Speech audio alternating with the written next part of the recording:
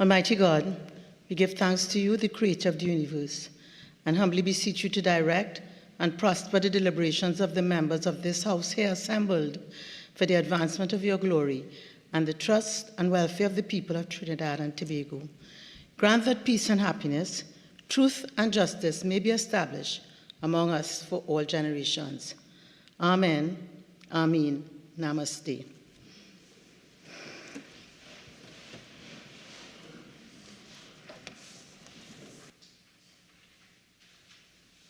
Oath or affirmation, announcements by the Speaker. Honorable members, at the sitting of the House yesterday, the Deputy Speaker's attention was called by a member who raised Standing Order 48-6 and requested that the Deputy Speaker review the Hansard to ascertain whether the member for Couva North made a statement imputing improper motives to a member of the House. The Deputy Speaker indicated to this House that, although he had not heard the statement, the Hansard would be reviewed for verification of the alleged remark. Learning from David McGee's parliamentary practice in New Zealand has confirmed that, and I quote, "As for comments by a member to a neighbor, it does not matter that it was not intended that the chair should hear what was said or another member, if another member objects and brings it to the chair's attention. If it is heard, it is within the jurisdiction of the Speaker, and if it is offensive or disorderly, it must be withdrawn." End of quote. Honorable members, I can confirm that the Hansard had been reviewed and the alleged remark was inaudible over the din in the chamber. Honorable members, I take this opportunity to remind you of the behavior expected in this august chamber. Whilst I acknowledge that in the robustness of the debate, a quiet level of banter may take place across the aisles, we must all be careful to ensure that we maintain order and decorum and do not descend into statements which undermine the dignity of the House. It is for this reason that the standing orders require members to maintain silence during the presentation of another member and refrain from excessive crosstalk and disturbing the proceedings. I am perfectly confident that as we proceed with the business before the House, members will heed this guidance and strictly observe the standing orders. I so rule. Public business, government business, bill second reading. Honorable members, the debate on the second reading of the following bill, which was in progress when the House adjourned on Tuesday, October 10th, 2023, will be resumed. A bill entitled An Act to Provide for the Service of Trinidad and Tobago for the financial year ending on the 30th day of September, 2024. The members who have already contributed to this debate are Honorable Colum Imbert, MP, Honorable Kamla Persad-Bissessar, SC, Honorable Foster Cummins, MP, Mr. Arnold Ram, MP, Mr. Roger Monroe, MP, Dr. Rai Ragbir, MP, Honorable Adrian Leons, MP, Ms. Michelle Benjamin, MP, Honorable Stuart Young, MP, Mr. David Lee, MP, Fitzgerald Hines, MP, Mr. Rodney Charles, MP, Honorable Terence Dialsing, MP, Dr. Lakram Bodo, MP, Mr. Esmond Ford, MP, Dr. Rashad Sicharan, MP, Honorable Stephen McClashy, MP, Mr. Ravi Ratiram, MP, Honorable Brian Manning, MP, Mr. Dharendranath Tanku, MP, Honorable Simon Dinabriga, MP, Honorable Farid Salwari, MP, Ms. Khadija Amin, MP, Senator the Honorable Donna Cox, Ms. Vandana Muhib, MP, Honorable Shamfa Kajo Lewis, MP, Mr. Rudranath Indar Singh, MP, Senator the Honorable Paula Gopi Skoon, Mr. Roshan Pare, MP, Honorable Lisa Morris Julian, MP, Mrs. Anita Haynes Aline, MP, Mr. Skeet Scotland MP, Mr. Dinesh Rambly MP, Mr. Kennedy Richards MP.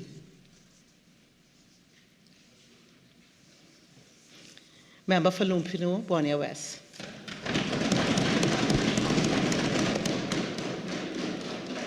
Thank you very much, Madam Speaker. Madam Speaker, I feel truly honored to stand before this august chamber to make my contribution as Member of Parliament for the constituency of Lupino Borneo West, as well as in my capacity as Minister of Public Utilities. Madam Speaker, let me first start by commending the Honourable Minister of Finance and the Member of Parliament for Diego Martin Northeast for such a fantastic contribution and economic blueprint for the continued development of Trinidad and Tobago.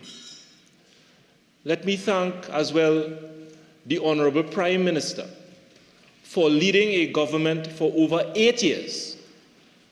And during the 8 years of coming to this Parliament and guiding this country, that not even up to today, the opposition can present any evidence of wrongdoing on the part of this government.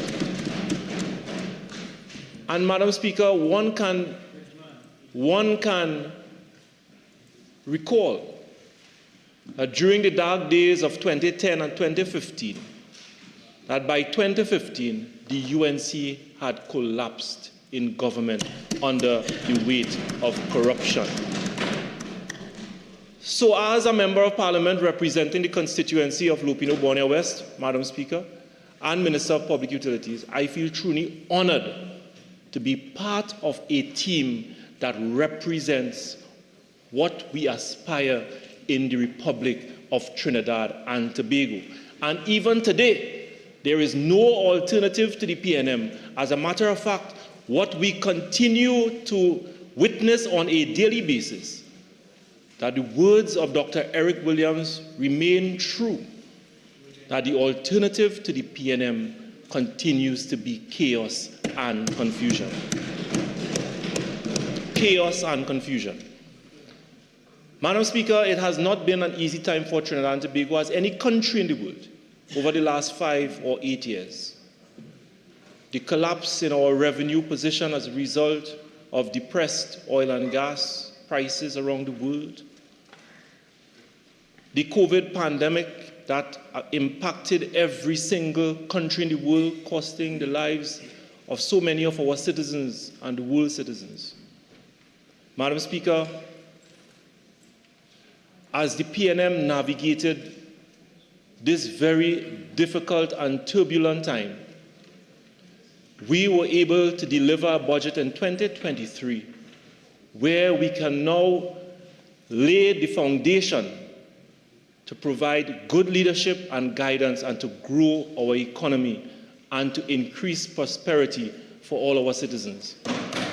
I hear during this budget debate, the opposition tried to throw cold water as we seek to protect the weak and vulnerable citizens in the country by improving our social safety net, the food grants, the assistance given to our parents, by affording them the opportunity to purchase books and uniforms for their students, and so many other good measures in this budget to protect the weak and the vulnerable, Madam Speaker. The only reason that this government can do that, it is because we were able to manage in difficult circumstances that even today, whilst we manage in difficult circumstances and we see an improvement in our economic performance, the government of Trinidad and Tobago is saying that we will continue to provide for the weak and the vulnerable citizens of this country. And even when we go through, and we went through the difficult times, Madam Speaker, over the last 5 years, for some strange reason, because of prudent economic management, the government of Trinidad and Tobago was able to maintain a social safety net of $5 billion to protect the weak and the vulnerable citizens of this country. We were able to protect our pensioners. We were able to protect the jobs of every public sector worker. We were able to expand our social safety net by providing all measures of grants and protection for all our weak and vulnerable citizens as we manage through difficult and turbulent time. And that is the reason why, Madam Speaker, despite all the bad talk, they came year after year, week after week. They stood in our way as we managed through difficult times. They placed all kinds of obstruction, even during the COVID pandemic. They did not cooperate on one measure as we seek to protect the citizens of Trinidad and Tobago. They came every week trying to convince the people of Trinidad and Tobago that COVID did not have any impact on the economy, that somehow it is mismanagement on the part of the People's National Movement. Somehow.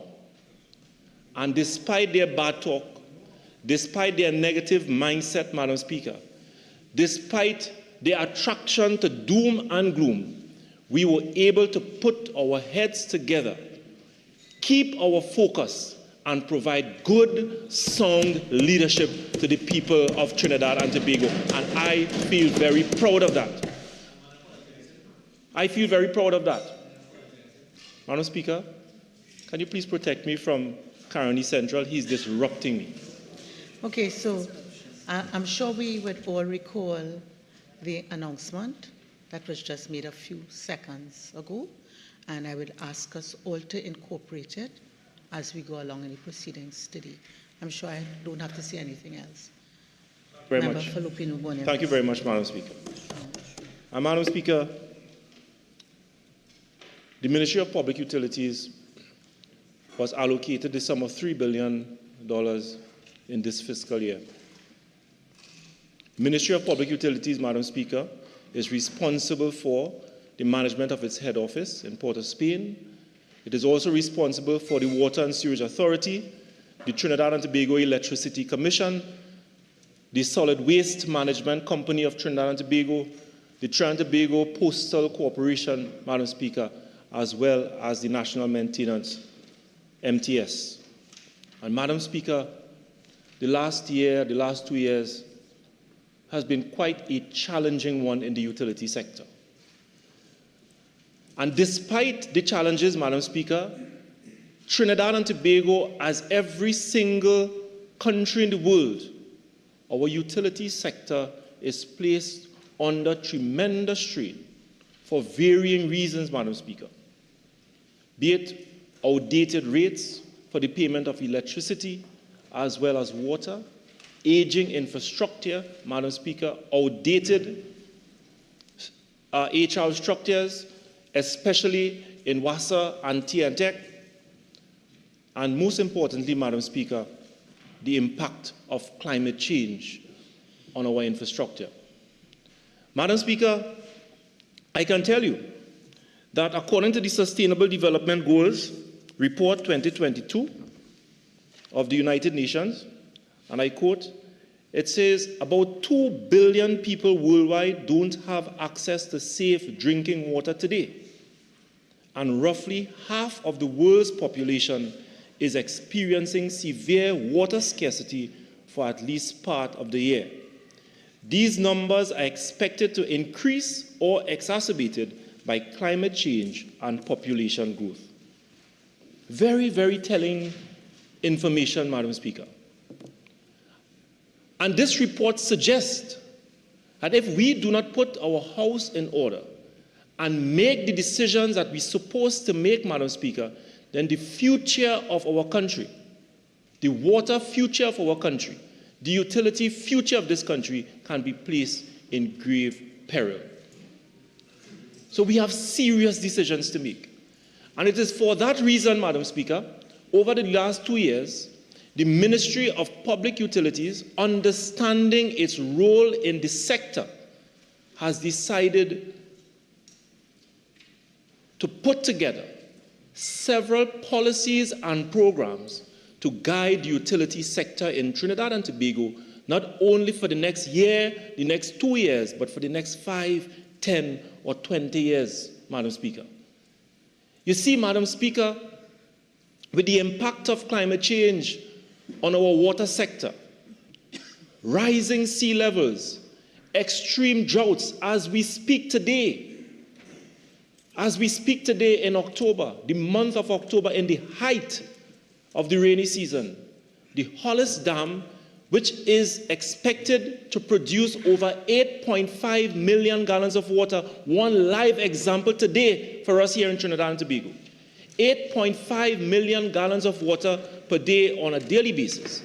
This dam is now producing 5.5 million gallons of water because of excessive heat and drought-like conditions in the Valencia area, impacting the supply of water to 55,000 citizens in East Trinidad. This is just one example of the impact of climate change on the citizens of Trinidad and Tobago. What do we do in response to that? Do we drag coffins? Or go in one part of the country and cry racial discrimination? Or geographical discrimination? Or engage in all kinds of petty politics? When the issues that are facing this country are real.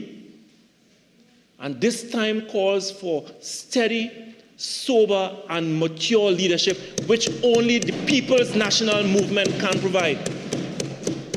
And every time I listen to my honorable colleagues opposite, Madam Speaker, it pains me because I grew up in a rural community not knowing what potable pipe-borne water is all about.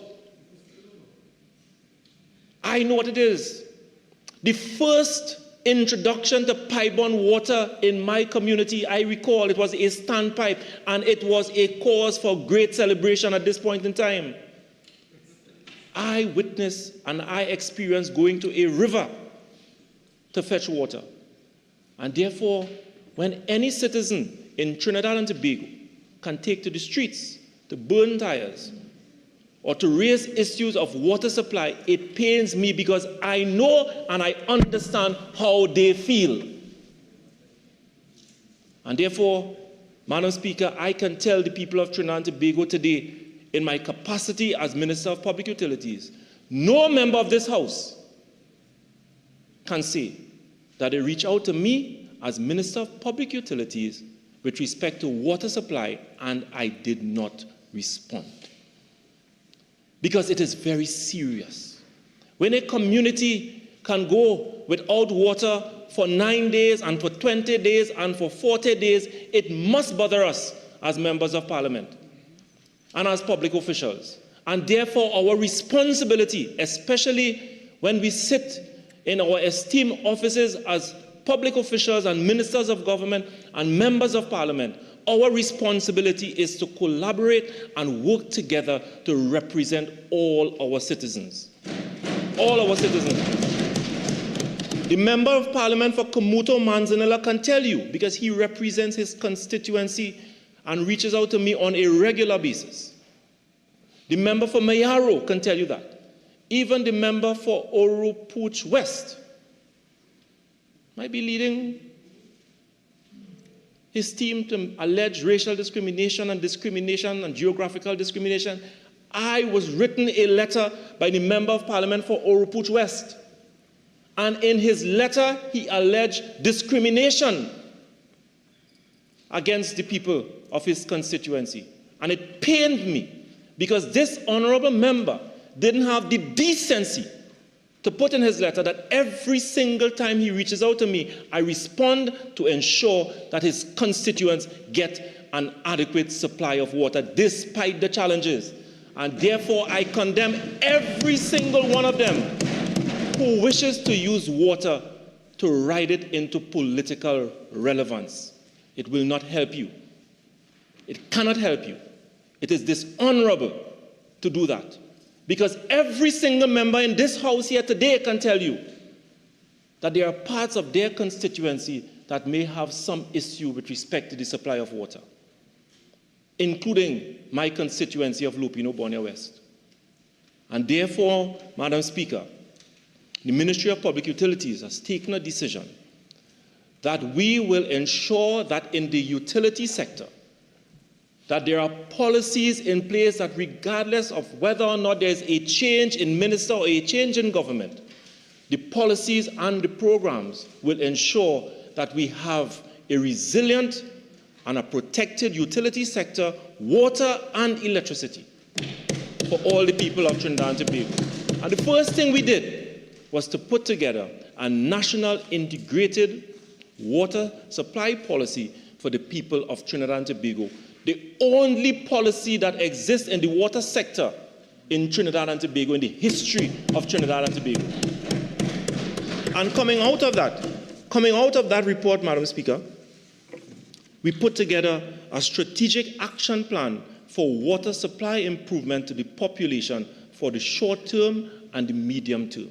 Because we recognize that as we're about to transform the Water and Sewerage Authority, which will take time, which will take effort, there must be plans and programs in place that will bring about short-term relief for all citizens, whether or not you're from North, you are from South, you are from Central, you are from Tobago, wherever you are, there must be plans and programs in place to improve the supply of water, at least every community getting water once or 3 days a week, Madam Speaker, at minimum. In addition to that, Madam Speaker, we put together a plan and program for a sustainable integrated solid waste management policy. Because in Trinidad and Tobago, our main landfills in Guanapo, in Beetham, and Forest Park, they are filled to capacity.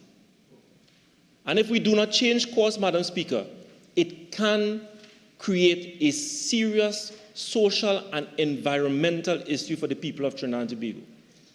And as a result of that, we put together a national integrated solid waste management policy.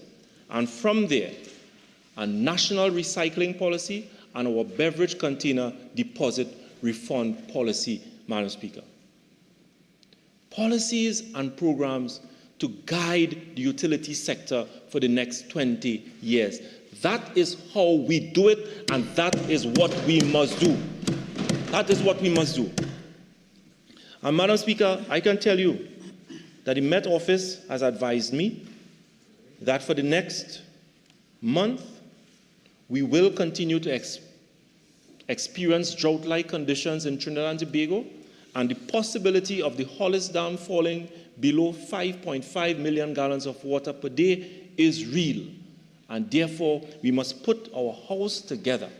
We must put programs in place to protect all our citizens and all our communities. And that is what we are doing, Madam Speaker. That is exactly what we are doing.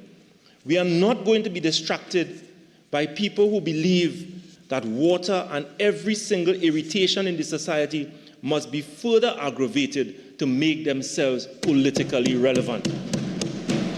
We are members of Parliament. We are ministers of government on this side, and our responsibility is to solve problems, because that is why we are here. We will always have problems, Madam Speaker.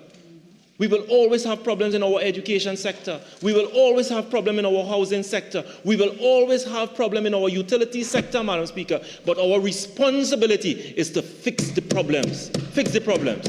That is our responsibility. But when you listen to members opposite, you will believe that Trinidad is a hellhole. You will believe that there are no opportunities, despite all the plans and programs by the Minister for Youth Development and National Service, the Member of Parliament for La Hawketta, Talparo, all the programs in place under the Ministry of Social Development, Madam Speaker, all the programs in place under the Ministry of Education and all other government agencies that our young people can aspire and make use of and turn away from a life of crime. When you listen to members opposite, you will believe that Trinidad and Tobago is a place where there are no opportunities, and we reject that out of hand, Madam Speaker. Trinidad and Tobago is a place of tremendous opportunities, Madam Speaker, and therefore those who choose a life of crime, the police must go and find them wherever they are and protect the people of Trinidad and Tobago. Those who choose a life of crime, that is your choice, you must face the consequences, but do not come here and pretend as though you do not have a choice and you do not have options. As a matter of fact, I can tell you, those options are far more today than what exists 20 years ago. And therefore, the young boy in Beetham or in central Trinidad or in East Port of Spain, wherever you are, if you did not do well at school, there are plans and there are programs in place put together by the government of Trinidad and Tobago. Get up where you are and make something out of yourself and for yourself. Madam Speaker, I talked about the challenges that we face in the utility sector, climate change, and what have you. But Madam Speaker, we were not asleep. We were not asleep. Over the last 2 years, Madam Speaker, we journeyed all over Trinidad and Tobago, looking at the state of the water infrastructure, for example, in Trinidad and Tobago. And we recognized that we needed to make short-term interventions to bring relief to many communities all over Trinidad and Tobago. And one such program, Madam Speaker, is the Community Water Improvement Program. A program which was executed over the last 2 years that brought about relief to so many communities around Trinidad and Tobago that today we can boast that over 190,000 citizens benefited from projects under the Community Water Improvement Program, improving their lives. The Member of Parliament for Sangre Grande can tell you, Madam Speaker, places in Church Street, Pine Avenue, St. Albans. The Member of Parliament for Comuto Manzanilla can tell you that in the areas of Manzanilla, we executed and rolled out a number of projects all over. The restoration of booster stations, the laying down of pipelines, new water treatment plants, in many areas, the refurbishment and the drilling of new wells, Madam Speaker. And we can tell you, we can boast today that over 185,000 or 90,000 citizens benefited from these programs. Madam Speaker, I would like to read out to you some of the communities that benefited from the Community Water Improvement Program. We laid down pipelines in Mokorapo Road in St. James, Bertie Road in Five Rivers, Manimore Road in Five Rivers, Jitman Trace, Old Jai Housing Development, Katwaru Extension, Katwaru Trace in Pinal, Salaza Trace in Point Fortin, Ramuta Avenue in Ecclesville, Eccles Village in Guacara Tabakit, Mayfair Santa Cruz Pipeline Project, Bissoon Street Faizabad, St. Albans in Valencia, Polo Road Project in Pipeline, 1st Street in Mount Lambert, 8th Street in Mount Lambert, 1st Avenue, Mount Lambert, 2nd Street in Barataria, Ram Logan Avenue, Guanapo Road, Faizabad, Ramjit Kumar Street in St. James, just to name a few of projects all over. Madam Speaker, in Tobago, almost 3 or 4 new booster stations were laid down in Chauvin Road. In Hope in Tobago, Madam Speaker, improving the water situation in so many communities in Tobago, Madam Speaker, I feel a sense of pride to tell you today that the water situation on the island of Tobago has improved tremendously because of the Community Water Improvement Program. In addition to that, Madam Speaker, in addition to that, a project which was discussed for years in Tobago, which is the desilting of the Hillsborough Dam, a project that was discussed for years. We were able to successfully conclude the desilting of the Hillsborough Dam to the tune of $63 million with a cost savings of $10 million, a project that came under, Madam Speaker, by 5 months earlier, benefiting 15,000 citizens. Madam Speaker, a 7.4 kilometer pipeline, 16-inch, from Signal Hill in Tobago to Apex in Crown Point, 7.4 kilometer pipeline project was executed in 45 days.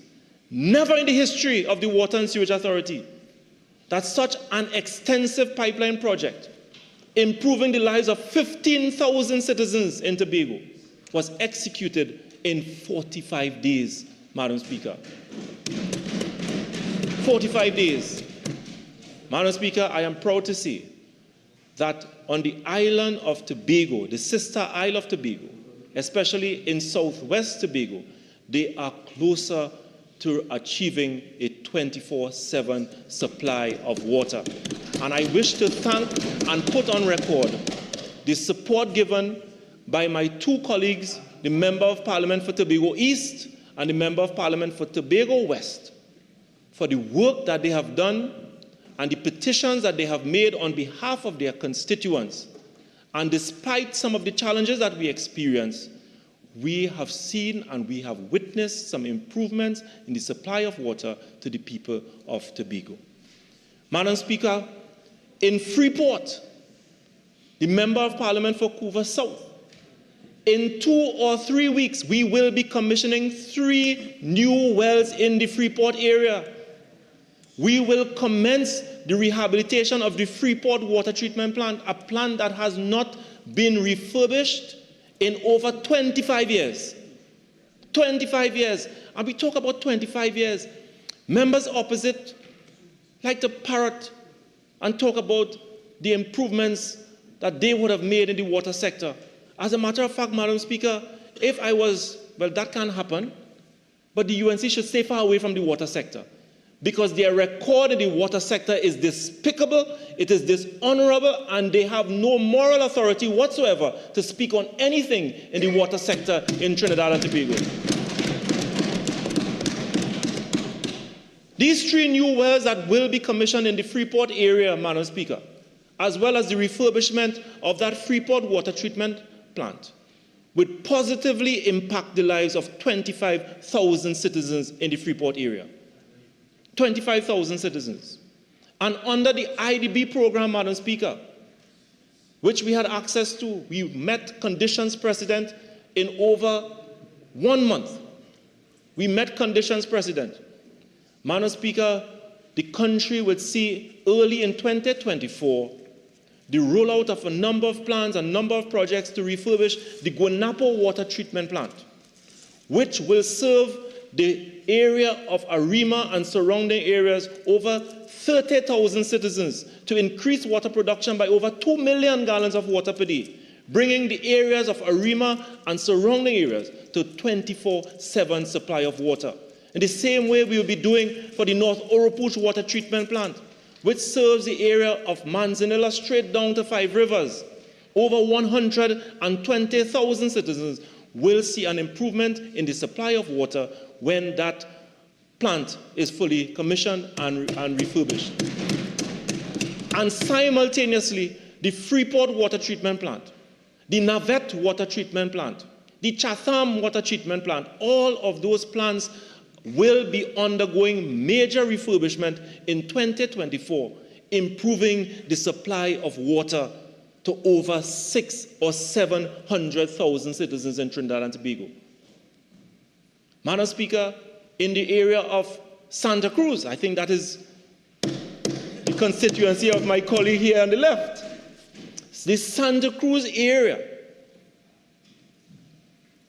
a new water treatment plant, which will be producing 4 million gallons of water per day, will be funded under the IDB program, which will bring areas in Santa Cruz and San Juan to 24/7 supply of water, Madam Speaker. And with that, water from the Caroni water treatment plant can be diverted or rediverted to areas that are underserved or unserved, Madam Speaker. Where is the racial discrimination in what I am talking about? Every single plan and every single program touching every single area in Trinidad and Tobago that only a PNM government can do. And if you want to talk about racial discrimination or political discrimination or geographical discrimination, let me tell you this, Madam Speaker. 2 years ago, I was doing my normal walk asking questions by some of the officials in WASA,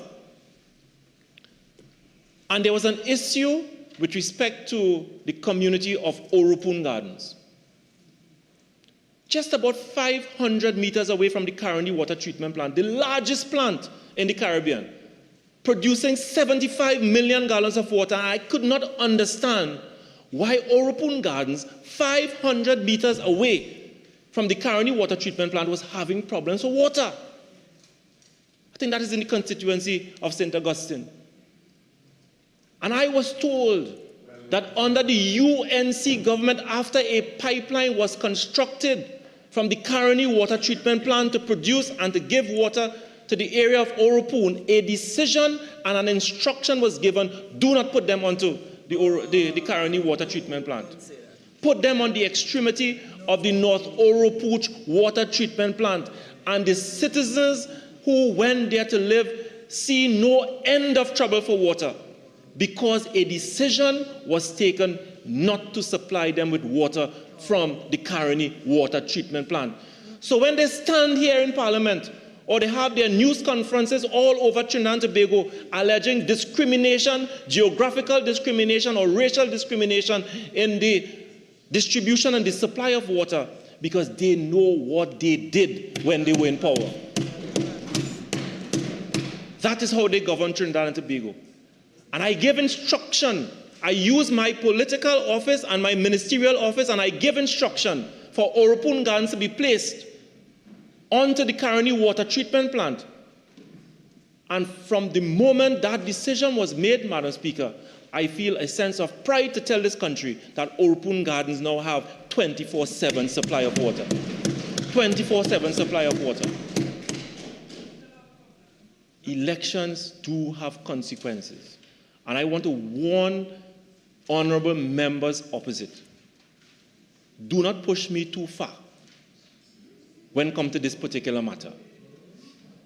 You went to the IDB, you got access to billions of dollars, you attempted to construct a Betham wastewater plant that resulted in infamy, that resulted in all kinds of problems, with a contractor leaving Trinidad and Tobago and going for shelter in Panama. That is your legacy in the water sector in Trinidad and Tobago.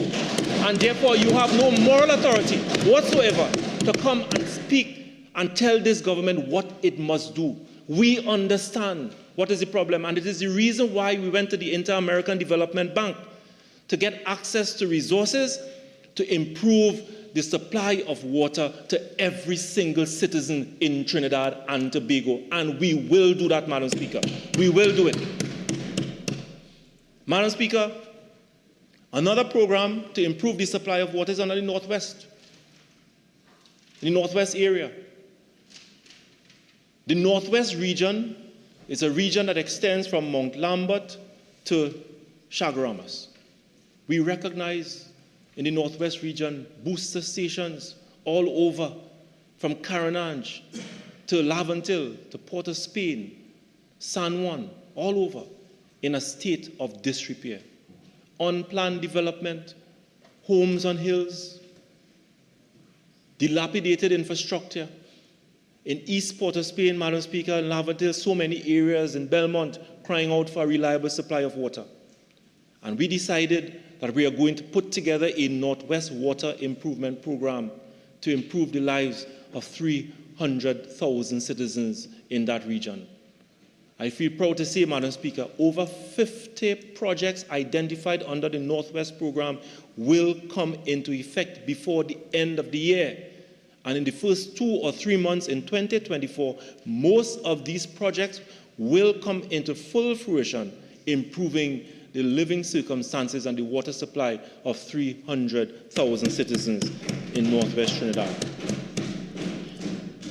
So, Madam Speaker, we are busy at work. I recognize the complaints of so many communities around Trinidad and Tobago, because there are a lot of work still to be done.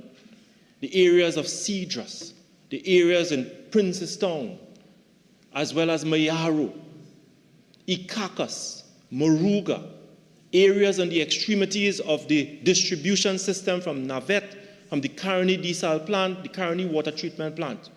And what we intend to do over the next 3 or the next 4 months is to localize sources of water in these communities by increasing water production and bringing relief to so many of these citizens who are not getting an adequate supply of water. I wish to assure every single member of this House, be it on this side or on our side, that the Ministry of Public Utilities will work every single day to improve the supply of water to communities all over Trinidad and Tobago. It is not an easy undertaking. You are dealing with so many issues. You are fixing the plane while you fly that plane. But you have to hold it together, Madam Speaker. I wish to assure every single member of this House and every single citizen, I'm listening and I'm hearing your cries, but the plans and the programs that we have put together, I feel a sense of comfort that within the next 6 months or the next 8 to 12 months, many communities in Trinidad and Tobago who are experiencing an unreliable supply of water, that relief will come your way. Relief will come your way. Madam Speaker, let me go on to the Trinidad and Tobago Electricity Commission. I want to commend the Trinidad and Tobago Electricity Commission for being a model electricity distribution agency in Trinidad and Tobago and the Caribbean. TNTEC is a well-managed utility agency, despite some of its challenges. An agency that has an outdated tariff system somehow can still provide over 99% of the population with a reliable supply of electricity, Madam Speaker, meeting all of the Regulated Industries Commission standards for the supply of electricity. I wish to put on public record the government of Trinidad and Tobago commendation to all employees of the Trinidad and Tobago Electricity Commission for the work that they continue to do to provide good service to the people of Trinidad and Tobago. Madam Speaker, working with my colleague from Port-au-Prince South, St. Anne's, Minister Young, and all of the government agencies, we were able to commence the construction of the largest solar plant in the Caribbean as a result of that Shell and BP Light Source project. This solar plant, Madam Speaker, when it is commissioned and complete in 2024, will produce over 112 megawatts of electricity, the largest solar plant in the entire Caribbean, which will transform the electricity sector in Trinidad and Tobago. But Madam Speaker, in addition to that, this will in turn reduce our greenhouse gas emission from the power generation sector by approximately 150,000 tons annually. And this project, which involves the construction of solar plants at Brescian Castle and Orange Grove, will be completed by the end of 2024. In addition to that, Madam Speaker, the completion of the Gandhi Union 220 kilovolt circuit is one step in which we bring redundancy and resilience to the electricity grid in Trinidad and Tobago. Acting as a second circuit that will facilitate the transfer of bulk power from the Trinidad Generation Unlimited Power Plant to the national grid, this circuit serves to improve the stability and the reliability of the electricity supply nationwide. This project, Madam Speaker, was successfully completed in this or the last fiscal year. And I thank the team at TNTEC for making this happen. Madam Speaker, I am proud to tell you that the department at the Trinidad and Tobago Electricity Commission, the Public Lighting Department, has done tremendous work over the last year. 672 street lighting jobs were completed with 2,149 new LED lights that was placed among the streets and around the streets all over Trinidad and Tobago. It is the first time in the history of TNTech that such tremendous work was done in just 1 year. 672 new jobs with 2,149 LED lights all over Trinidad and Tobago, Madam Speaker. And in addition to that, the same public lighting department was responsible for the repairs of 31,431 street lights all across Trinidad and Tobago. 31,431 street lights. Madam Speaker, we were able to illuminate 10 parks and 5 recreational spaces all over Trinidad and Tobago, including the constituency of Mayaro, where 2 recreational grounds were lit. And in the constituency of Komuto Manzanilla, in the Four Roads area, a recreational space was also lit just a couple months ago. And in this fiscal, I wish to give the assurance to members on both sides of the House that we will continue our drive under the Trinidad and Tobago Electricity Commission, the Public Lighting Department, as we seek to improve the security of all our communities, that our street lighting program will be continued to be rolled out in communities all over Trinidad and Tobago. Madam Speaker, the upgrade of the West Mooring Substation Phase 2, as well as the upgrade and the construction of the Gandhi Union 220 kilovolt station or circuit will also be completed in just 2 or 3 months. Madam Speaker, 2 or 3 mobile generators will be commissioned and procured in this fiscal under the Trinidad and Tobago Electricity Commission, thereby allowing the Commission, whenever it wishes to undertake routine maintenance all over Trinidad and Tobago, that these mobile substations will be utilized in order to protect public agencies like hospitals and health centers and schools, to allow the Commission to do its work whilst reducing the inconvenience to members of the public, Madam Speaker. Madam Speaker, let me touch on TSTT. TSTT has gone through a tumultuous time over the last year, a year of transformation. A visa program was offered to many of its staff, and many people question whether or not TSTT would ever remain with us on the telecommunications landscape. Madam Speaker, the company successfully navigated a period of significant change and uncertainty due to the rapid evolving telecommunications landscape and the residual impact of the COVID-19 pandemic. Madam Speaker, TSTT was able to engage in cost-cutting measures, saving the sector over $400 million, including a visa program to separate some of its staff. These stringent but necessary measures, Madam Speaker, resulted in TSTT for this financial year reporting a profit before tax of $118 million.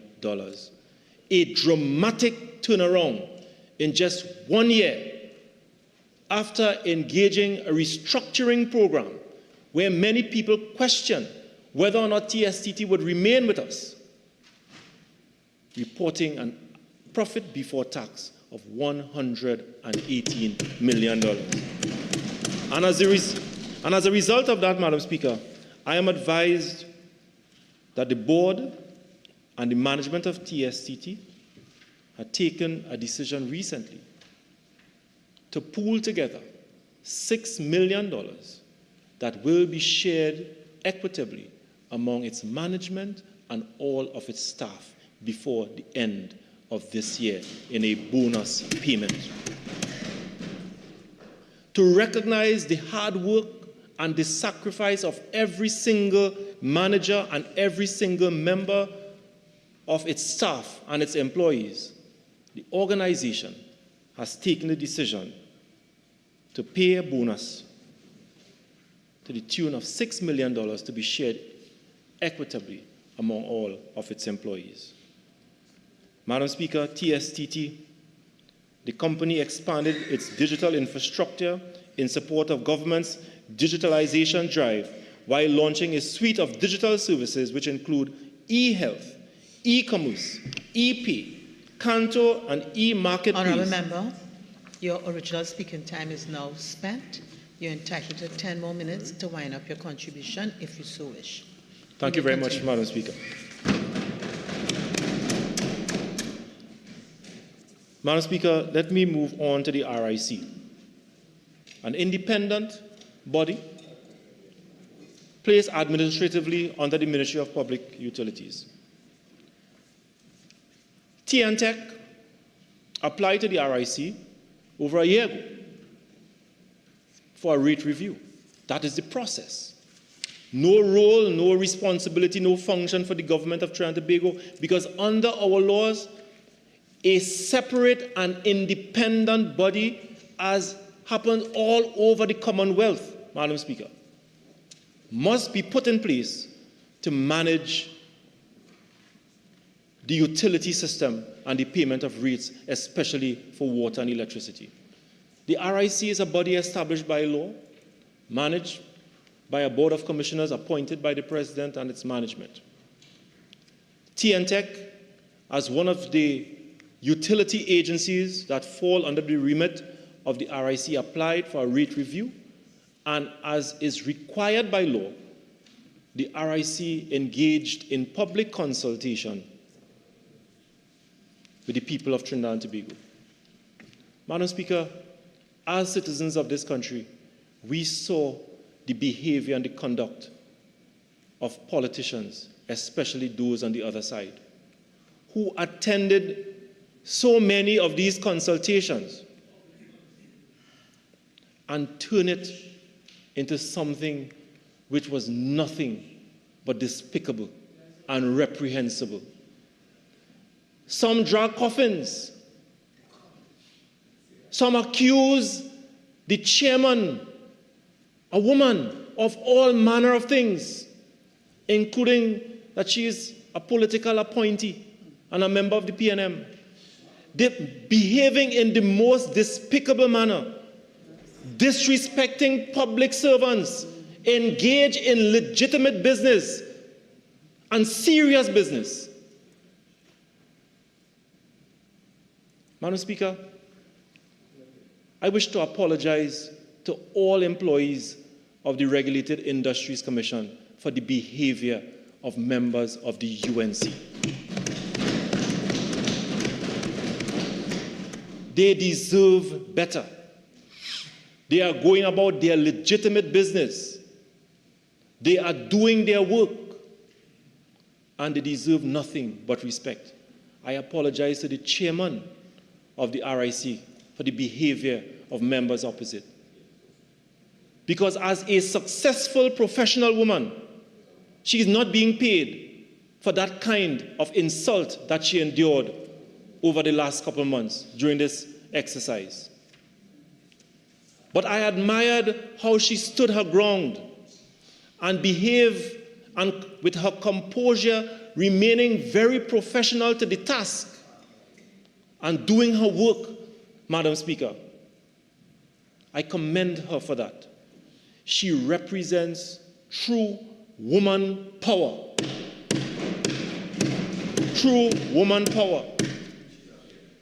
And Madam Speaker, while on my way to Parliament, I was advised by the RIC that it has completed its rate review exercise for the Trinidad and Tobago Electricity Commission, and that they will be speaking to the population 1 week from today with respect to its decision on a rate review for the Trinidad and Tobago Electricity Commission. I see no more on that, Madam Speaker.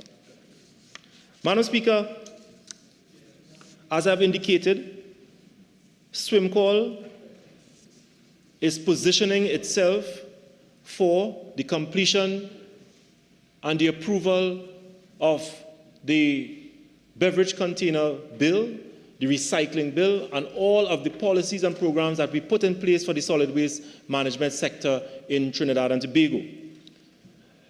The company, Madam Speaker, is completing its final exercise, the Environmental Investigation Assessment Study, which is guided by the EMA, which is expected to be completed by May next year. And once that exercise is completed, I am very pleased to assure the people of Trinidad and Tobago that SwimCall will commence for the very first time in Trinidad and Tobago the construction of an engineered landfill. Madam Speaker, we have done quite a lot of work for the meteorological services of Trinidad and Tobago. Madam Speaker, for years, the radar tower at Brasso Venado was out of operation. I am pleased to report, Madam Speaker, that the civil construction work, which started over 6 or 7 months ago, will be completed, and the radar is expected to return into full operation by February 2024, Madam Speaker.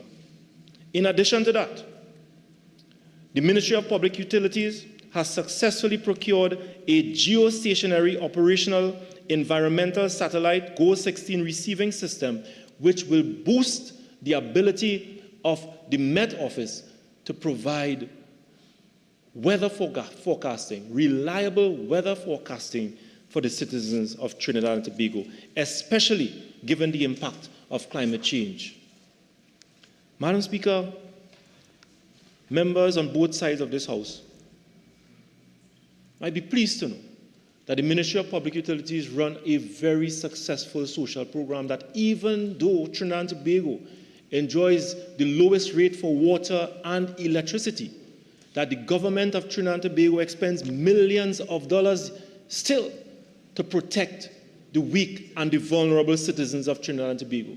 Even though we have the lowest rates for water and electricity, 12,000 citizens, Madam Speaker, vulnerable citizens, benefit from our utility assistance program, Madam Speaker. 12,000 citizens. And under this program, the ministry, at the expense of the government, expending over $14 million, assist vulnerable citizens in the payment of their utility bills for water and electricity, as well as the provision of water tank assistance for persons who may need assistance to purchase their water tanks. The electricity rebate system, Madam Speaker, costing the government $68 million, benefiting over 220,000 Rate A citizens or customers of TNTEC. That even though, as I've said, with the lowest rates of water and electricity, we run a subsidy program to assist vulnerable citizens to pay their water and electricity. That in addition to our utility assistance program, the government electricity rebate program is benefiting over 220,000 citizens to the tune of $68 million annually, Madam Speaker. Madam Speaker, electrification program, 32 households benefiting, 151 citizens getting electricity for the very first time, where we extended the electricity grid under our electrification program. So a number of programs, Madam Speaker, put in place to protect the weak and the vulnerable, whilst at the same time, Madam Speaker, undertaking a number of infrastructure and a number of programs to improve the lives of so many of our citizens, whether you live in Tobago, in Port of Spain, in Central, all over. We are at work, Madam Speaker. We are at work in true PNM style. And therefore, Madam Speaker, I wish to assure all our citizens that in the next 12 months, we will work harder to improve the utility services for all communities and for all citizens And we will not put God out of our thoughts and go back to the dark days of the UNC, where every single cent was spent on corruption, corruption, corruption, Madam Speaker. It will not happen. It must not happen. And we will work to ensure that the UNC will never see the corridors of power again, Madam Speaker. We have our children to protect, and we have our constituencies to protect. Madam Speaker, I thank you very much. Member for Princess Town.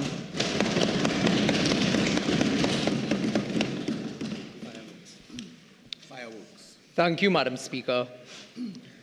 Madam Speaker, thank you for the opportunity to contribute to the financial appropriation bill that is currently before the House. On behalf of the constituents of the great constituency of Princestown, Madam Speaker, first allow me the privilege to reflect on the contributions made by the Honourable Leader of the Opposition, as well as my colleagues on this side of the House. Madam Speaker, leading from the front, the Honourable Kamala Persad-Bissessa's focus has been on reflecting the thoughts, the sentiments, the feelings, and the pulse on national issues on behalf of every man, woman, and child in this country. Madam Speaker, I listened carefully to the presentation made by the Honourable Minister of Public Utilities, the member for Lupino-Bonnet West. And Madam Speaker, I expected much, much more. I say this against the backdrop of screaming headlines bearing on the front page of our newspapers, Citrus is in pain, water crisis throughout Central and South Trinidad, blackouts throughout the country, low voltages affecting many parts of Trinidad and Tobago.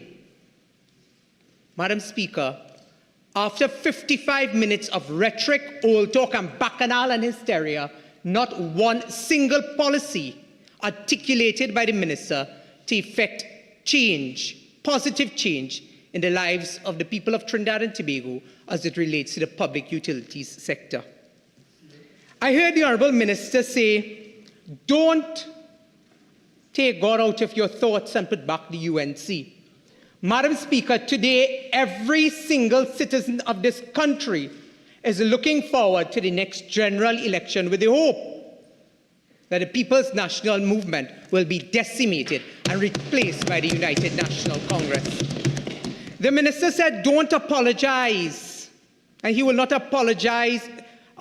He will apologize on the UNC's behalf. I want to tell the Minister, don't apologize on the UNC's behalf. We are very proud of the work that we have done as it relates to representing the views of people across the length and breadth of this country, where not one single member or MP from the People's National Movement turned up at those public consultations to listen, if not to add their voice, Madam Speaker, but to listen to the cries and the pleas of people throughout this country. The Minister said that he will apologize on behalf of the UNC to the RIC and WASA employees. I want to tell the Minister, don't apologize, because it is the very same WASA employees and it is these very same RIC employees that are begging to beat with members of the UNC to tell us what is going on in the RIC and tell us what is going on in WASA. But Madam Speaker, there was really a bit of hope, Madam Speaker, that I had, that the Honourable Minister would have really upgraded his presentation. When I reflected on what the Honourable Minister spoke about last year, the Honourable Minister spent 55 minutes telling us a story about a fly and ointment. Instead of doing better today, the Minister didn't tell us about the fly and ointment. He just gave us one long Nancy story. Madam Speaker, we heard about they coulda, they woulda, they shoulda speech today from the Honourable Minister. 8 years later of nothingness. Madam Speaker, the Minister's presentation was dry and empty, just like our taps and pipes across the country. The Minister also told us that he doesn't believe that Trinidad is a hellhole. Well, I want to tell the Honourable Minister, we believe that Trinidad is a hellhole when we see over 460 murders in 1 year and counting. It is a hellhole. The minister then told the population that they were not asleep. I think the minister was asleep when he told the population he was not asleep. Because you see, Madam Speaker, the population certainly does not believe that they are awake. The minister told us about legacies and what the UNC legacy will be, and what the UNC legacy is. I want to tell the Honourable Minister, your legacy is leaving people in squalor despite having run this country for over 46 years and have them drinking out of barrel and bucket, and up to today still having to use latrines in the 21st century. That is your legacy. Madam Speaker, in light of recent developments in our local entertainment industry, many had hoped that the budget presentation was also a publicity stunt gone bad, not featuring GI, but featuring CI, Colin Imbert, Minister of Finance. Madam Speaker, against the backdrop of themes and statements in the years gone by of turnaround, the government can see clearly now that the rain is gone, the economy is booming, and we are on a path to sustainable development and growth. There were two persons that added their voice in terms of what the expectations or what their thoughts were, or what the minister was articulating ahead of the budget. One was the chairman of the Coalition of Chambers of Trinidad and Tobago. And interestingly, the other was the Honourable Chief Justice. The chairman, Vivek Charan, the Coalition of Chambers, this is what he had to say, Madam Speaker, in response to the minister's policies being articulated ahead of the budget. The chairman said, and I quote, September 4th, 2023, Trinidad News Day. We are yet to feel the growth. We are yet to see the growth. The Honourable Chief Justice at the opening of the lower term, Madam Speaker, lamented that 2015 he was told that the judiciary will get financial autonomy. 2015 come, 2015 go. 2016, 2017, 2018, 2019, 2020, 2021, 2022, 2023, the Chief Justice is still waiting for financial autonomy with respect to the judiciary. Madam Speaker, I raise these two sentiments because it represents and it reflects exactly what every man, woman, and child thinks about this government's approach to managing this country. That it is 8 years promised and too late. One, that despite all of the old talk and rhetoric, they feel no growth and they see no growth. Madam Speaker, the minister for 8 years have told us, hold strain, the grass is growing. The grass is growing. The grass is growing. Madam Speaker, we know in local parlance that while the grass is growing, the horse is starving. Today, 8 years later, we can tell you without a shadow of a doubt that the proverbial horse is dead, Madam Speaker. The government is now attempting to resuscitate and perform CPR on a dead horse by injecting borrowings in the billions, hoping for a quick fix and a miracle. The member for Point Appear, when he spoke, told us that the deficit, Madam Speaker, really looks like $8 billion and more. Madam Speaker, the budget presented by the Minister of Finance is best described as a debt trap. D-E-A-T-H, debt trap. But also, Madam Speaker, is also a debt trap. D-E-B-T, trap. With no exit strategies out of the abyss that we are in, whether it is on crime or the economy. Once more, the government has failed to secure Trinidad and Tobago's economic future and the lives of our citizens. When our economy tells us that our debt to GDP ratio is 77% and our murder rate is projected to cross 600 murders, we are in a debt trap and a debt trap, Madam Speaker. The debt trap of over $50 billion is a last-ditch election ploy devoid of specific policies geared towards securing lives, securing jobs, securing investments, and securing our nation's future. Madam Speaker, this debt trap gives us $2 more in minimum wage, but burdens you with higher water rates, higher electricity rates, property tax, gas prices. To believe that this helps you in any way is like living in a fool's paradise. This is an unrealistic balance of the needs of the population, juxtaposed to the pittance being offered to them. Madam Speaker, despite all the challenges of gruesome bloody murders by the thousands, and where children are now direct targets of collateral damage, where a country has collapsed upon itself in every sector, we ask ourselves, why is our nation in paralysis? Why are civil society, business groups, government validators, and last swords of the population so silent and numb to the issues that impact your pockets and your homes? The country has found itself controlled by fear of a vindictive government. The business groups are controlled by their own selfish desires to keep their pockets filled, while the majority of the population suffers. The government validators are happy to keep their party of Eric Williams in power, even though we have gone to hell in a handbasket. Up to a few years ago, Madam Speaker, you would recall, in local parlance, we would say things are getting bad, things are getting bad. Today, I want to say to you, things are not getting bad, things are very, very bad. It is time we call it for what it is.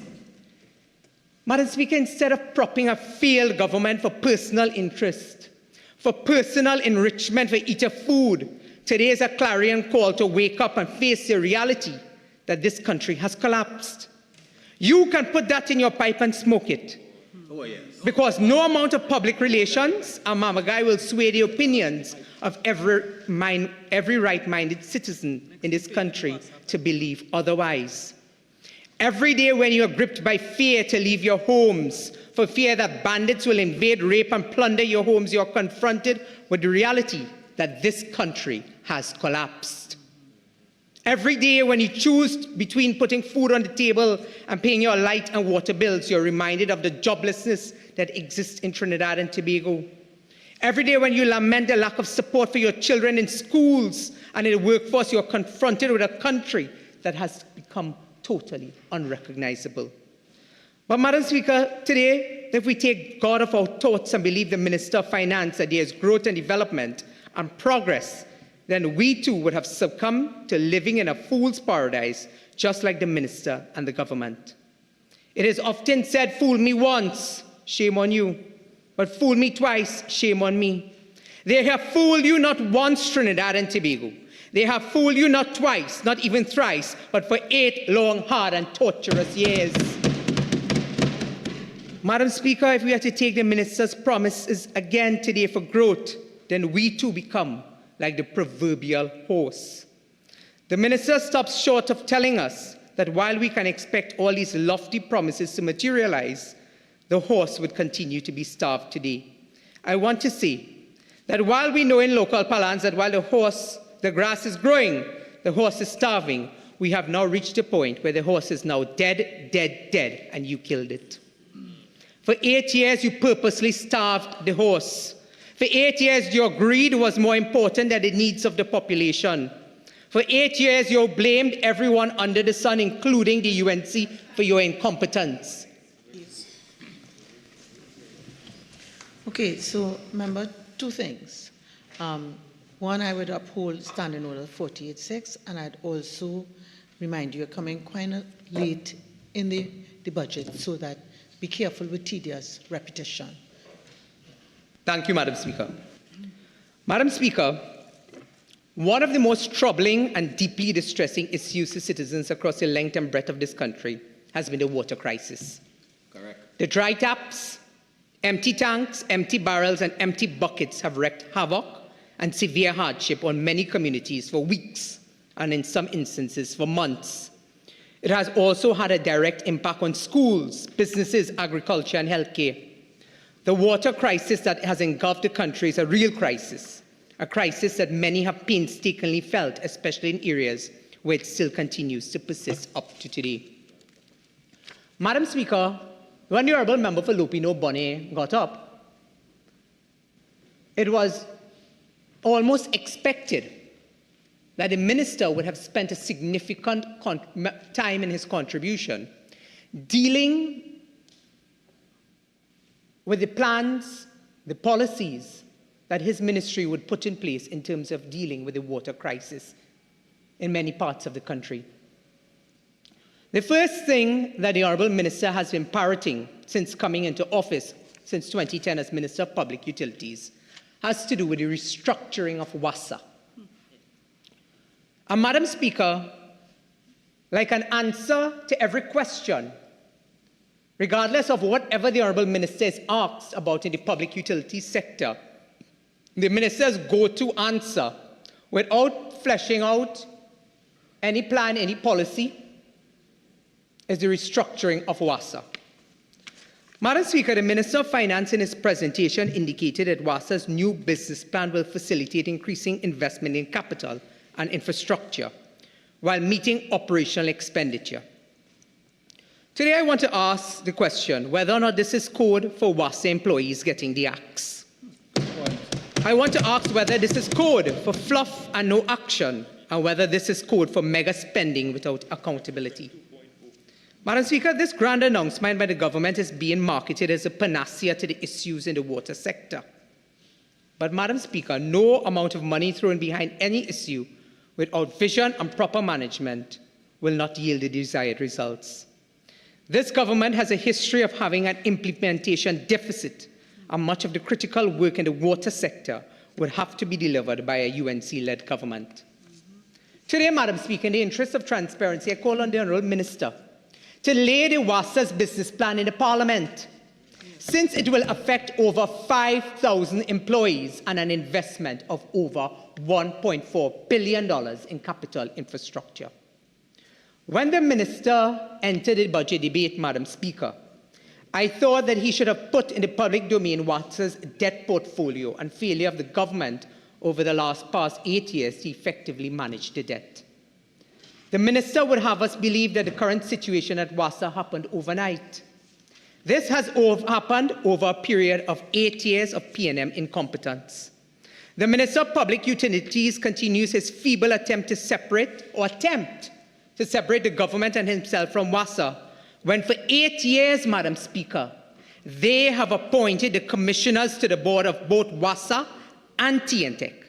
They have directed the policies and the management plan of the state. I want to tell the government that the failure of WASA and TNTEC are your failures. You are one and the same. Madam Speaker, the Minister announced that the government is giving a June 2024 timestamp to complete the process of a WASA rate review through the Regulated Industries Commission.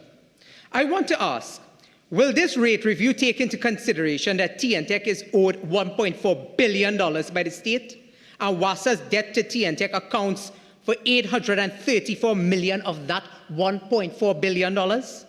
Would this rate review take into consideration that on May 11, 2010, the then PNM government committed this country to a desalination contract with Seven Seas, where one of the concessions was for Seven Seas not having to pay for electricity, and therefore pass the burden off to WASA in the tune of millions of dollars? Will this rate review take into consideration that by WASA's own admission that 50% of potable water is lost through leaks and therefore never reaches consumers? Will the rate hike announced by the Minister take into consideration that thousands of citizens pay WASA bills and do not get pipe-borne water for weeks and months? Madam Speaker, would this rate review take into consideration that many ministries, government agencies, and state enterprises owe WASA millions of dollars, yet the small man is being penalized? Madam Speaker, the timestamp of 2 years to complete infrastructural work for water distribution was dealt with by the Honourable Minister of Public Utilities and the Minister of Finance. The Minister of Finance has made a promise of 2 years to move from a minimum of 3 days water supply per week in 2022 to a full 7 days per week supply in 2024. However, in 2023, most citizens get a water supply 3 days in a 3-week period, and in some instances, a 3-day supply in every 3 months. Madam Speaker, I repeat that. In 2023, most citizens get a water supply 3 days in a 3-week period, and in some instances, a 3-day supply in every 3 months. The minister spoke about geographic discrimination and attempted to hoodwink the population into believing that anyone introduced racial discrimination. No one spoke about racial discrimination, but that is their bogey. That is their Default. dog whistle, Madam Speaker, and their default. Thank you, member for Urupuch East. That is their default position when their backs are against the wall and they do not have answers for the burning issues when people cannot get water for over 3 months. 3 months in parts of Cedros. And it's still ongoing, Madam Speaker. We saw that up to yesterday. Parts of Cedros, Chatham, Labre, Pinal, San Francisco, Mayaro, Rio Claro, Tableland, Maruga, Princestown, San Fernando, Claxton Bay, Couva, Caroni, Shogunas, Komoto Manzanilla, Sangre Grande, and even in the Minister of Public Utilities' own constituency of Lopino, Bonaire West. Madam Speaker, if they do not have care for their own constituents, you think they will care about mine in Princestown?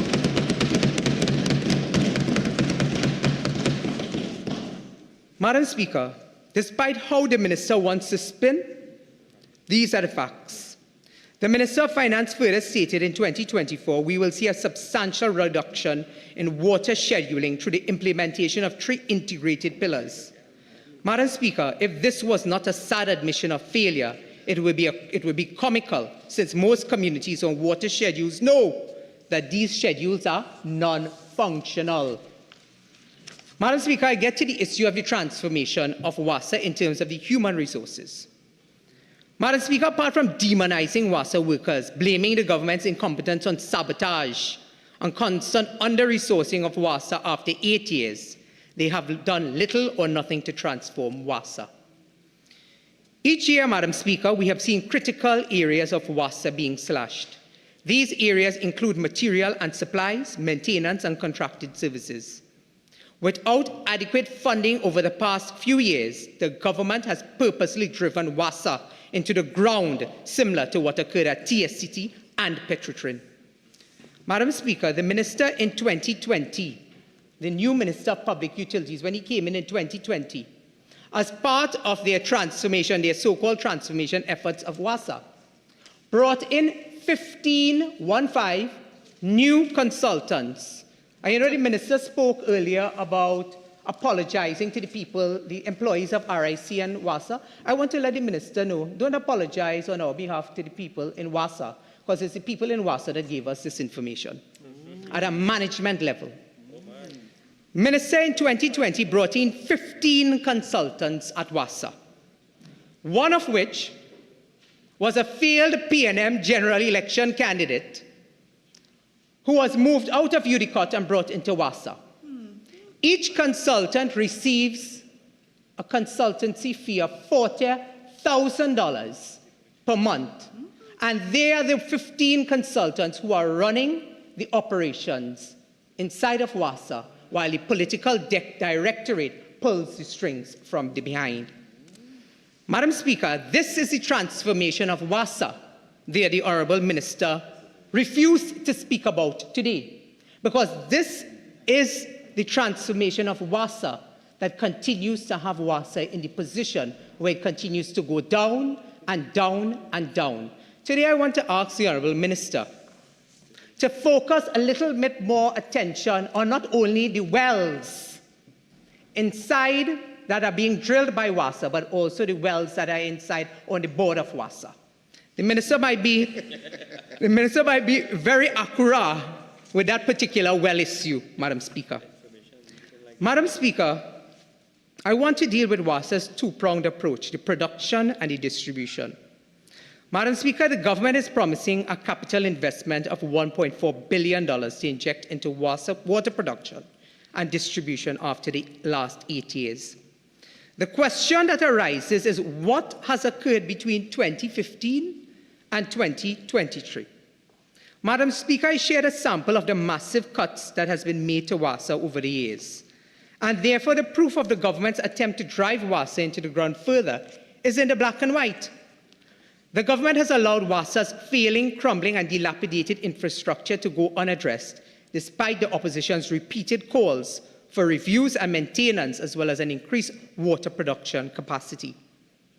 Madam Speaker, the IDB loans that the Honourable Minister spoke about, proposed in the budget, stated that the state will contribute, and hear this one, the same WASA with all the woes and all the troubles and all the problems that the Minister just spoke about. The Minister says that the state will contribute $854.5 million from loan resources, and WASA will contribute $190 million from internal sources. Madam Speaker, we were just told that pretty much WASA is bankrupt. WASA is insolvent, that they have to inject these IDB loans to get things up and running. That was the excuse for why nothing happened between 2015 to 2023.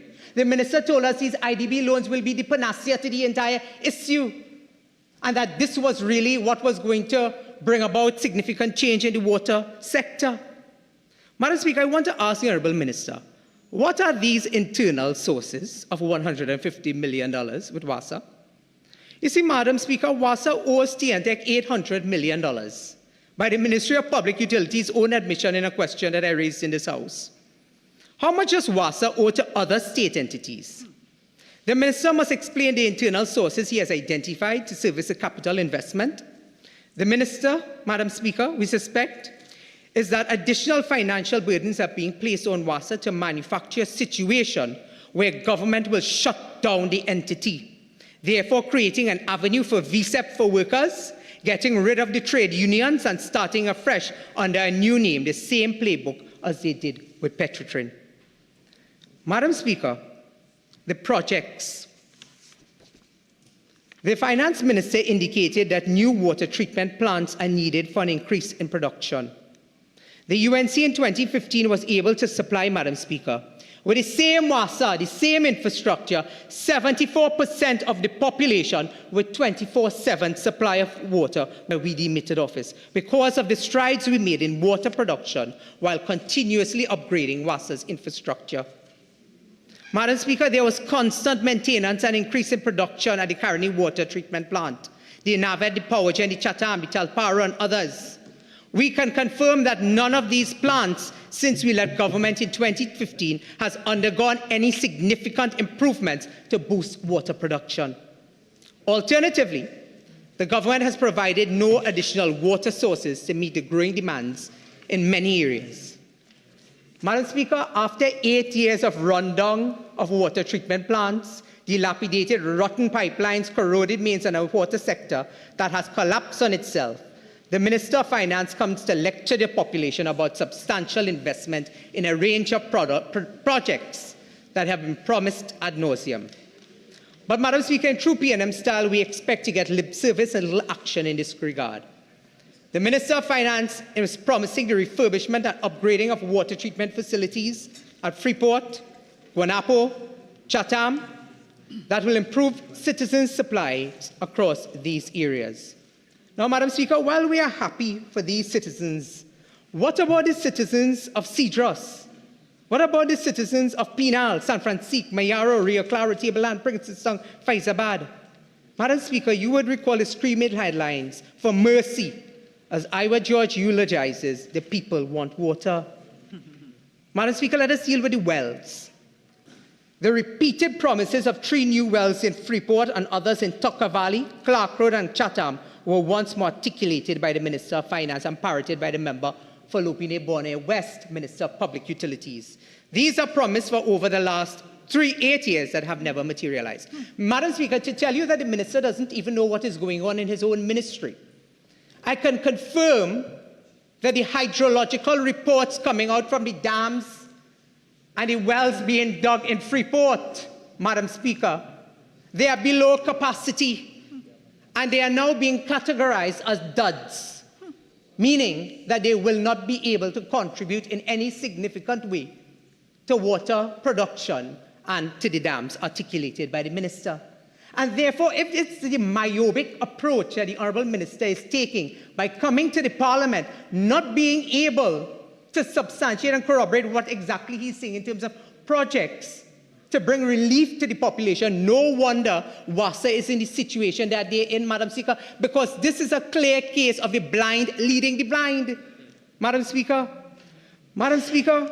I want to ask, how many new wells have been successfully completed, and how much additional water supply will these new wells contribute to the national grid? The answer is none. Just take a visit to the Clark Road and ask Mr. C. Rampasad. He will tell you nothing has been done in this regard, despite several previous announcements. Similarly, go down to Chatham and Citrus, ask young engineer Jesse Ramcharan, and he will tell you the very same thing. The minister in his presentation claims that these projects will assist approximately 11,000 people. But what will happen between the period when promises are made to when it is fulfilled, if ever it is fulfilled? The intervening time period will result in the closure of businesses, the destruction of crops, the loss of animals, with no compensation to add, Madam Speaker, to farmers. This is a clear indication that while the grass is not growing, the horse is starving. However, in most instances, the horses, as I told you, are already dead. Madam Speaker, let us deal with the issue of the construction and outfitting of booster stations that was articulated by the Honourable Minister of Finance. Not one word coming from the member for Lopino Bonner West, who's the Minister of Public Utilities, in terms of these booster stations. But I will tell you why, Madam Speaker, that the Honourable Minister totally skirted this issue. Once more, without any details, the Minister of Finance claimed in his presentation that the construction and the outfitting of booster stations will impact approximately 31 people to receive a 5-day-per-week water supply schedule. Like many other things, the government has a penchant for making announcements without any follow-up. Today I ask the Minister, tell us where will these booster stations be located? How many booster stations do you propose? What is the proposed cost of these booster stations? Madam Speaker, I want to tell the Honourable Member for Lopino Bonner West and the Minister of Finance, in announcing booster stations, first you have to have water in order to boost. You have done absolutely nothing to increase the production levels, but you are announcing booster stations. Madam Speaker, WASA has claimed that there has been a reduction in water leaks, despite the assurances we know differently. Every day we see in every corner of this country new leaks emerging and old leaks left unattended for weeks and months. This shows the continued negligence and under-resourcing of WASA. We have seen in numerous budget presentations by this incompetent government that a reduction in allocation for WASA. What WASA is facing now is the impact of the reduction in allocation to WASA over the past 8 years, Madam Speaker. Madam Speaker, let us deal with these water-modulated treatment plants. A Minister of Public Utilities who stood in this Parliament for 55 minutes not once mentioned these water-modulated treatment plants. But again, I will tell you why the Honourable Minister chose not to mention these water-modulated treatment plants.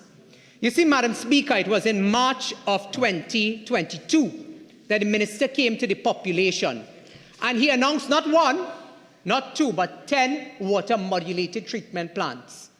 The Minister further went on to say that in October of 2022, Madam Speaker, we're in October of 2023. Minister said in October 2022, the first water treatment plant would be delivered in central Trinidad. Madam Speaker, I can assure you that I have visited central Trinidad and there is no water-modulated treatment plant that has been delivered. The Minister did not speak of any of these water-modulated treatment plants. When my colleague, the member for Urapuch East, asked the Minister in August of last year about the memorandum of understanding that was signed between the Ministry of Public Utilities here and a Canadian entity, the Minister said he knew nothing about it. Mind you, Madam Speaker, in March 2022, the Minister was the one who made the announcement of the MOU being signed with the Canadian authorities. Madam Speaker, they speak from both sides of their mouths with the hope that the population will forget the promises that they have made to them. Today I want to ask the Honourable Minister Are these plants on or off? What are the terms and conditions of the MOU signed with the Canadian authorities of these plants? What is the average cost of these plants? Where will these plants be located? What is the capacity of production for each plant?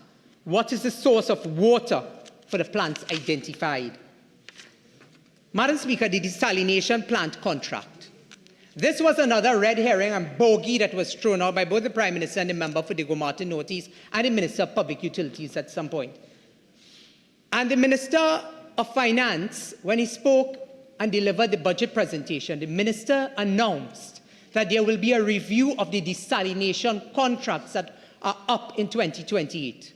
Madam Speaker, I want to encourage the member for Diego Martin Northeast to either go back to WASA, the Minister of Public Utilities, or the Cabinet documents, because the desalination contracts expire in 2034 and 2036, not 2028. And Madam Speaker, what the Minister is signaling purposely or unpurposely, but I tend to believe it's purposely, is an attempt to shut down, privatize WASA, get rid of the unions, have a new entity take over, and then renegotiate, break the contracts with these desalinated plants, and then renegotiate these contracts, Madam Speaker, or send them packing. But Madam Speaker, the Minister of Public Utilities and the Minister of Finance needs to answer the questions of the desalinated contracts. Madam Speaker, you may ask, well, if I know what all the challenges in the water sector are, and I've identified the areas in the budget that we are most concerned about in terms of from the opposition, what would we do? And Madam Speaker, I'll tell you, it's not what we would do, it's what we have done before and what we will do again. Madam Speaker, in the short term, we will re-establish the Ministry of Water Resources. We will hire additional water trucking contractors at WASA and regional corporations. Madam Speaker, when we had the challenge of the desalination plant going down in Point Lisas and the Caroni water treatment plant having operational challenges, for weeks, the member for Lopino Bonnet sat on his hands and remained silent while people suffered for water in this country.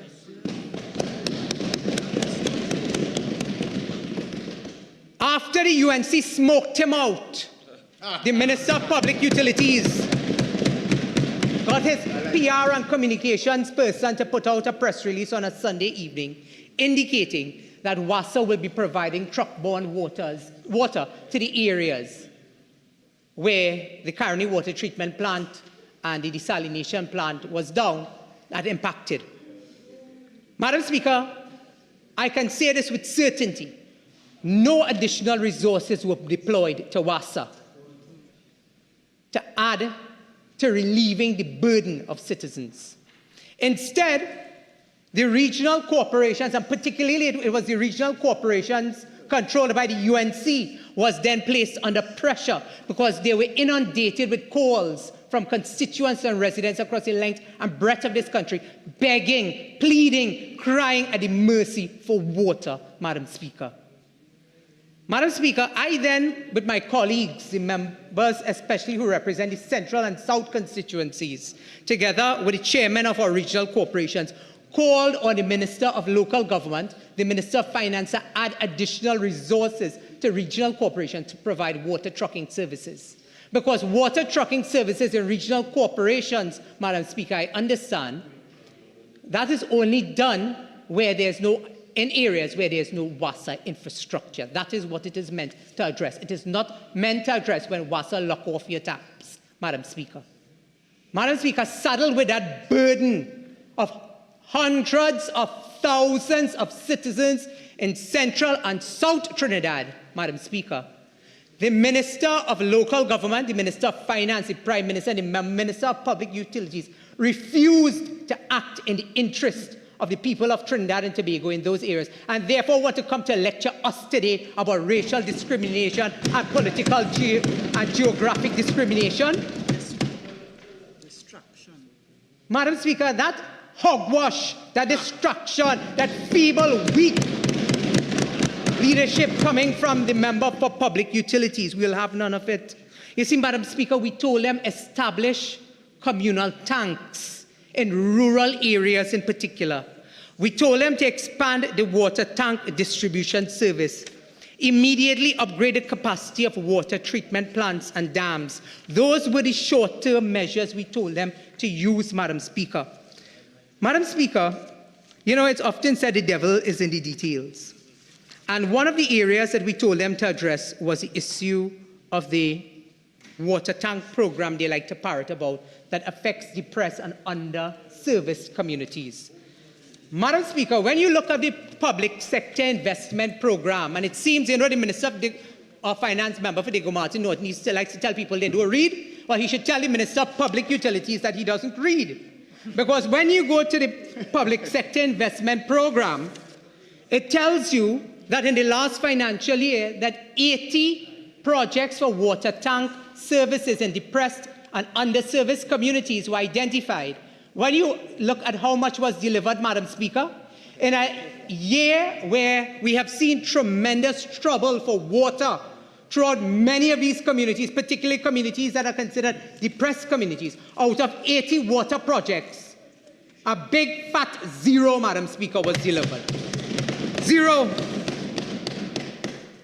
Madam Speaker, you know, I heard the member for Lopino Bonnet and also the member for Tobago West speak about the fact that they are proud products of the PNM. And they are proud of the legacy of the PNM that they represent.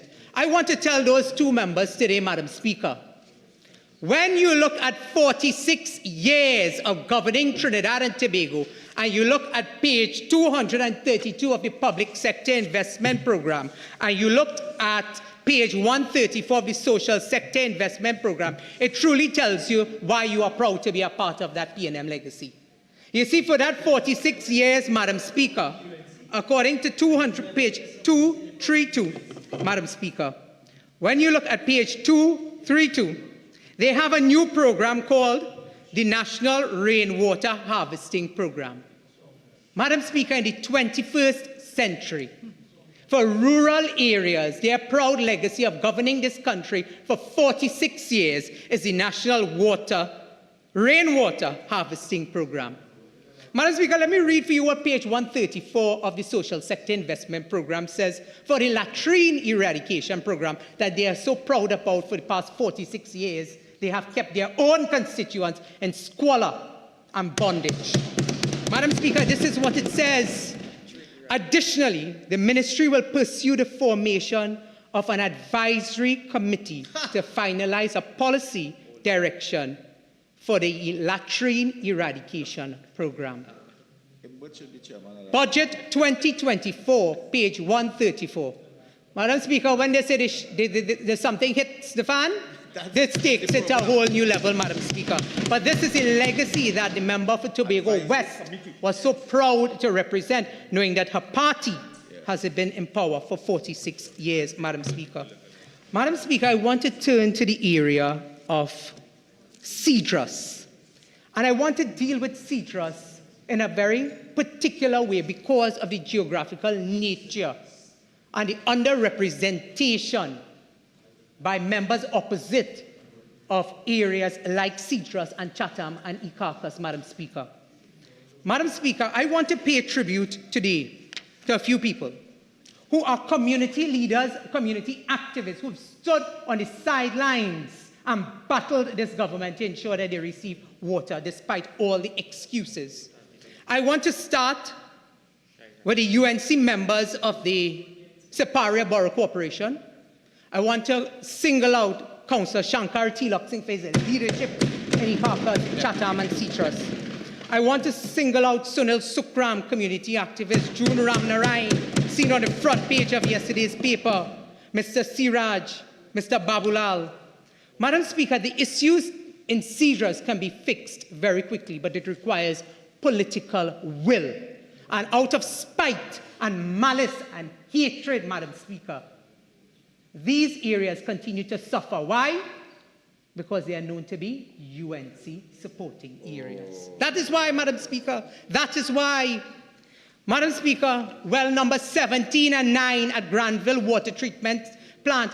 Those wells are shut down every night. You know why, Madam Speaker? Due to a low voltage problem. Madam Speaker, Granville has 7 wells. Only 1 new well was drilled under Minister Lehunt, and that was in 2017. 4 more were promised, plus a plant upgrade. Nothing has been done since 2017, Madam Speaker. Madam Speaker, instead, all you hear about is Wells and Maxco in Cedras, Penal, Chatham, and Icacos for the purposes of giving out contracts.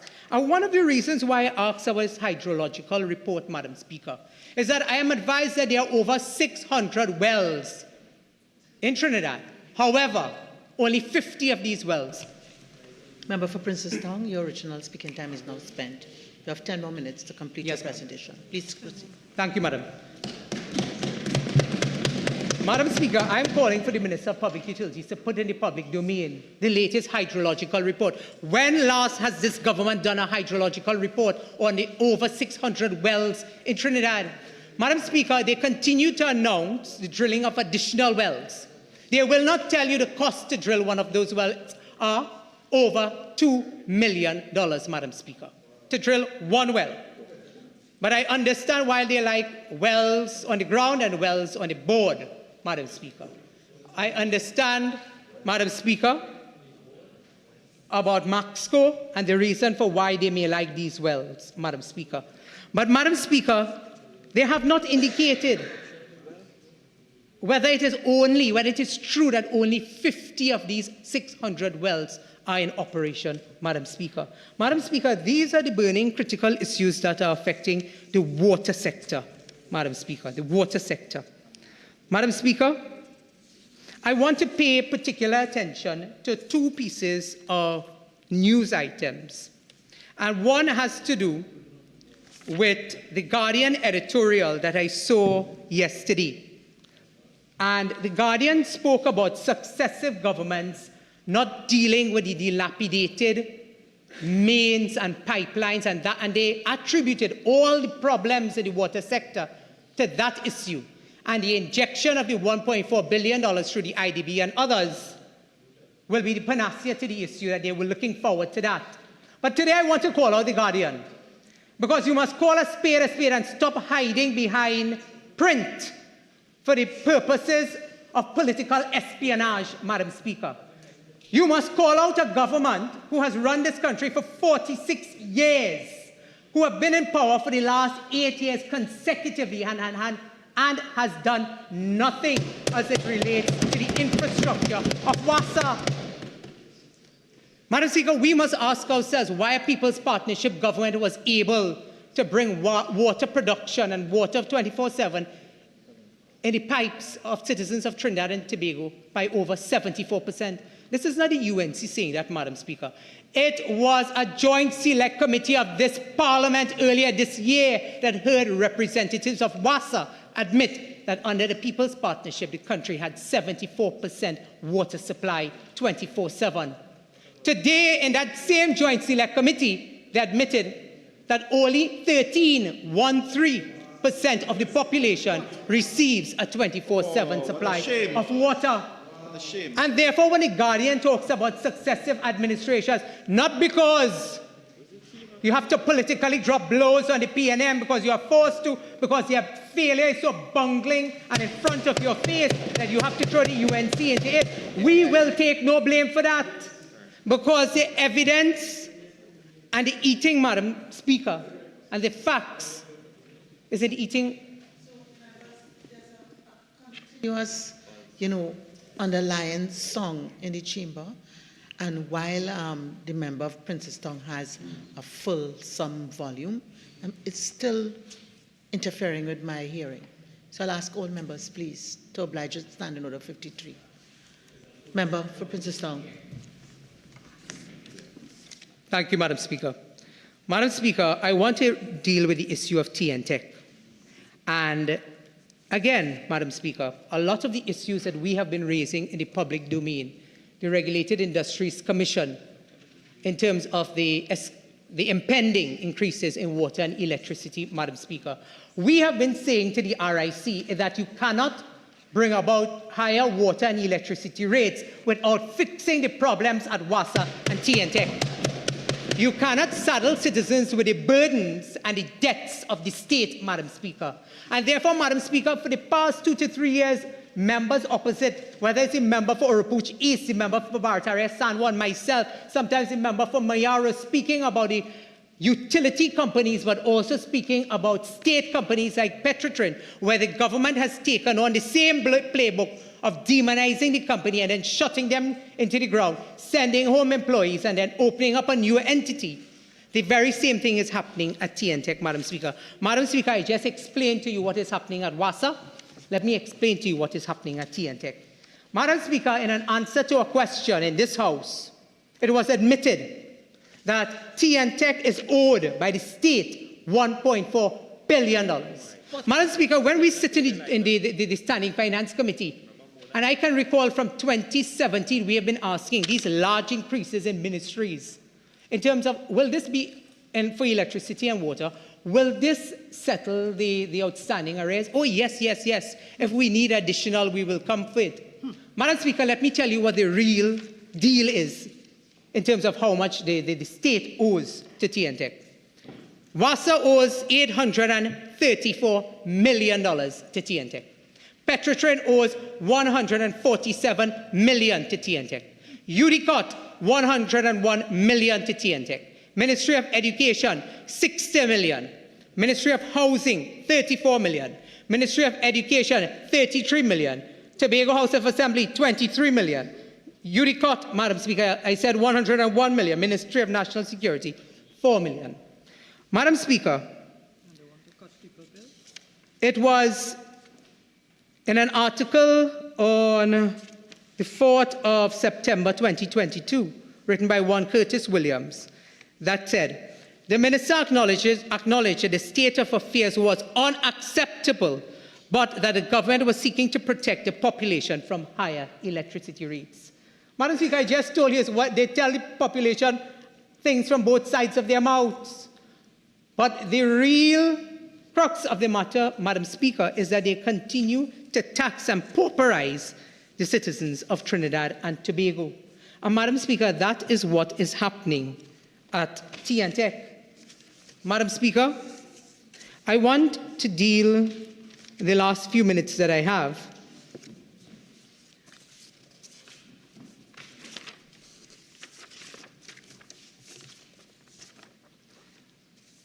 with the approach and the strategy of this government. Madam, this is by far the worst incarnation of an inept, hapless, bungling, and failed PNM. They are all symbols of generational failures that have kept their constituencies and core support base in bondage. Keeping them poor and destitute means keeping the PNM in power. Madam Speaker, you cannot seriously speak about progress after 46 years, yet your supporters in many parts of this country still depend on rainwater in barrels and buckets and handouts from the state to buy groceries. Madam Speaker, that is not progress, that is abuse. Madam Speaker, you cannot give pittance of $3 more and then tell the population pay property tax this year, higher water rates this year, higher electricity rates this year. That is not progress, that is abuse. You cannot tell citizens to curtail macaroni pie and cinema attendance, but you're hosting gala dinners at the Hyatt on the back of supporters. That is not progress, that is abuse. You cannot tell the country that you're protecting women and girls, but promote sexual predators to plumb foreign jobs. That is not progress, that is abuse. Madam Speaker, Standing Order 48-6.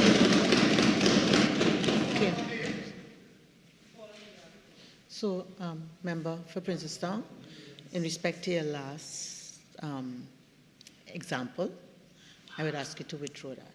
Okay? I withdraw, Madam. Madam, you cannot tell citizens with hungry bellies lined up for food support that they are greedy. That is not progress, that is abuse. Madam Speaker, yesterday was Mental Health Day, and I asked Trinidad and Tobago to take stock because how much more abuse can you take? I thank you, Madam Speaker. Minister of Works and Transport. Thank you. Thank you, Madam Speaker. Madam Speaker, thank you for allowing me the privilege of having to come to the House to give a full report on the performance of the Ministry of Works and Transport. I want to also thank the Prime Minister and leader of the People's National Movement for allowing me to deliver my 7th response as Minister of Works and Transport. And I'll tell you why that is significant. No member opposed to the PNM have ever done anything like that, because they were never allowed 2 terms in government. After 1 term, they were kicked out. And this government is on a roll to get 3 terms, 15 years in office. So that is why that is significant for me. I also want to congratulate the Minister of Finance for delivering a budget that all the detractors could only term as an election budget. Whenever you hear that term election budget, it means it's a great budget. It's a budget that allows you to win the hearts and the mind of the population, so they're going to go back and vote for you. Well, this is not an election budget. This is just a budget that will take Trinidad and Tobago, to continue to take Trinidad and Tobago forward. Exactly what we promised when we came into office in 2015. So today, unlike the last presentation, I will report to the population on the achievements of the Ministry of Works and Transport. And what I'm saying here is facts, it's not hearsay and DC, like what the discourse we just got. These are facts because I think the budget is about reporting to the population on achievements. Madam Speaker, today I intend to focus and share the vision that will continue to propel Trinidad and Tobago towards a brighter and more prosperous future.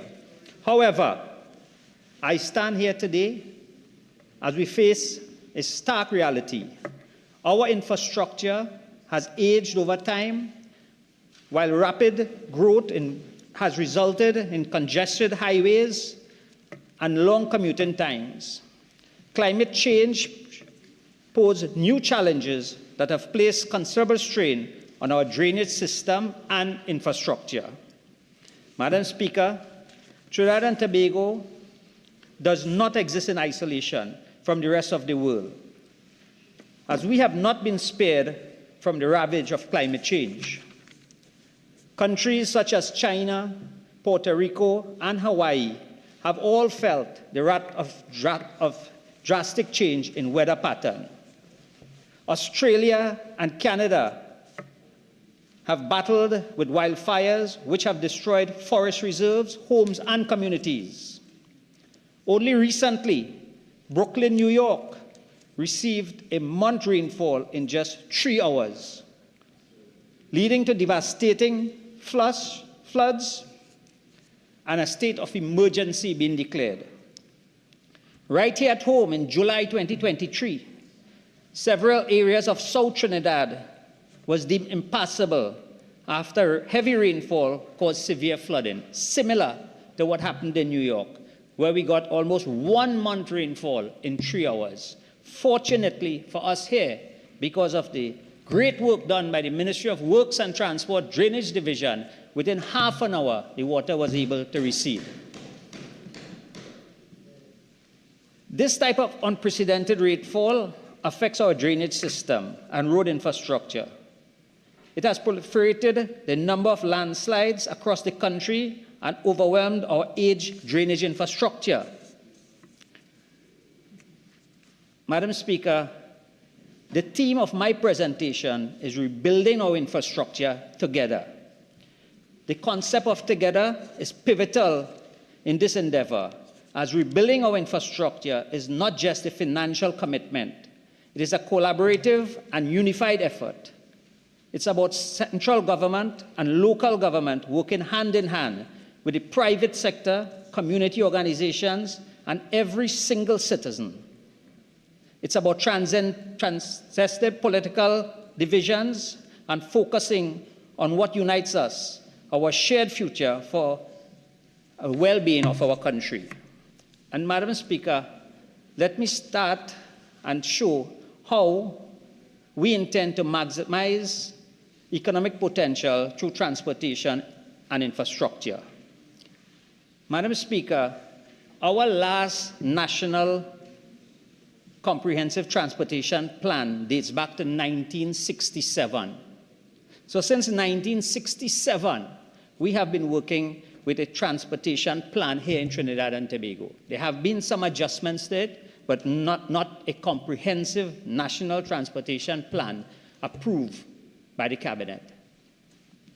In fact, the Solomon Holtroy Highway Extension to Point 14, the project which we now know as the Point 14 Highway, was a recommendation of that plan. However, with expansive development throughout the country, there is a need to craft a new plan in alignment with our evolving societal needs. This is being approached on a phased basis, with the first step being the development of a national transportation policy. In partnership with the Development Bank of Latin America, CAF, the Ministry of Works and Transport commenced work on developing a comprehensive national transportation policy for Trinidad and Tobago. I am pleased to announce that in July 2023, we retained a consultant to undertake the development of this policy. And what does that policy mean for Trinidad and Tobago? What will we get from that? One, develop a comprehensive national transportation policy tailored to the unique and multifaceted aspects of our transportation network. Prepare a strategic guideline to ensure a holistic and interconnected approach. Create a strategic roadmap which will be precise and define plans offering a clear path for the next 5 years. Prioritize projects by creating a portfolio of priority development programs, defining their sequence and seamless execution. Recommending a governance and management framework to foster collaboration between the public and private sector for a shared and concise path forward. And institutional strengthening by implementing a robust training program for capacity building and managing mobility and goods transportation. Madam Speaker, this National Transportation Plan is long overdue, and I'm really happy that we finally can get a national transportation plan, which includes not just land transportation, but land, sea, and air transportation.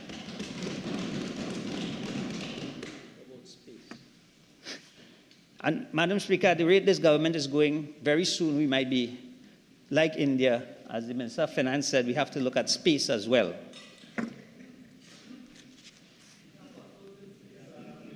Madam Speaker, while this plan is being prepared, the ministry have taken a three-pronged process to deal with our infrastructure, our land infrastructure. We have developed and implemented 3 pillars that continues to guide our work. This includes the continued build-out of our major highway network, the upgrade of our main and secondary road network, and the execution of traffic alleviation initiatives. In other words, Madam Speaker, we are looking at the entire build-out of the highway network in Trinidad. We are looking to upgrade all roads in Trinidad, and we are also looking at traffic alleviation. Madam Speaker, under the highway program, we were very happy in May of this year to deliver phase 1 of the Valencia to Toco Highway. That project has been on the books for over 30 years. This government was able to deliver the first phase of the Valencia to Toco Highway. And for those of you who do not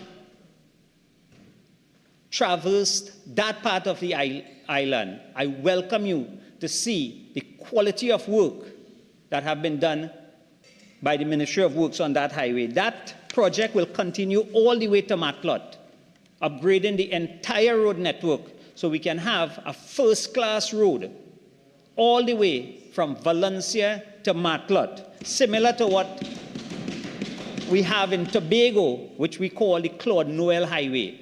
It's a single-lane upgraded road, with proper shoulders, lights, built to international standard.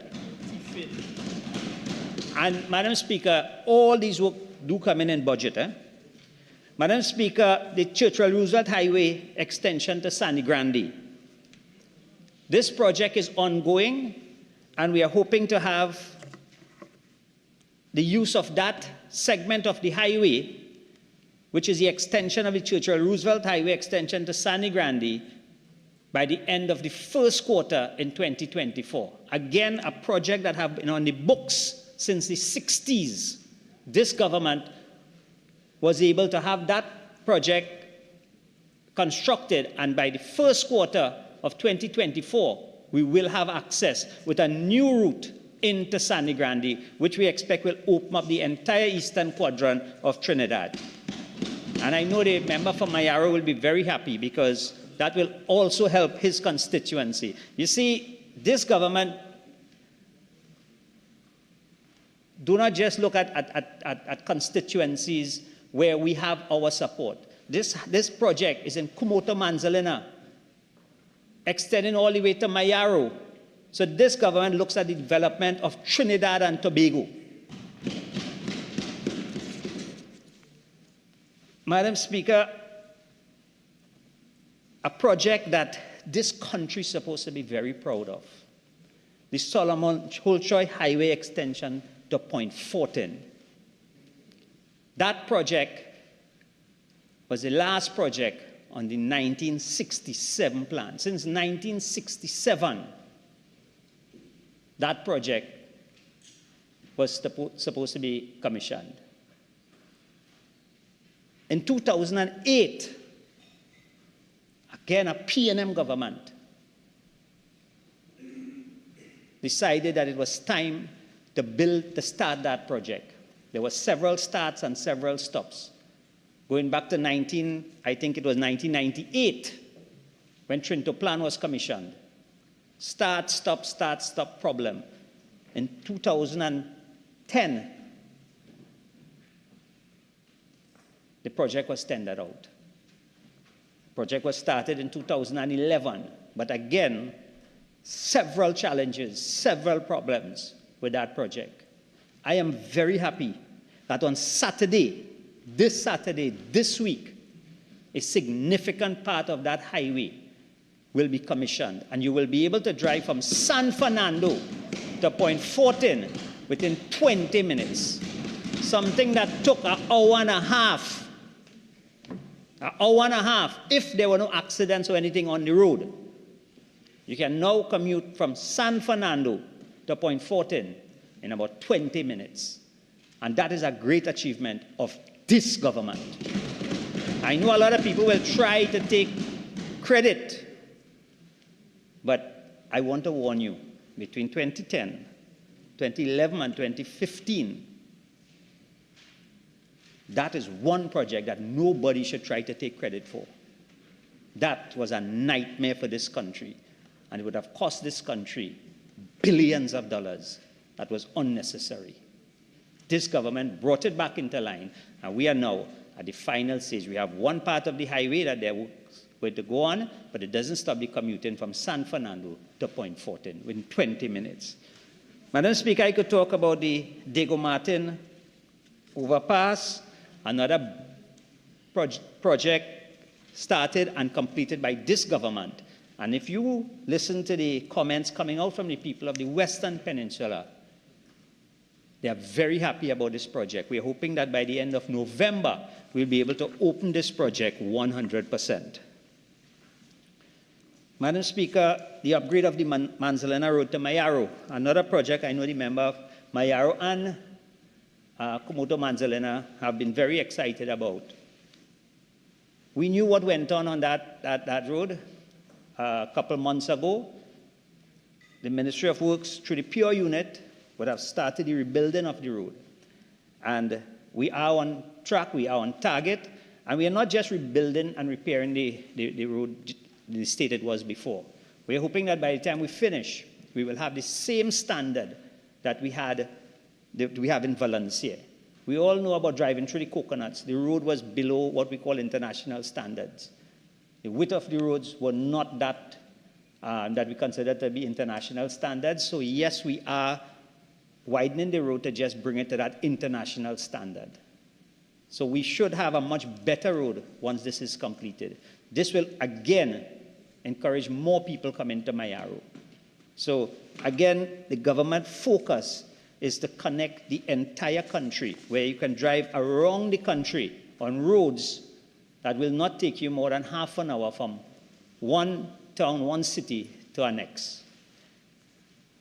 Madam Speaker, it is no secret that our nation road faces unique challenges. In some cases, the historical evolution of our country's roads infrastructure has been characterized by unplanned and non-engineering roads.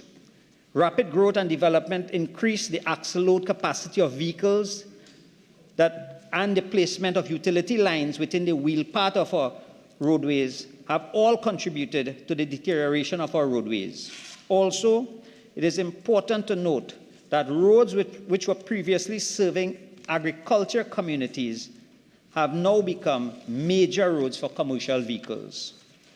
Our road infrastructure continues to be directly and indirectly impacted by the effects of climate change.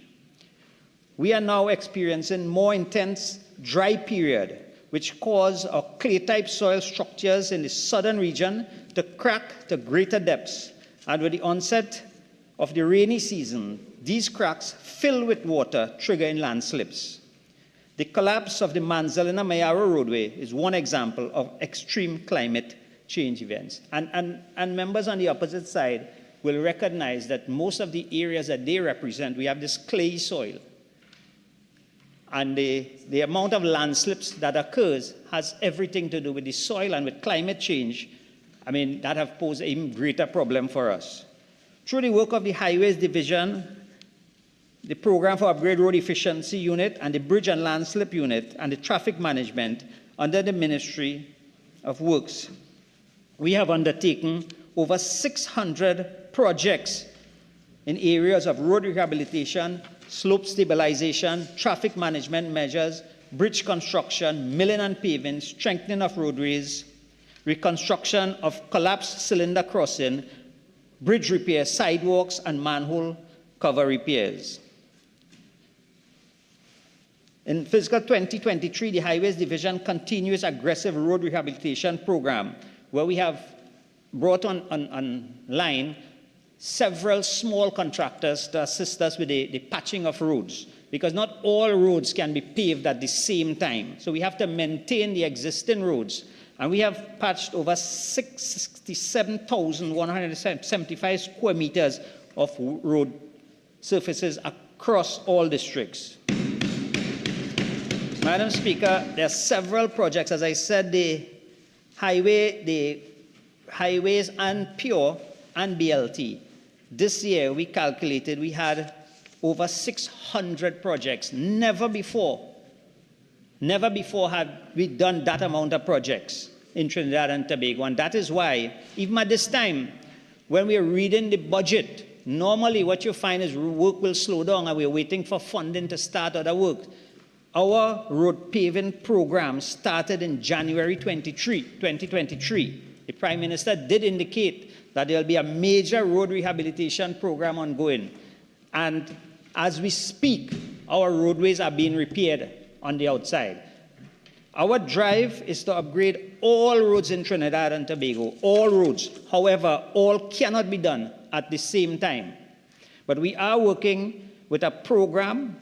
The ministry have worked out a program on first phase, 3 years, a second 3 years, and a third phase, which encompasses road maintenance, road safety, traffic alleviation, and government policy, and to support local government with all the secondary roads. Our road paving program is very aggressive, and I know I do receive a lot of compliments from members on the other side, although it is not going to be, they're not going to say thank you publicly, but I appreciate the sentiments that you all send when you see road paving happening in your areas. Chaguanas West, thank you. So, Madam Speaker, that is the second way that we are attacking our road rehabilitation. First is continue the highway program. Second, rehabilitating all roads on a phase basis. And third, we do have a major traffic problem in Trinidad. We do have a major traffic problem because we have been developing and we have not been planning our developments. So if you look at a place like Chaguanas, Chaguanas does have a serious traffic problem.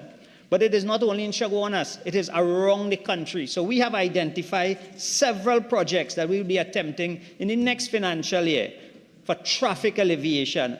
One of these projects was launched just last week in Arima, which is the Andrews Lane to the O'Meara Road project and the O'Meara Road upgrade project, where we will actually be upgrading that whole intersection there to move traffic off the highway into Arima and have a smooth transition from the highway into the secondary roads in Arima. We also have a project called the Churchill Roosevelt Highway widening, where we know you come off the Grand Bazaar interchange and you come from 3 lanes down to Chaguanas, and then you have to bottleneck into 2 lanes. So the project there is to continue the widening of the highway to 3 lanes, but you're doing it in phase, because we can't widen from Chaguanas to San Fernando all at once. So this year we'll be attempting to widen from Chaguanas to Couva, and that will bring a great ease in the area. The Tunpuna Road network upgrade. If you look at the Tunpuna interchange, if you're trying to get into La Joqueta on an evening, it's a nightmare. So we are upgrading that entire intersection, not with interchange and so, but just by simply widening some of the roads and allowing 2 lanes to go into La Joqueta instead of 1 lane, because we do have land on the other side. So it's about reorganizing how we deal with these connector roads. In Sandy Grande, for those of you who will commute to Sandy Grande, you'll recognize that Sandy Grande is a nightmare. So what we're doing is that we are looking at roads around Sandy Grande. So if you want to go to Manzalina, Mayaro, Foster Road, Beach, you don't have to go into the tongue. You could bypass the tongue and go around and get to your destination. Endeavour Interchange upgrade. If you're coming out of some of the stores and the shopping areas in Chaguanas, you have to go all the way around by the hardware, Chanramlal, go up, come down. What we're doing is upgrading that area. And these projects studies were done, engineers would have designed them. They are not the answer to all the traffic, but they will help with traffic alleviation. Monroe Road interchange upgrade, another area that we have serious traffic problems. The Solomon Holchoy Highway, again, Chaguanas to Chase Village project. Marval Access Point. I know the Minister of Finance have been clamoring about this. If you try to get in and out of Marval during peak hours, it's a nightmare. So we have a project that have started to widen the bridge, to move the bridge from 2 lanes to 4 lanes. And then we'll be widening it, putting an extra lane coming out. So in the morning, you could have 2 lanes coming out, 1 going in. And in the evening, you have 2 lanes going in, 1 lane coming out. The San Fernando bypass, the Turba Link Road. Again, nightmare. Indian Trail overpass.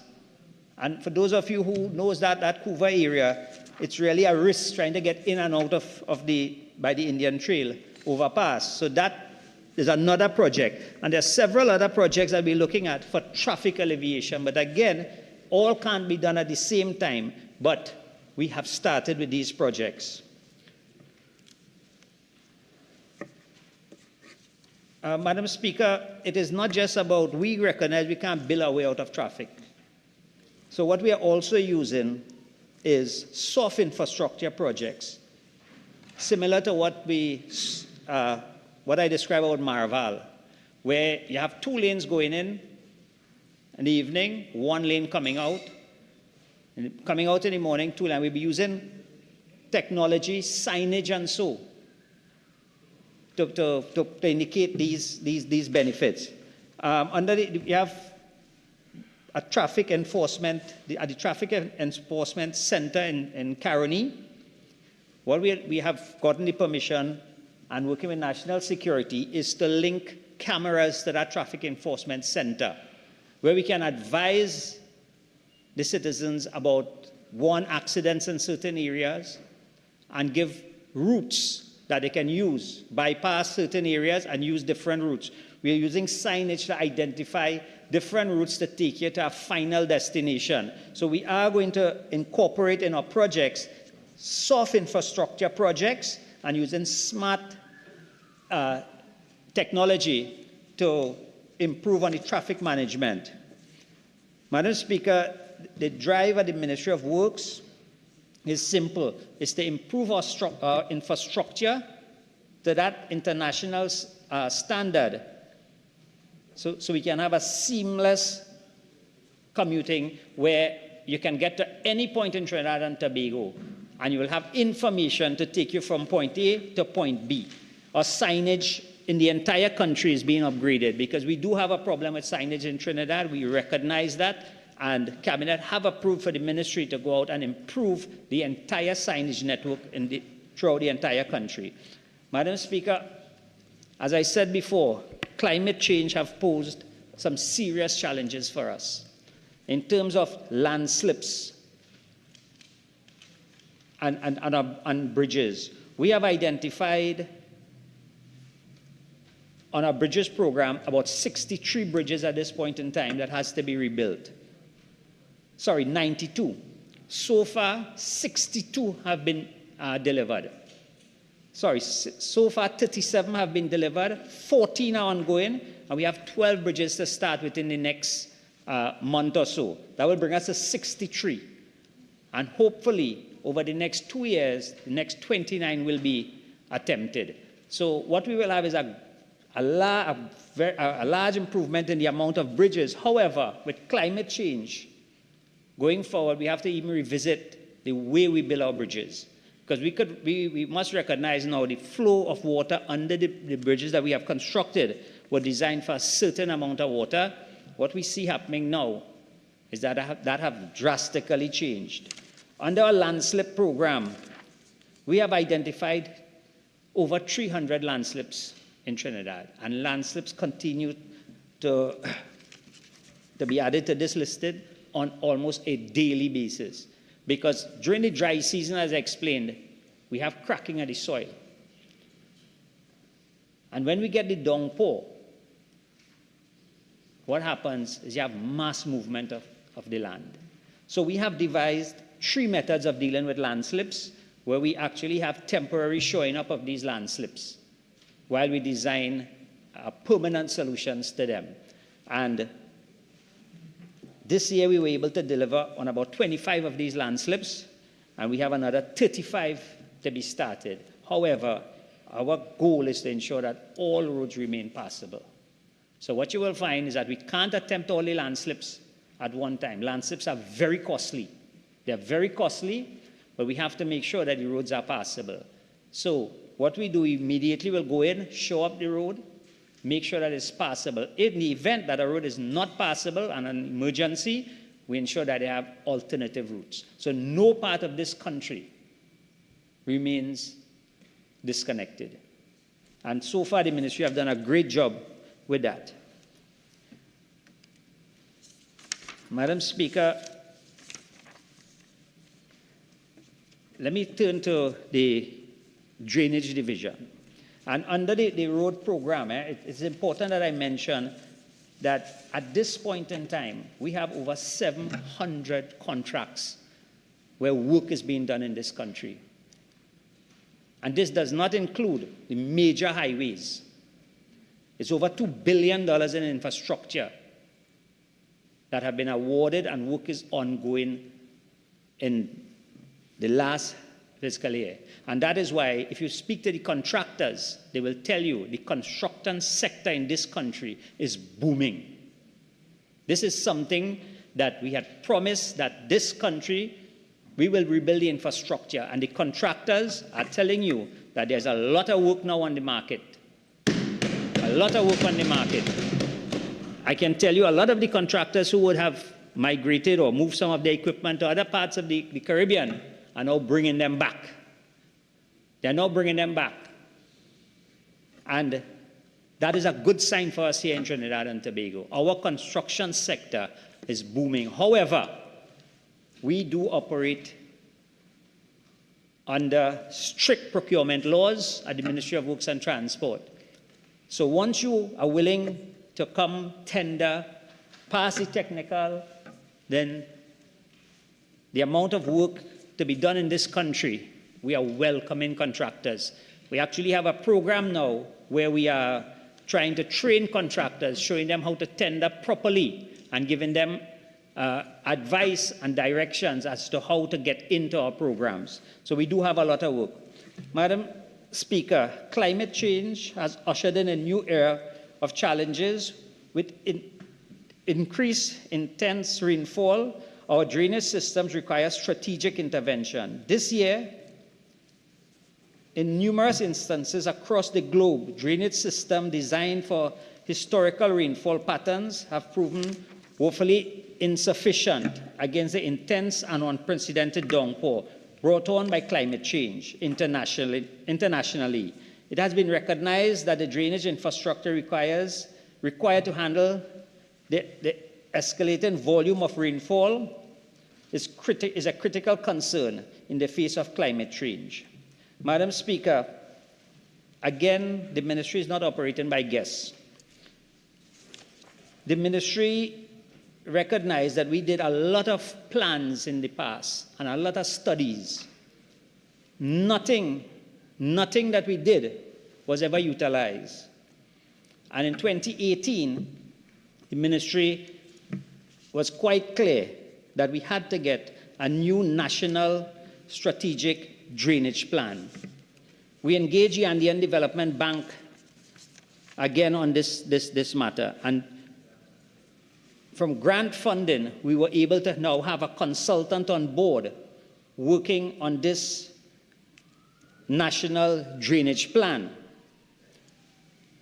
What we expect from this national drainage plan, Madam Speaker, is a way forward how to deal with the whole infrastructure in the country when it comes to drainage, because we recognize what is happening with climate change. And just a simple desilting program every year is not going to help us. I can say this year the desilting program did 636 projects, never before anything like that. And I think if you drive around the country, you would recognize that all drainage, you drive on the highway from Grand Bazaar to Point Forte, all the rivers have been cleaned.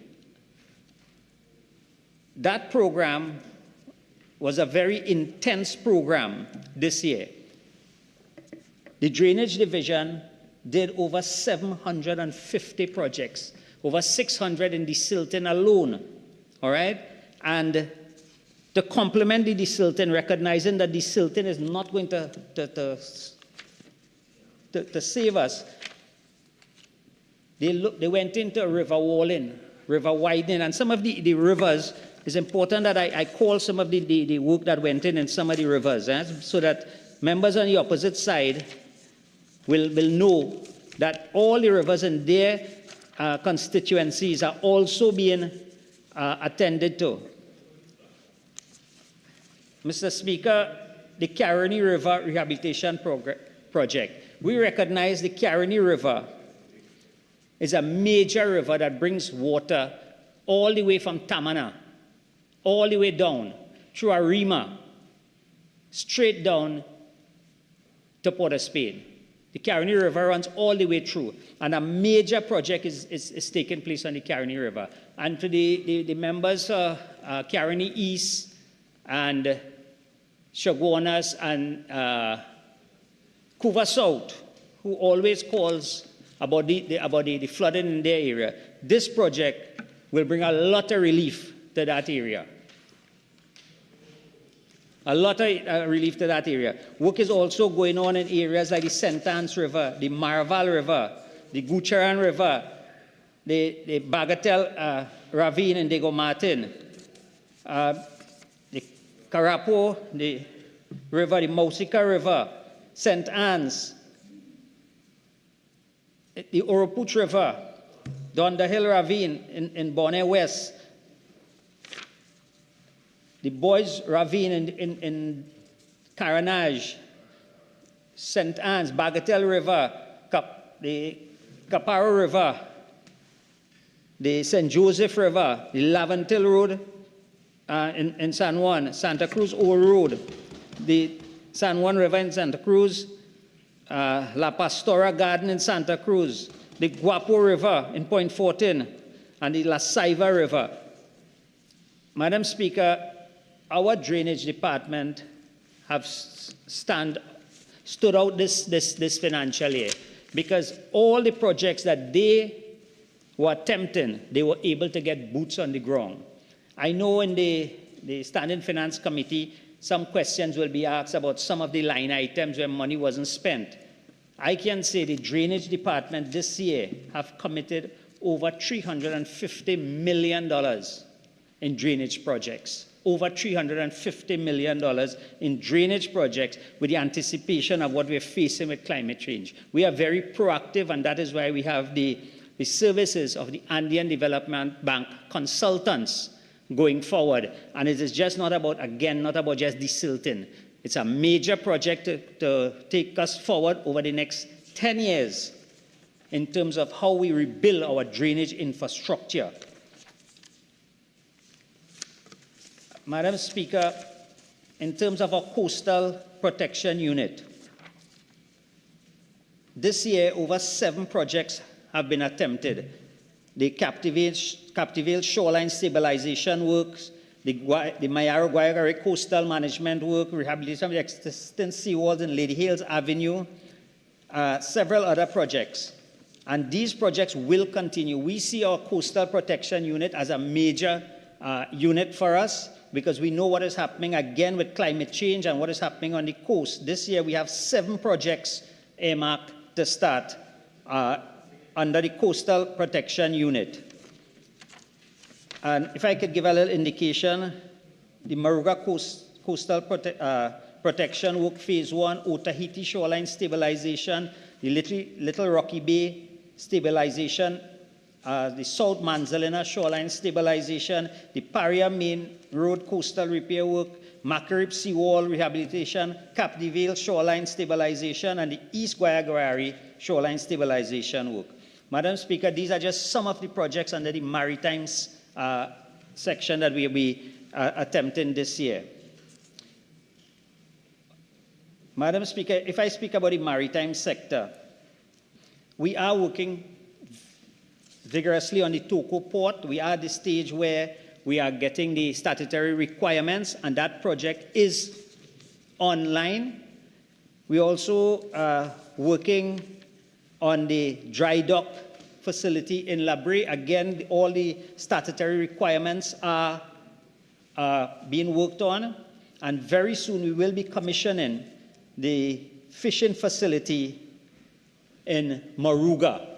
I'm hoping that by the end of November, we should be able to open the landside facility in Maruga, which will bring a lot of employment for the people and relief to the fishermen in Maruga. And I'm hoping that on that day, the member for Maruga will attend the opening, obviously without any tires. I will make sure that you get that invitation. I promise you, through the chairman. No, yeah, but no protest.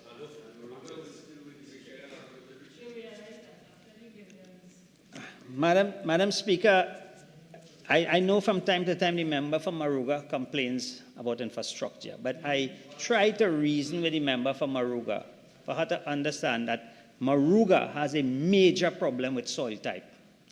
We have spent more money in Maruga on infrastructure over the last 5 years compared to any other constituency in Trinidad.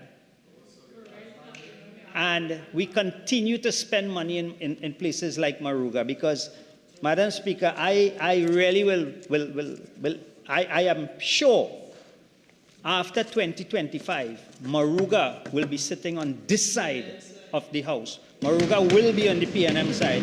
So we intend to continue our work in Maruga. Madam Speaker, in terms of road infrastructure is one part of the ministry. Transportation is another major area that we are working on. And I can tell you that the PTSC, the Public Service Corporation, Public Transport Service Corporation, is the tool that we will use to create a mass transportation system in this country. We cannot again bail ourselves out of traffic jam.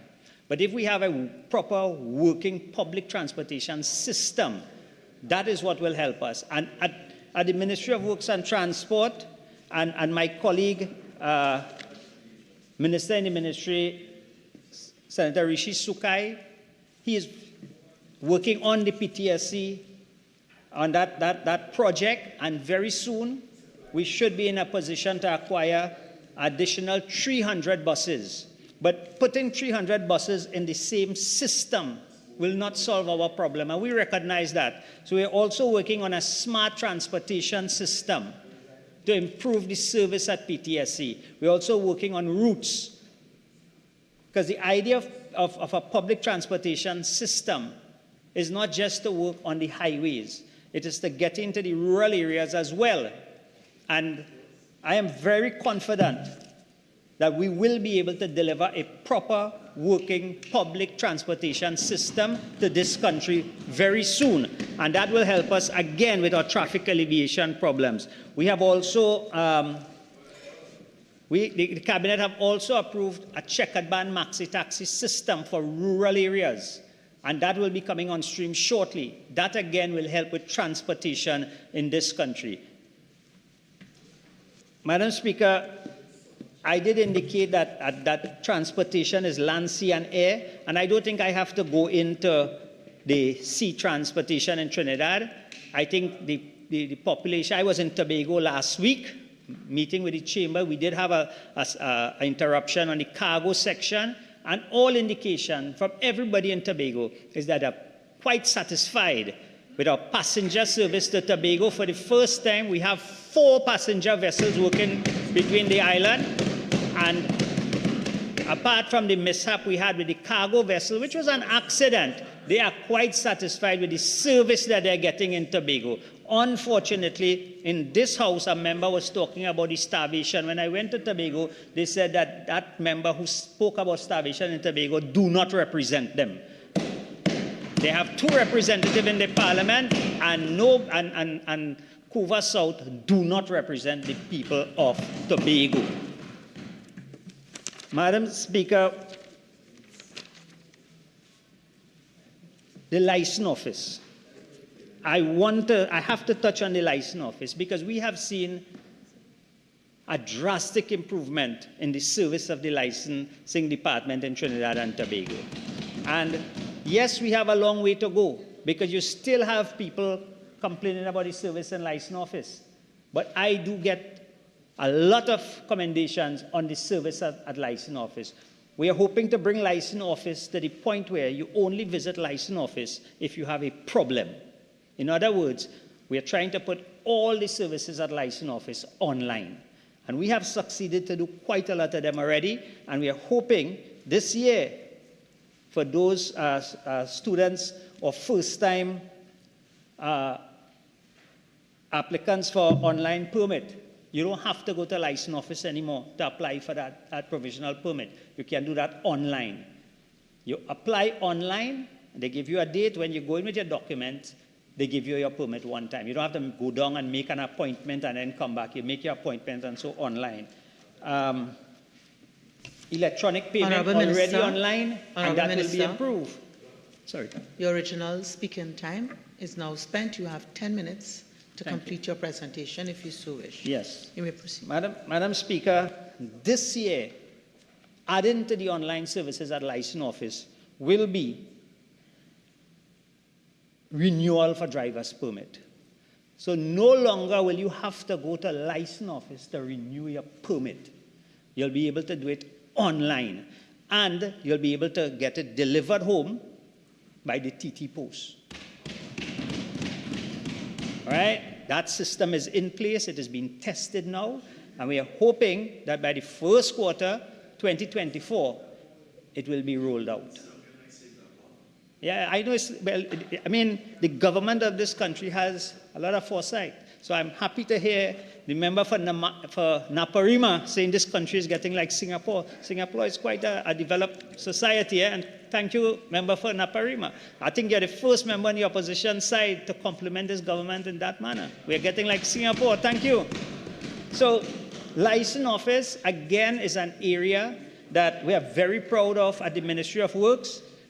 We do have a long way to go, but technology have been embraced at license office, and there's several aspects of license office that you can now do at home.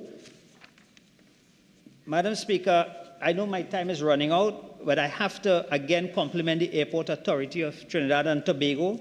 Again, for the third time, they have been judged the best airport in the Caribbean. Right? Now, I know the opposition like to say, well, we built it. You built it for about 20 years and you won nothing. It took a P&M government to come and improve the airport. Yeah. We had to come in and improve the airport. And for the third time consecutively, after 20 years, they couldn't win nothing with the airport, you know. For 3, we came in, did what we have to do, and now Trinidad is judged the best airport in the Caribbean. But more than that, Madam Speaker, the airport will be the first, for the first time, and we're hoping to commission this, a solar park in the airport. That is forward thinking. That is forward thinking. The Piarco Airport will be the first solar park in Trinidad and Tobago. First solar park in Trinidad. This will be commissioned later on this year. What that will do, it will contribute about 8% of the electricity to the airport. And that is just the start. That is how we're thinking at the ministry. For the first time, the airport will be utilized. I know it's hard for you all to vision that, because, I mean, unfortunately, the airport... Okay, so members, we started off with a reminder about crosstalk, all right? This is a conversation, while it's for all our ears, it's a conversation between the Minister of Works and Transport and the Chair. If members want to make an interruption, they know the relevant standing order, or the remaining members can treat with the issue in their contribution. Minister of Work and Transport. Thank you. I know, Madam Speaker, when they hear about the airport, on the other side, progress and vision is not what they think about. They don't think about it. The airport had a certain stigma. We have transformed that airport, take away that stigma from the airport, and now the airport is the #1 airport in the Caribbean, and again, using the solar park to power at least 8% of the electricity required by the airport, and that is the start. The vision for that is to have down the road that when planes come in, that they can plug in and utilize the facilities there. So, Madam Speaker, we can go on a lot of things at the airport doing, upgrade of the runway. We have plans to upgrade the terminal building this year because we do have in Trinidad now a lot of traffic that use the airport to move to different destinations. The airport is also working on other carriers to come to Trinidad and those who operate in here to increase the amount of flights in and out. And Madam Speaker, another proud moment for the airport. That whole aerodome that we started over 20-odd years ago and could not go forward with it. Right now, as we speak, there's a hotel being constructed. So the airport city, the first airport city in the Caribbean, have started right here in Trinidad and Tobago under this government. And that is something, again, we're supposed to be proud about. That will create over 10,000 high-paying jobs for the people of Trinidad and Tobago. Madam Speaker, the Port Authority, again, they continue to improve the services. This year they commissioned a new ship-to-shore gantry crane, overhaul the hydraulic ramps at Port of Spain and Scarborough, install 4 new X-ray bag scanners, and the port will continue over the next year to improve on the equipment at the port, because the port of Spain, our dream is to ensure that that port remains the #1 port, again, in the Caribbean. There's the public-private partnership that the port is seeking. That continues to, that process continues, and very soon, once that RFP goes out, if the port and the government finds a suitable partner, then the port will engage that partner again to improve the services at the port of Spain. Until then, the port will continue to improve its services. Madam Speaker, the Ministry of Works and Transport is probably one of the largest ministries in Trinidad. And it encompasses several different aspects and several different state enterprises. We were, the Caridoc facility was transferred to the Ministry of Works, and again, that company is being worked on, and very soon we should be in the process of having a new floating dock at Caridoc. Also, Lake Asphalt was transferred to the Ministry of Works, and since then we have seen a drastic improvement in the availability of bitumen and the products that Lake Asphalt produce. Also, recently, the National Quarries was transferred to the Ministry of Works, and I can assure you that the shortage we had in terms of material for highways and road networks, that also have started to improve. At the end of the day, we have given the assurance that our infrastructure is being rebuilt. And it's being rebuilt, it has to be rebuilt with everyone and all hands on deck. The ministry will continue to do what it has to do, and we very soon will be very proud, just like the people on the Valencia Road, the people in Point Fortin who have these new roads. Very soon the people in Mayaro, our friend in Maruga, and all the different areas where our road improvement have started to show signs. Everyone will very soon be very proud of the roads that we're driving on. I thank you. Member for Urupuch East. Thank you very much, Madam Speaker, for the opportunity to contribute in this very important debate on the budget and indeed matters related to several sectors. Madam Speaker, the Honourable Minister of Works and Transport did not trouble me too much. So I really don't want to spend too much time on some of those issues he raised, but just to note that the Minister appears extremely excited with some of his policies and plans and programs and so on, and he's obviously passionate about that sector. It is a pity that we have these type of announcements 8 years into the administration and on the verge of demitting office, that they come today to tell us about drainage, roads, bridges. You would not believe that this is an administration that has been there 8 years. and done nothing, precious little. And today would tell us about these plans. The minister told us about that highway to Point Fortin as part of a project in 1967. That was started by the administration of the People's Partnership led by the member for Siparia. That is our project. The minister has gone every 2-3 years, not necessarily this minister, but a minister of Works and Transport, to cut a ribbon to open half a mile, quarter mile. This minister will be remembered as the minister who presided over, as my friend from Toko, Sandy Grande, reminded us, one-lane international highways. And while I am happy as a southerner to hear of this highway to Point Fortin, 20 minutes I'm told it will take to Point Fortin to visit my friend from Point Fortin down there. But the minister is 55 minutes, and I wish he had more time, honestly. I wish the minister had more time, because to this day the minister has not told us how you will reach in 20 minutes passing through the mosquito crack. Because that is not fixed. A year and a half later, we have no report. We are told $64 million more because they built a piece of the highway at the Mosquito Creek around there, and Madam Speaker, it broke up like Crick's biscuit on your plate. And that is what we face. So we can't go 20 minutes to Point Fortin, I'm afraid, if we have to pass through the Mosquito Crack. The minister told us about drainage and bridges and so on, but Minister, I want to alert you. You and my friends on the other side are an opposition in waiting. Yeah. You are in the departure lounge. Yeah. And we want to check your luggage before you leave. They are in the departure lounge, 20 months or so left.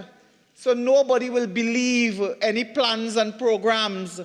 Nobody will accept it. Madam Speaker, today we heard from the minister there telling us, about climate change and so on. The Manzanilla Road breaking up since 1973. We're hearing about climate change today.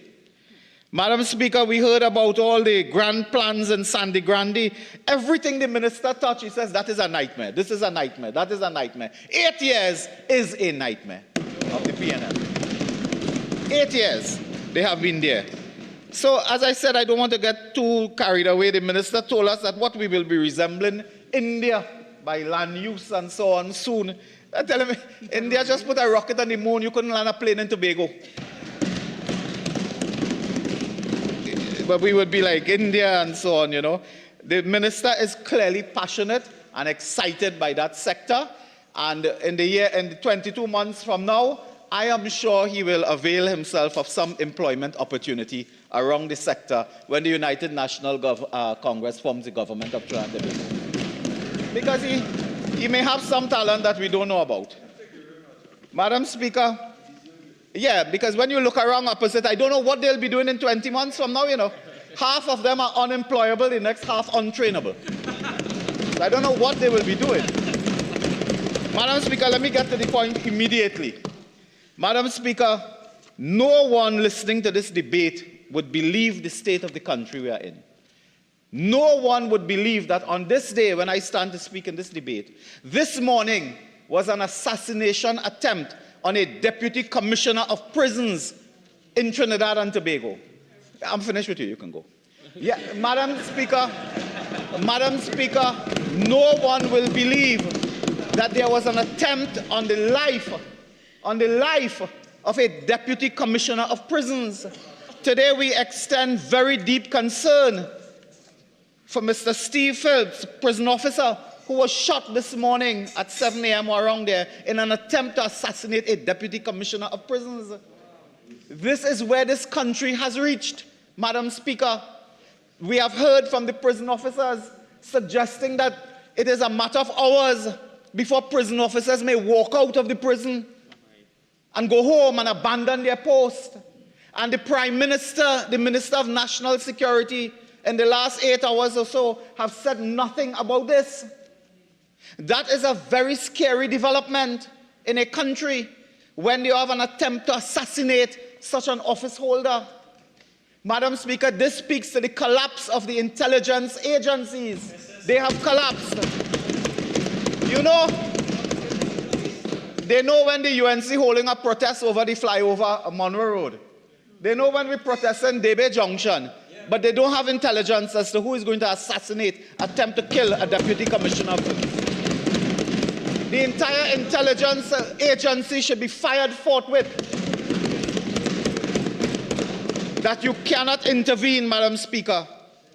Madam Speaker, the political leader of this side, the government in waiting, Madam Speaker, gave a brilliant and comprehensive, detailed analysis of our problems, sector by sector, last Friday. We want to join our voices together and congratulate her on that presentation.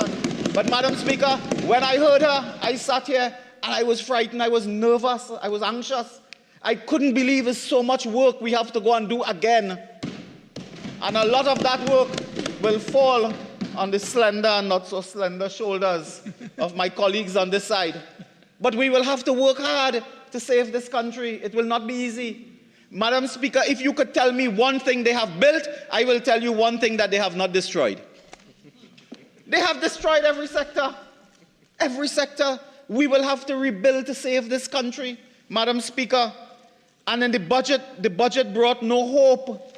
And to hear my colleagues opposite speak on this budget, the member for Port of Spain, North, St. Anne's West, will eventually try to convince people who are unemployed that they are really not unemployed. They're employed. That's where he is going eventually.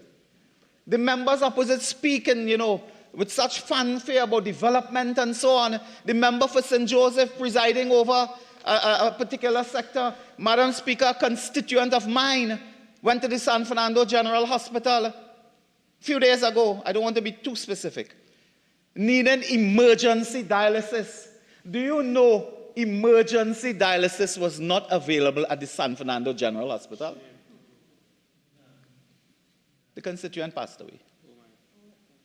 Now, I'm not saying that if the constituent necessarily got that, it would have changed anything, but emergency dialysis, that is a human resource challenge, not an equipment challenge, I'm told. It is managing the human resource of the health sector to provide that. Madam Speaker, in Mount Hope, the relatives of patients tell me they buy toilet seats to go in the ward to put for male toilet, female toilet, and so on. They go with, it's called Lasco fan. Yes. They go with Lasco fans and so on when they have a loved one in a ward so they can get some breeze. That is the health sector. So I want to tell the Minister of Health that my constituent died. But the good news is that when they took her, they got a good parking space at the brand new car park for $152 million.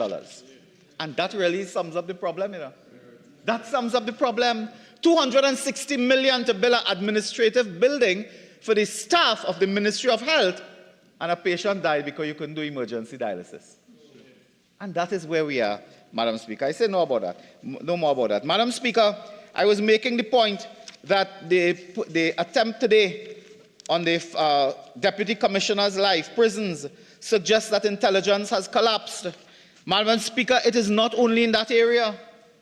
Madam Speaker, a few days ago, on or around October 4th, I have in my hand an intelligence brief from the Trinidad and Tobago Police Service, Port of Spain Gang and Intel Unit, and I will read only a few lines, and I will call absolutely no name and that type of thing. But Madam Speaker, in this brief, the police is warning the police. They are warning themselves. And they said a gang has declared war, a particular gang, on members of the Trinidad and Tobago Police Service. Threats came in response to a particular activity that took place, and a member of the gang was recorded as saying, "Knock it pon them, police them." I don't know how to pronounce that, but that is what the message is. Tension is rising in this society, Madam Speaker. Tension is rising when the police are now telling the police, be careful, be on high alert, be cautious, remain vigilant. That is police to police. If that is the state of where we have reached, then the government of Trinidad and Tobago has indeed collapsed. And you cannot expect, Madam Speaker, Trinidad and Tobago police officers and prison officers to work in this environment. Today I want to tell the prison officers and the Trinidad and Tobago members of Trinidad and Tobago Police Service I want to tell them that the United National Congress stands with them.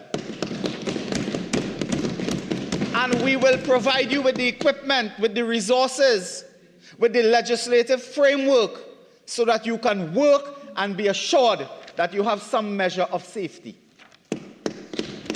The Honourable Member for Siparia, Madam Speaker, will provide the resources, will provide the legal framework to support the police and the prison officers and law enforcement officers. Madam Speaker, we have said to the police, and today we say to the police prison officers, stand your ground because we will stand our ground. And this administration is on the way out, Mr. Deputy Speaker. You see, the people are the final arbiters in all matters of politics. It is always the people. At the end of the day, you can talk how much you want. The people are the final arbiters. And August 14th was a litmus test. That was a litmus test. It is a small test, like in a lab, as to what we are likely to see, what is happening. And the United National Congress got the overwhelming majority of votes in Trinidad. Mere months after they were decimated in Tobago. So as a former cabinet colleague of mine said, they lost Tobago, they lost Trinidad, they are holding on to the and. Trinidad and Tobago. And they will lost that too. Madam, Mr. Deputy Speaker, they have no support, and today they are a minority government with no moral authority. This is why gunmen could shoot at the Deputy Commissioner of Police vehicle and Deputy Commissioner of Prisons and injure his bodyguard or driver, as the case may be, because the government itself, they believe, cannot confront the criminal elements. And Mr. Deputy Speaker, I repeat the call that the Minister of National Security ought to go. He ought to go promptly. Mr. Deputy Speaker, he is now legendary. He is now legendary in this land as the worst performing Minister of National Security in the history of the sector. Mr. Deputy Speaker, he has surpassed all failure standards. All. He has surpassed them. Just when we believe it cannot get worse, he was forced by some angel of some kind to apologize in a left-handed way. I read it and didn't understand it, what he was saying really, but that, again, is typical of him. So we could not understand the apology. But this is not a matter of apology, as the Guardian editorial today pointed out. That will not help. Policy will help, program will help, resources will help. Mr. Deputy Speaker, I don't have to remind you, the member for Laventille West presides over the fire services. Now, I want to tell the people of Trinidad and Tobago, anytime you think security, you must think safety. They go together. There's an emergency on the highway, there's a killing, a murder. You ever notice it's police and ambulance and fire? Because security go with safety. In Trinidad and Tobago today, let me tell you in case you don't know, 11 stations, Mr. Deputy Speaker, 4 out of 11 have fire appliances. 4 out of 11. No appliances in Belmont, Woodbrook, Santa Cruz, Tanapuna Station.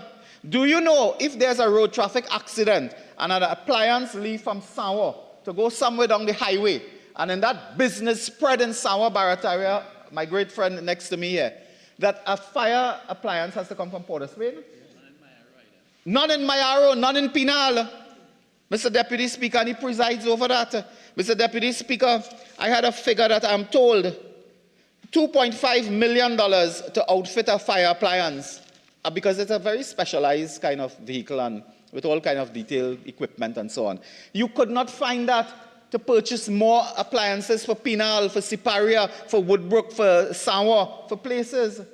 But you find $260 million to build a headquarters to the Ministry of Health, $132 million to build a car park, but you cannot provide a fire appliance in an area to save lives. What kind of government is this? What kind of government, Mr. Deputy Speaker? Mr. Deputy Speaker, the fire personnel has told us they lack proper gloves, what's called breather apparatus, turnout jacket suits, that's the suits they put both up and down when you're going into fire and you're going into the heat and so on. They lack sufficient equipment. Not everybody have the jackets. In fact, they were telling me that they don't even have the axe that you could use to break down a door. And I told them, well, you should ask the Minister of National Security. You cannot buy basic equipment, but you spend hundreds of millions of dollars in matters that are not priority. I am not saying we shouldn't have good car park for people. I am not saying the public servants shouldn't be in nice, comfortable headquarters and so on. We outfitted the government campus, $1 billion for ministries of government, the partnership. Nobody raised any corruption about that, I notice. I'll tell you why on our next occasion. Mr. Deputy Speaker, so nothing at Pinal. I don't know if it's because the minister from Port of Spain, St. Anne's West, had a terrible fall there. Nothing there, Mr. Deputy Speaker. In terms of police, are you aware that there are 600 police vehicles that are not roadworthy and cannot be used? 600 police vehicles cannot be used at this time. They're in a graveyard somewhere in Komoto, I'm told. That is the state of play in terms of that, Mr. Deputy Speaker. That is the body cameras, and I just want to go quickly. Body cameras, they don't have enough or sufficient. There's a handheld device called an electronic U-turn device.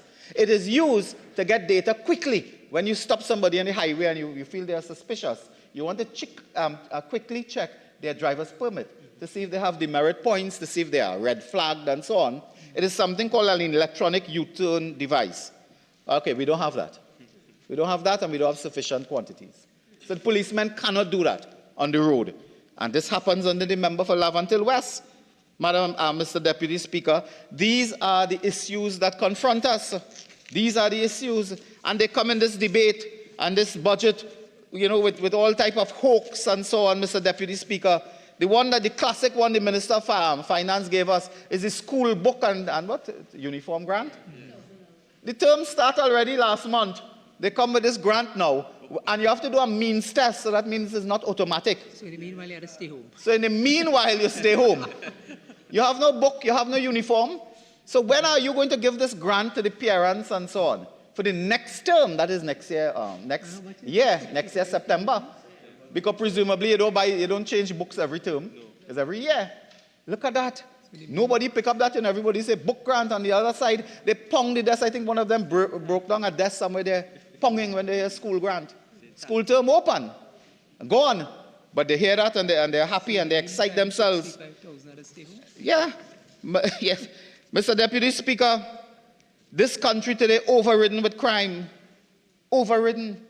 Bandits would go into a health center and rob patients. They would rob the chicken and chips man. I am predicting if this thing continue, for Christmas, people will invade homes to steal Christmas gifts from under the trees. That is where it will reach. When they're leaving now and they ambush you at home, you'll be going with the gifts from under the Christmas tree. That is where Trinidad and Tobago has reached, and they are now happy and clapping and, oh, we are doing so well, we are doing so well, Mr. Deputy Speaker. They are robbing churches, mandirs, mosques. Today, Mr. Deputy Speaker, and the government pat themselves on the back and say we are doing a good job. We are doing a good job. Mr. Deputy Speaker, I want to get on to another important matter which will engage my attention for a minute. Mr. Deputy Speaker, I was just reflecting, as I said before, the member for the Minister of Works and Transport really didn't give us much by way of to respond to. But I'm hoping the Minister of Housing can speak in this debate at some time and clear up some matters for us. Mr. Deputy Speaker, we are proud that when we held that position of government, 2010-2015, under the HDC and the Ministry of Housing, which I had the honor to lead, we gave out 100 homes a week. 100 homes per week. When they get in office, they fire everybody who was doing that. And I think they charge a few too. Not charge, they put them in civil court matters and so on. 100 homes per week given out. They come today, the minister, and they boast in 1 year they gave out 475 housing units. In 1 year. That's a boast, you know. That would have been how much, a month and a half for us or something? We would have done that in a month and a half. 100 homes per week. 7,000 or so over the period. I mean, people whisper to me in my ear, we can't wait for you all to come back. I'm waiting for my house. Then I get more nervous. Mr. Deputy Speaker, that housing sector is now in shambles, in a mess. And it is not only that they took the wrong approach, everywhere they met successful contractors and so on, they put them in court to tie them up for money. And then stop all the projects. They stop all the projects. Put people in civil court over money issues, so nothing is built, nothing is done. 8 years later, there are housing sites in this country abandoned. Abandoned. Mr. Deputy Speaker, something has come to my attention. I want to raise it in this House because I think it's really worthy of being raised. But before I get to that, there's a release dated October 10, 2023 on the HDC website that was properly smoked out by the member for Barataria Samoa. Nothing missed that eye of his. And it says remedial works to begin at Sharford Court. Mr. Speaker, Sharford Court is located in Port of Spain. It's an HDC compound. Mr. Deputy Speaker, would you believe concrete fall off the building? Concrete fall from the building and drop on 4 vehicles? They erected housing structures in Port of Spain, and the concrete fall down, not on 1 vehicle, you know, on 4. That could have injured, killed human beings. This is the type of construction. But, Mr. Deputy Speaker, when I read that, I understood well what was happening. I understood well. Because you see, Mr. Deputy Speaker, I have in my hand a report, a big report. Phase 2 Design Development Report, townhouses. Now, this is of a particular, what you call, housing estate in Dabadi. It is called Tresh Trail. I remembered it well because, Mr. Deputy Speaker, under my ministry, when I had the honor there, we purchased the lands there for housing, for about 1,000 housing units and so on. We did the purchase. I noticed nobody is saying I have to answer questions for that. Because, again, I'll tell you why I don't have to answer questions for that. And they say I have to answer for somebody else or something else. And I want to tell the member for Diego Martin West in his absence, I'll speak today as a functionary. So, as a functionary, I speak to indicate that we purchased this land. When we left office, we had already turned south, already had construction activities started by about 4 or 5 contractors. They stop it. They stop it because probably they don't like the contractor. Probably they feel the contractor is UNC or something like that. It stopped. But you know, they restarted it in 2017. They restart in 2017 with, I don't know which contractor and which contractor not, because I wasn't privy to that type of thing, information. But Mr. Let me take a sip of water first. Is that serious? Mr. Deputy Speaker, we have a report in our hand from a company called CEP. It is an engineering report dated 30th August 2022. That project started 2017. That is 5 years later. So that means in 5 years, nobody built house there. No house was given out. No homes given out and so on. 2022. And Mr. Deputy Speaker, I want to take you through this report. It is on Trinidad and Tobago Housing Development Corporation, Tresh Trail Development Zones D to E1. But in a nutshell, I can tell you, it deals with about 100 townhouses. 100. We have pictures. In fact, I am told that some clever person put up pictures of this on a website called Counterpunch TT. I don't know of the website. It is nothing I know about, but if somebody will punch it in, they could probably see pictures while I talk. So, Mr. Deputy Speaker, they did an engineering study. They were asked to undertake studies on these 100 townhouses. This is almost, when you look at the price of both infrastructure and the building, $100 million. Las Alturas was about $17 million. The Mosquito Crack will cost us about $64 million. Mr. Deputy Speaker, you understand where I'm going with this? It's $100 million spent or budgeted for this. We'll have to come to that. Mr. Deputy Speaker, when they look through and they conclude for the various areas, in terms of foundation, they were looking at the soils. The soil, as it presently is, and treated and the development works done, is not capable of withstanding applied loads. You know what I mean? Applied loads. I mean, nobody can go there. Mr. Deputy Speaker, the bearing capacity, I'm reading page 29, the bearing capacity and settlement analysis done suggests that the foundation for some of the townhouse blocks will not be able to support the applied loads. Huh? and therefore the existing soil conditions will need to be improved to achieve an increased bearing capacity. Where's Mr. Sinanan when you need him? The townhouse blocks that will require... Member, please remember proper titles. Oh, I was referring to another Sinanan in San Fernando, Barry Sinanan. Okay. The townhouse blocks that will require some improvement work below the substructure. Mr. Deputy Speaker, without reading details and technical details, you know what is happening here? They are now telling, the consultant is now telling the HDC, they have an option to demolish 100 townhouses or go and inject the soil. It's called grouting? Grouting. It's called grouting. We'll have the words coming up just now. I myself had to learn a few things. Mr. Deputy Speaker, the building footprint is underdeveloped for the structure, but the structure is up. So they are now saying, now when I read this, I thought it was the Ministry of Health. I didn't know housing is going injection. They have to go at the side of the building through some complicated scientific process with, I imagine, sophisticated technology to inject the soil. Yeah, they're going to do injections of the soil. That is where we are in this housing. Masonry shear walls, Mr. Speaker, they speak about that, and I want to get through some of these things. Reinforced, a housing Botox type of business, I'm told. Reinforced concrete beams. They talk about that, but they want reinforced concrete first floor slab, page 30.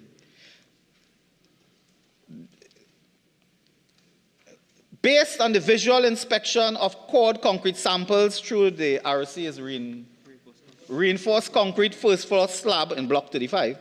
The areas where galvanized sheeting was used, no reinforcing bars were observed. Now, no steel. So they put concrete with no steel. So I want to tell people who take in these homes, I hope they don't like chutney music and things, because if you make two dance there, you're pumping in the sun. Literally. Literally. So, Mr. Deputy Speaker, no concrete bars were observed. In addition, the alternative galvanized roof sheeting used to support the suspended first floor slab is not a material recommended for that application, and it lacks the material properties for concrete bond to be achieved. The roof sheeting are small and do not have an embossment pattern manufactured into the sides. Some of the technical issues.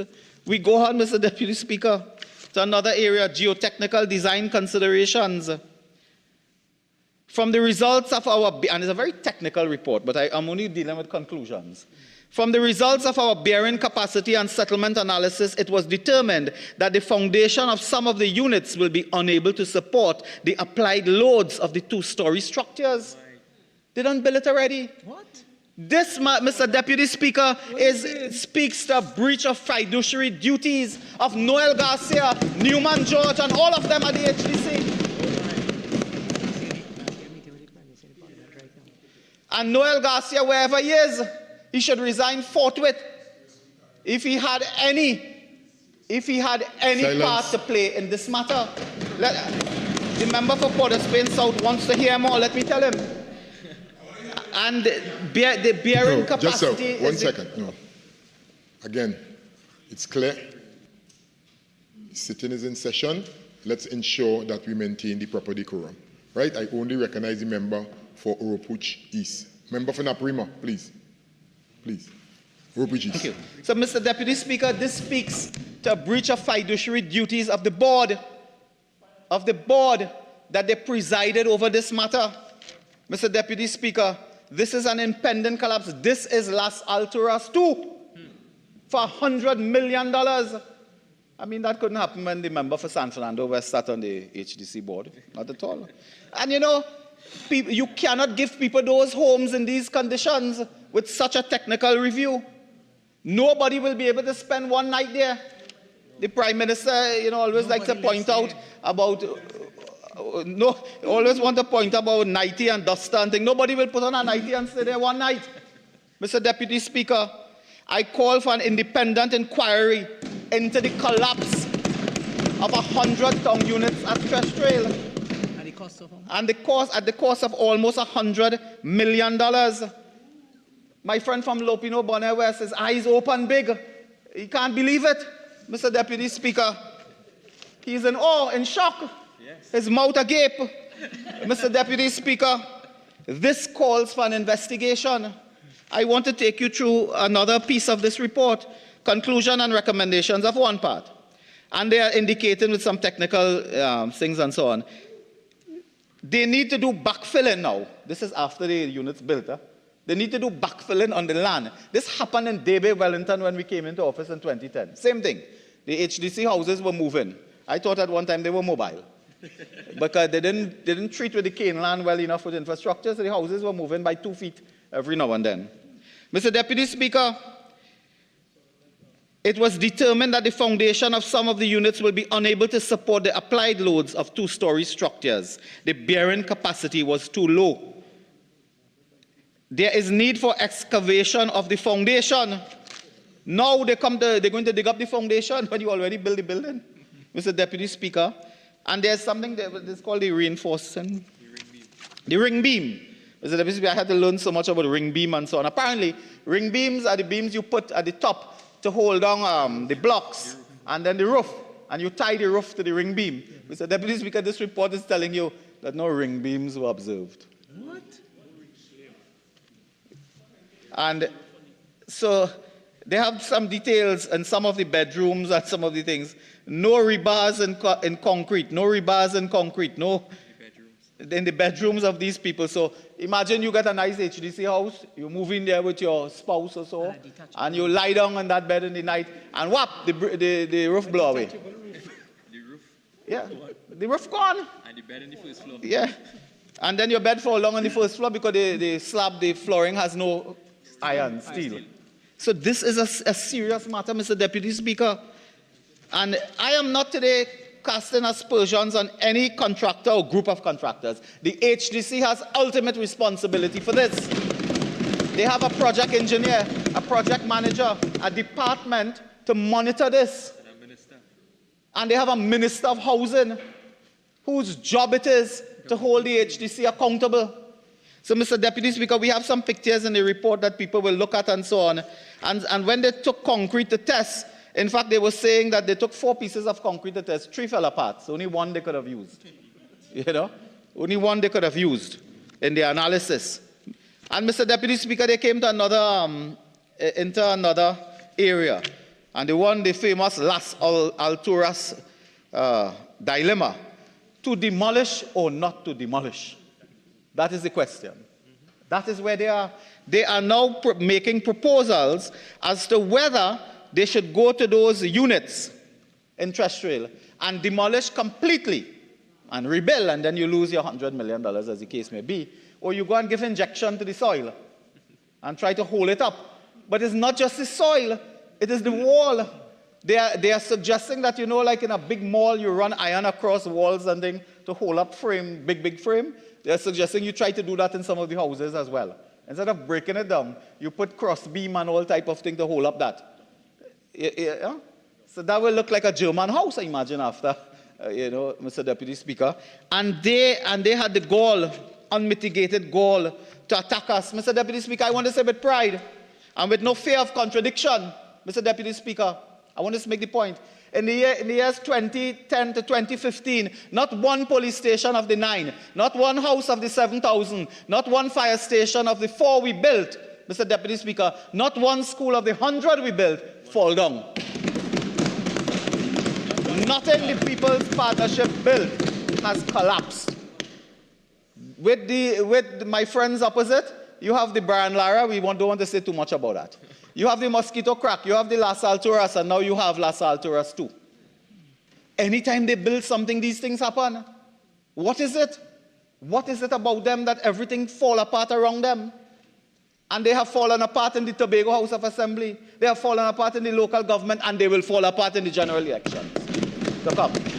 They are on the way out, Mr. Deputy Speaker, and we cannot continue this way, Mr. Deputy Speaker, where we have these types of reports coming to us, Mr. Deputy Speaker. And on that note, I have received complaints. Many people know I'm a former housing minister. that they were making before the local government elections. They had a lot of functions, giving out keys to people for HDC homes. They call back the people and take back the keys. Now, I don't know what to say again. I think they should give out computer cards or something. They take back the keys from the people who receive it because they said they have to do remedial work on the units. So that was just for the formality and the show to the public. So, Mr. Deputy Speaker, we call for this investigation into the terrestrial housing development and what appears to be $100 million going down the drain. And the report is here. If the report is fake, tell me. If the report is not true, tell me. If the technical details that they give here is incorrect, tell me. Tell me. It is in my hand, and I'm willing to share it. I'm willing to share this report. Mr. Deputy Speaker, so I don't want to continue anymore with housing in that area, but to really come back to an issue that I wanted to raise. Mr. Deputy Speaker, on the matter of crime and insecurity, a matter was raised in the public domain a few weeks ago, Mr. Deputy Speaker.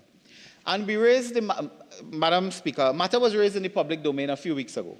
And I want to put on record our very deep concern with this new form of extortion that is perpetrated by alleged members of gangs, where they go to businessmen and demand security money.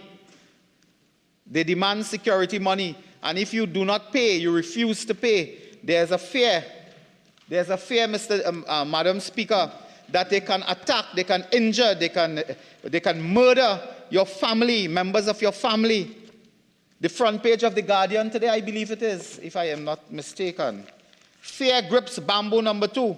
Businessmen report death threats from criminals, ordered to pay hundreds of thousands for protection. Some flee community, others want lockdown. This is the work of gangs. You know what is amazing? This government spent $45 million plus, it could be much more, to hire lawyers, Superintendent Special Reserve Police Kate McMahon from London and her team to come down here to persecute members of the UNC. $45 million plus.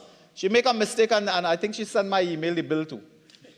She felt that if the PNM not paid, I should pay. And Madam Speaker, they spent $45 million plus, but they cannot spend money. They cannot spend money to strengthen the Trinidad and Tobago Police Service or to seek international help so that we can get some assistance to the police to deal with what is called serious and organized crime that includes gangs. All over the world, there's a threat, in different parts of the world. But we need, the time is coming when we may need international help. Because, Madam Speaker, let's be real.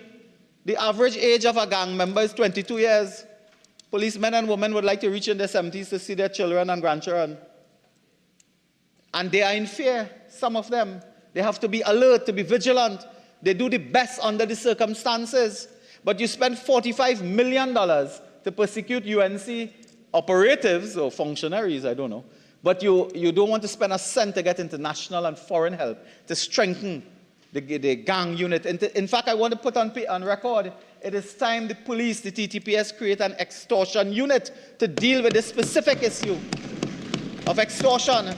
It may involve, Madam Speaker, it may involve amending the Larceny Act, because under the Larceny Act, the penalty, we believe, for extortion and demanding money by menace, as they call it, and so on, I believe is 5 years, 2 to 5 years. So imagine you are asking businessmen for millions of dollars in quote-unquote security money. If you get catch, it's 2 to 5 years. Maximum. This requires a stiff penalty, a stiff sentence to send the message. In a society, Madam Speaker, when a business person closes down their business and migrate, people lose their jobs. Nobody pays taxes. There's no income redistribution and redistribution. You collapse the economy. You depress the economy when the business community migrate and leave.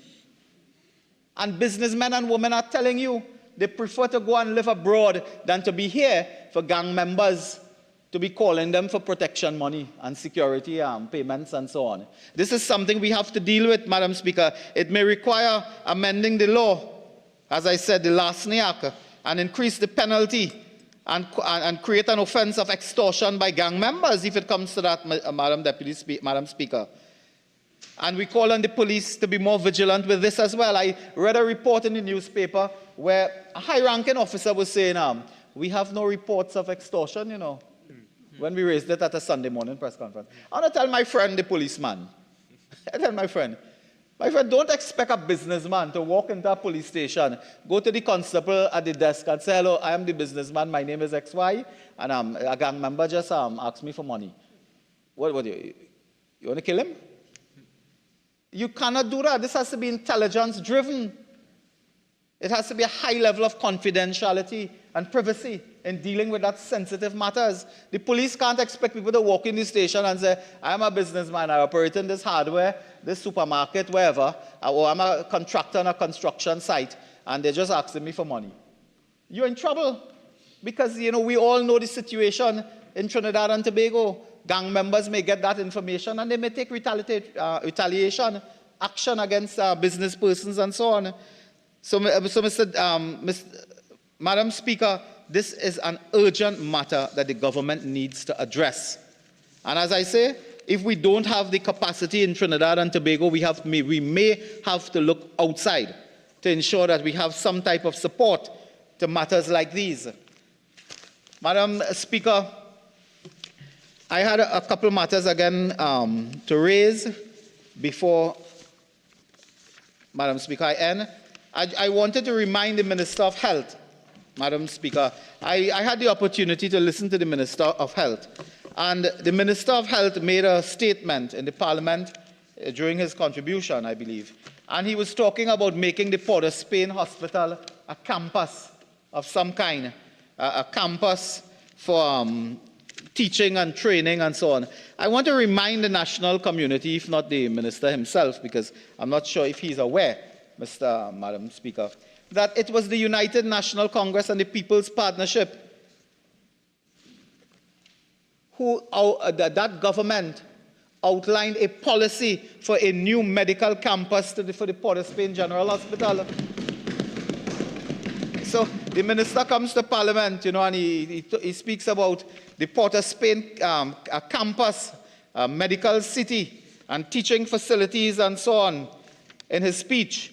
And I have a note, new medical campus coming to Port of Spain Hospital. Here the date on this, December 18, 2013, Trinidad Express. We would have done that already. That would have finished long time. Yes.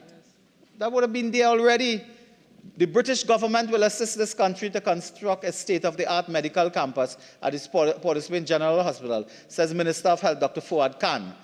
Khan spoke at a post-cabinet press conference and indicated that there was a memorandum of understanding for a proposed medical campus. That's a partnership idea. The partnership was going to implement that. 8 years, how much? No, well, not 8 years. 10 years later, we have a big announcement that a committee is being formed.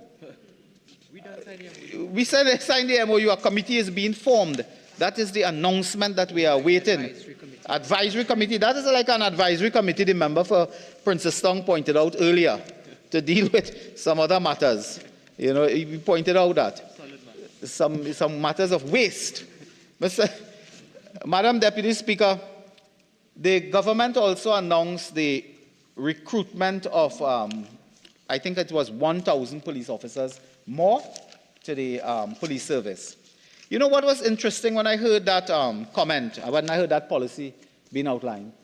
At the Joint Select Committee on National Security, we have had on several occasions the opportunity to examine... Member for Orupuchis, your original speaking time is now spent. You have 10 more minutes to wind up your contribution. You may proceed. Thank you very much. Madam Speaker, when the Commissioner of Police came to several of our meetings, you know, the Commissioner of Police gave us what appeared to us to be a very detailed crime reduction plan, dealing with several areas. It was really comprehensive enough for that purpose. And, of course, the Commissioner also made available to us a PowerPoint presentation and so on. And we looked at it, we examined that plan.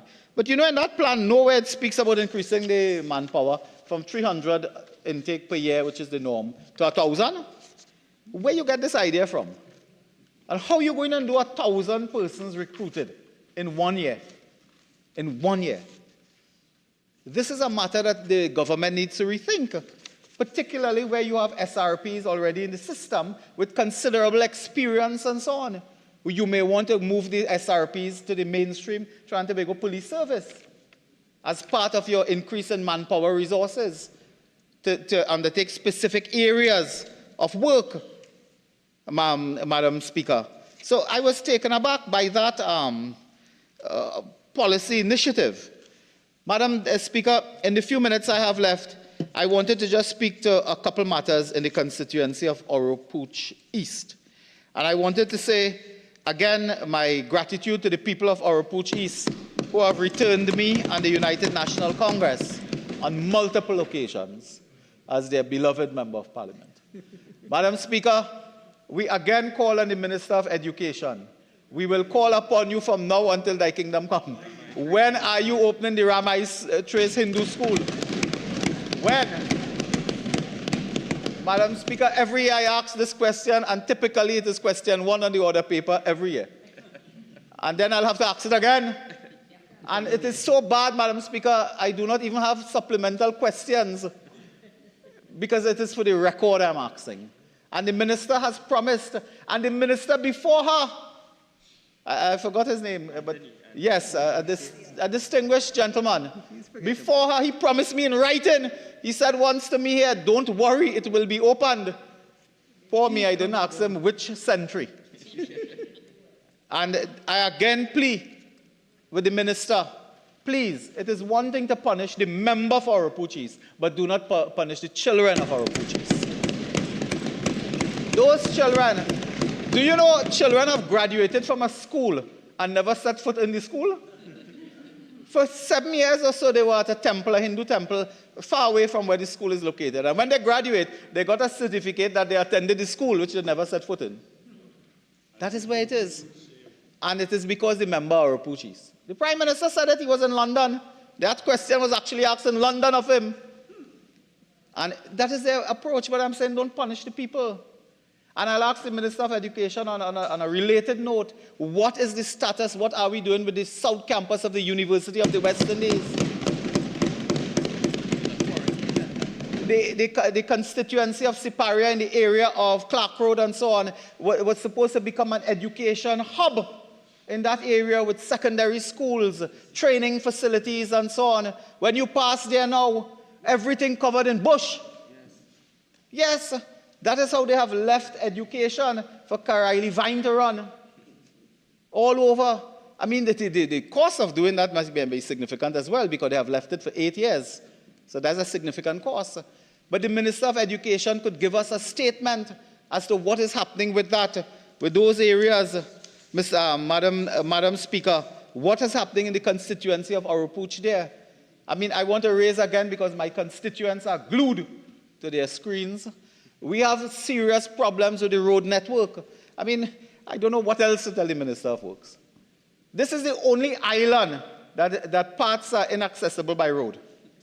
Normally, that's for continent and so on. You know, there are big countries with forests and so you say, okay, there's a point at which roads stop and you can't go by road. This is an island where there are some places you cannot go by road. In the Papuri Road in my constituency, Madam Speaker, long time you used to dodge the hole, now you cannot dodge anymore. You have to select which pothole am I going into. Let's decide that before. Because you can't dodge anymore. Bridges have collapsed in the constituency. We asked the minister for a bridge in Sahani Trace, a bridge in Barakpur. They put a temporary type of steel structure and so on. They told me, no, don't worry. Now, anytime the ministers on the other side tell me, don't worry, I worry. I frighten. And he's saying, so, Madam Speaker, these are questions I had for the Minister of Works and Transport. I know his hands are full, given the deplorable state of infrastructure in the country. His hands are full. I don't know, he's excited now that he's demitted office. Madam Speaker, but in the constituency, we have problems with education. We have problems with infrastructure. Water. I mean, I don't know what else to say about this problem with water in this country. This is the only island where 1 month you could drown in flood and the next month you have no water to drink. It's the only island this could happen. And that is a development gap. Madam Speaker, this government has presided over 8 years of lost development. It's called lost development in theory. I was recently abroad and a gentleman met me, elderly gentleman. He had been monitoring our politics for 40, 50 years. And he came to me and you know what he asked me? He said, Rudy, how did they do it? I said, what do you mean, how did they do it? He said, how did they do it? I said, how you do it? What do you mean? He said, how did that government destroy your country in such a short period of time? How did they do it? When you come to this country today, if you were here 10, 20 years ago, I imagine, and in great respect, even when Mr. Manning was Prime Minister, you know, he had some type of vision. And where if you came to this country 10, 20 years ago, it is unrecognizable today. If you land at Piaco, or you come, well, you know, you come to report, but if you land at Piaco, it is unrecognizable.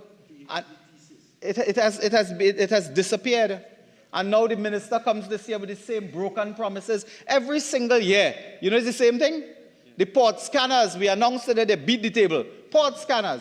You know, those port scanners are being procured about 5 years now. And when the head of customs came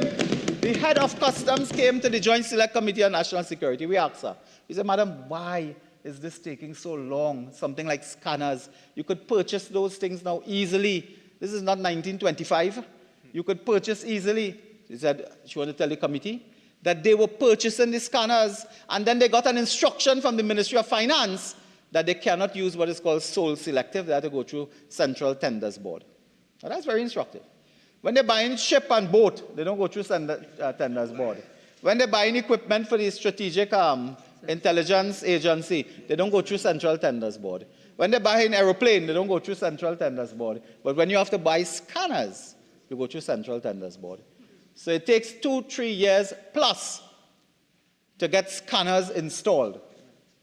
It takes years to get scanners installed. And one wonders whether or not that is deliberate. Because these things you can buy, they're like dialysis machines and so on. You can just buy 10, 20 and scatter them. You can buy that. And these are years, Madam Speaker, in closing, I know I'll have a couple minutes left. But in closing, I want to say that today, I also want to give hope to the people of Trinidad and Tobago. That as far as bad as it appears, the United National Congress is standing strong and standing our ground. And we have the personnel, we certainly have the support in the aftermath of the local government. We have the support, we have the personnel, we have the ideas. In fact, one thing you cannot say about the UNC and the member for Siparia, you cannot say that we don't have plans and policy. In fact, I was nicely surprised the next day after Siparia talk, the headline was, Kamla outlined 27-point plan. As if you need, you needed to see that. 27-point. You can give us 5-point. And Madam Speaker, we have the plans, we have the policies, we have the programs. Some we introduced already. We'll have to restart those programs to deal specifically with crime and the importation of illegal firearms and so on. We have the program, we have the personnel. We can mobilize this country. So I tell members of the national community, as down as you feel, as weak as you feel, as you may be in despair, you may be depressed, you may be sending me a message about this country collapse and gone through.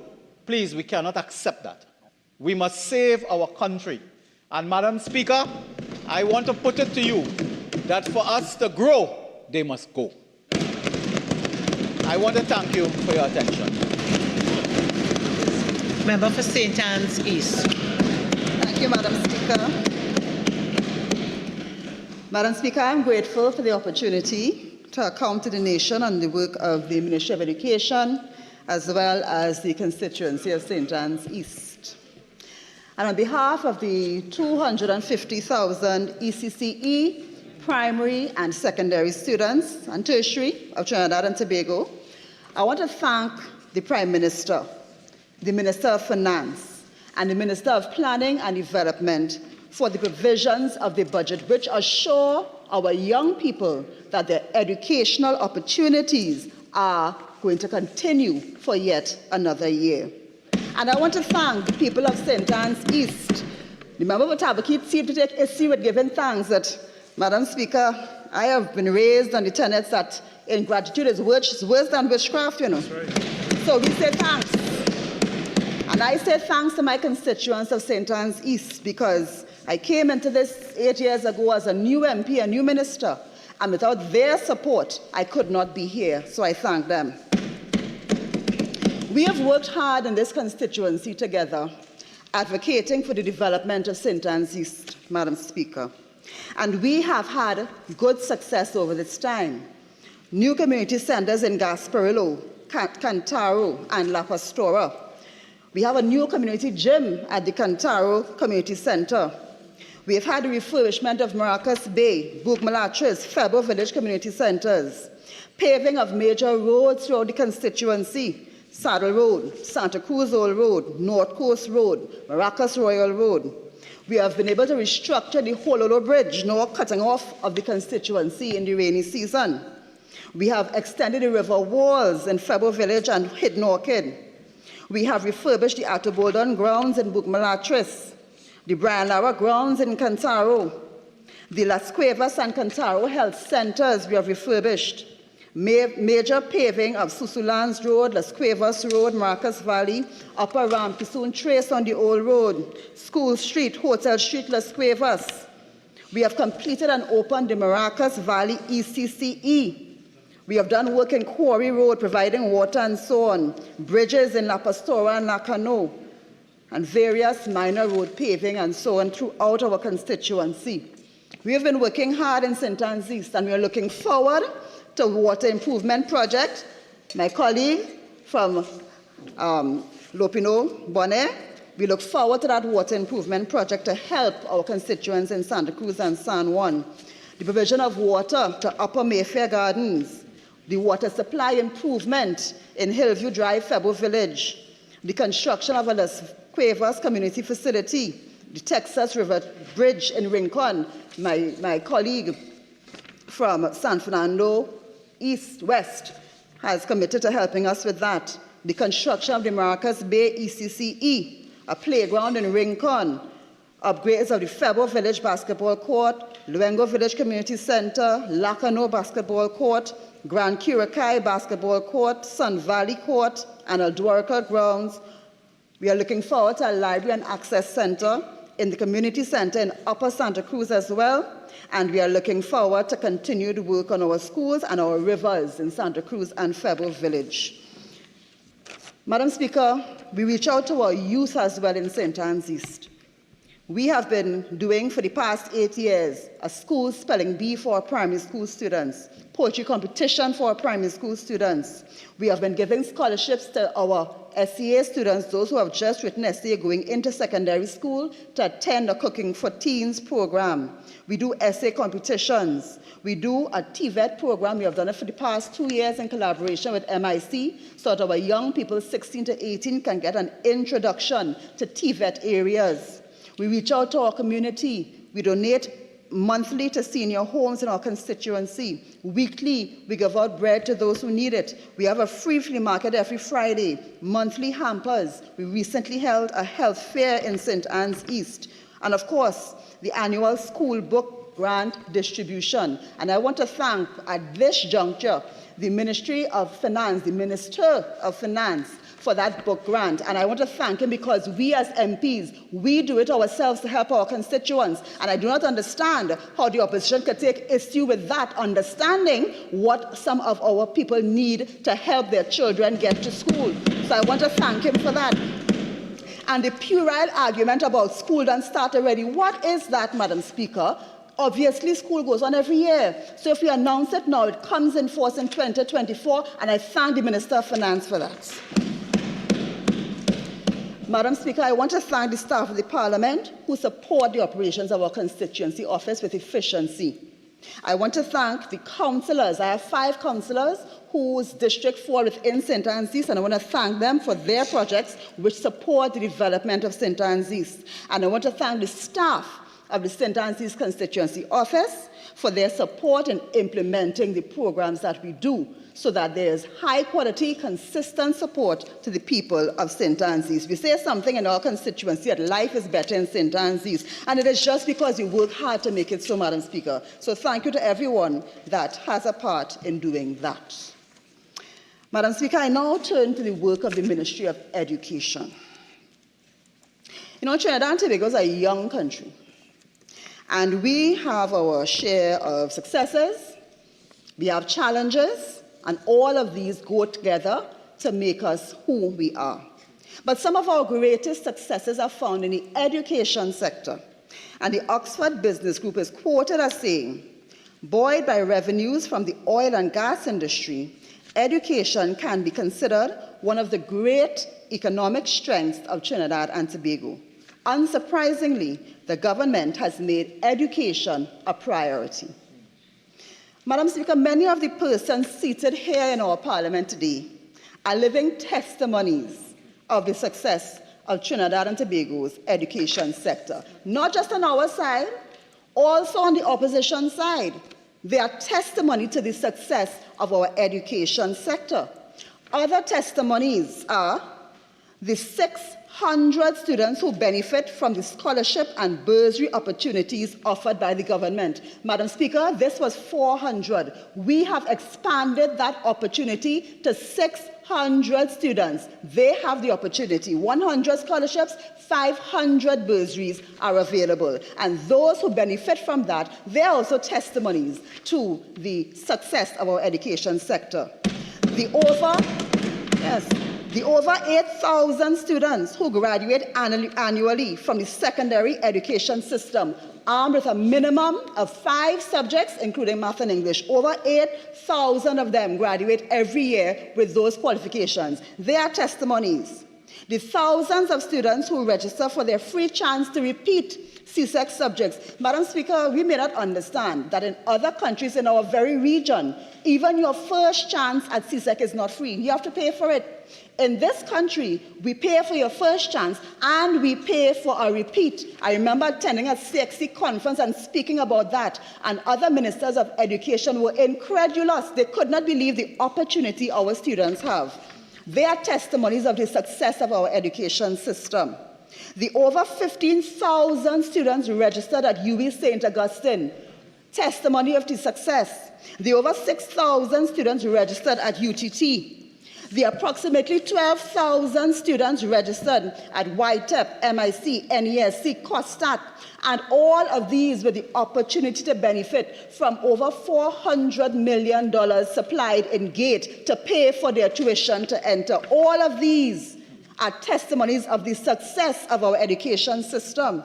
The thousands of young people taking advantage of training under the Ministry of Youth Development and National Service, Shade House, Homestead, Amplify, Leadership Training Program, MyLAT, MyPath, CCC. All of these are evidence of success of Trinidad and Tobago's education sector, and regardless of the challenges we have, like anyone else, let us not forget that we have successes and we have to celebrate them.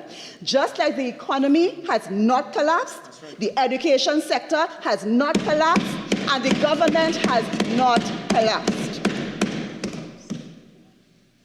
Madam Speaker, we have over 250,000 students throughout the education sector, and they're depending on the Ministry of Education to continue to create those enabling circumstances so that they too can be successes and testimonies of the success of our education sector. And we know why education is important, but it's good to repeat the words so that we keep it before us always.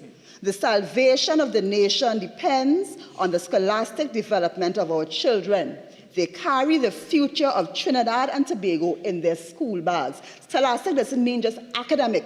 Scholastic means the whole package of education, holistic education. And Madam Speaker, I want to encourage parents, teachers, repeat these words to our students, to our children. Place before them on a continuous basis. Inundate them with their responsibility to country, so they understand that there is something that we are depending on them to do, which is to give us a bright future in Trinidad and Tobago.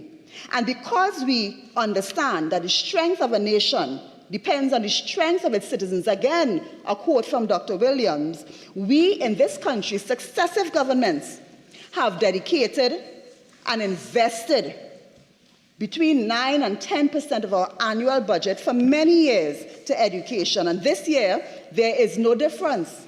This year, the Education Ministry has been allocated just over $6 billion, and I want to break down how that $6 billion is generally spent. Approximate figures. $2 billion pays teachers' salaries. $1.3 billion supports our post-secondary and tertiary institutions, UTT, UE, YTEP, MEST, etc. $700 million is allocated to GATE, scholarships and bursaries, and the HELP Fund. $500 million deals with recurrent miscellaneous expenditure at the Ministry of Education head office. That's your NIS, your CXC fees, insurance, vehicle maintenance, etc. $350 million pays the non-teaching Ministry of Education staff salaries. $320 million goes to school feeding, school transport programs. And let me just mention, over 10,000 students from 83 schools are transported daily. And in the last fiscal, the school feeding program would have prepared and distributed over 7 million breakfasts and 9 million lunches. $240 million repays loans for school repair that we have taken. $230 million deals with grants to public and private schools. And $180 million is allocated for school repair and furniture. So that's just a rough average of how that $6 million is distributed throughout the ministry and expended. And this investment, this 10% of our annual budget, we are investing that because we want to yield young citizens who are broadly and holistically educated, disciplined, skilled, productive, tolerant, and impassioned about energetically serving and developing Trinidad and Tobago with integrity. What I have just described, Madam Speaker, is the ideal Trinidad and Tobago citizen. We invest in education to develop the ideal Trinidad and Tobago citizen who will progress the development of Trinidad and Tobago. However, Madam Speaker, we have faced several challenges over our 61 years of independence in the achievement of the vision of education, which is modern, relevant, quality, equitable education for all. That's our current vision. There may have been different iterations over the years, different governments, different ministers, but it all boils down to producing the type of citizen that will progress our development. What are some of the challenges that we have faced over our 61 years and continue to face in some cases? Underperformance of schools and students, and this has been exacerbated by our COVID-19 experience. Inequity in educational opportunity, the need for the Education Act reform, student attrition, manual data collection systems, lack of digital databases, relevance of the curriculum, student violence and indiscipline, school infrastructure upgrade and maintenance, inefficient human resource management systems, staff and student mental health issues, parental disengagement, negative community influence on the schools, insufficient school resources, leadership crisis in the schools, low level of patriotism. These are the challenges that we have faced over the years, and we continue to face even as we go along the way in educating our students to create the ideal Trinidad and Tobago citizens. And as a nation, we also contend with challenges. And I'm quoting here from the Vision 2030 document: dependence on oil and natural gas price cycles, aging population and migration, food security and sustainability, dependence and entitlement, low productivity, weak institutions, crime and criminality, climate change and natural resource development, rapid advances in technology, managing a diverse society. These are some of our national challenges. Now, whether the educational challenges created the national challenges, or whether the national challenges created the educational challenges, that's a chicken and egg situation. However, these are what we face. This is our reality. It's been our reality for many years. We have been facing these challenges and surmounting them as we go along. So this $6 billion investment in education and every investment that we have made for the past years and the years to come must deal with these challenges that we have identified, that we know we face, and that we know we must overcome in terms of our plans, our policies, and our implementation. Madam Speaker, the Ministry of Education recently held a week-long conversation with the nation on the plans for education from 2023 to 2027. And this conversation followed our consultations, national consultations, in 2020 and 2021. And so that would have led us to the development of the Education Policy 2023 to 27. Madam Speaker, it is interesting to note that not a member of the United National Congress, including the two ministers that shadow education, they neither commented, either in person, email, virtual sessions were held, didn't comment. They gave no critical analysis of the policies that were discussed with principals, students, and the national public. The policies are available on the ministry's website, have been available for some time. Yet, the content of both ministers, shadow ministers, the content of what they gave in their contribution to this debate show that they read not a page of the policies that are available showing the plan for education. If you're not even inclined to look at what's happening in education, how are you qualified to even speak about what we are doing in the education sector? Madam Speaker, the national conversation was necessary because we need national buy-in and effort in order to change the course of education in Trinidad and Tobago. We say that education is everyone's business. The teachers, the students, the parents, the staff of the Ministry of Education, civil society, corporate Trinidad and Tobago, government officials, the opposition, if they are interested at all to even read the policies, and everyone. It's everyone's business because there'll be no attainment of Vision 2030 or any other developmental plan without a transformation in education. And quoting again from the Vision 2030 document, transformations must be undertaken so that we may begin to reverse non-progressive factors as well as nurture and efficiently use the positive ones towards catalyzing our nation's development. So let's talk about how the Ministry of Education is going to use our allocation to face the challenges that we know affect the education sector. And I'm going to speak about 5 sub-policies which support the education policy: re-engaging for success, digital transformation, cultural transformation through education, patriotism policy, and TVET revitalization. So I start with re-engaging for success. And this sub-policy seeks to address the following challenges: underperformance of schools and students, inequity in educational opportunity, student attrition, student violence and indiscipline, school infrastructure upgrade and maintenance, staff and student mental health issues, negative community influence in schools, insufficient school resources, leadership crisis in schools.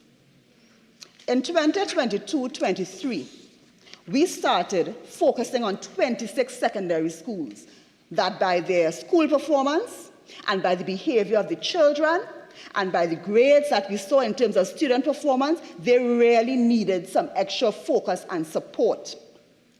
We extended this during that academic year, which was the last academic year, last fiscal, to 106 schools, because we added 80 primary schools, understanding that we could not deal with the problem at the end. We needed to deal with the problem at the source. So we have 106 schools of focus that we are focusing on in terms of resources and support so that we could increase school performance, we could increase the discipline of our students and the student performance and success.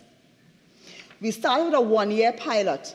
During the last academic year, the last fiscal, again, what we did is that we sought and received approval to extend this to 3 years because we understood that what we were seeing, the progress of this initiative, it was giving us the right signals, and we knew that what we needed to address would not be addressed in 1 year. It's not a quick fix. It's something that would take us some time. So the critical infrastructure repair, that was a part of this re-engaging for success.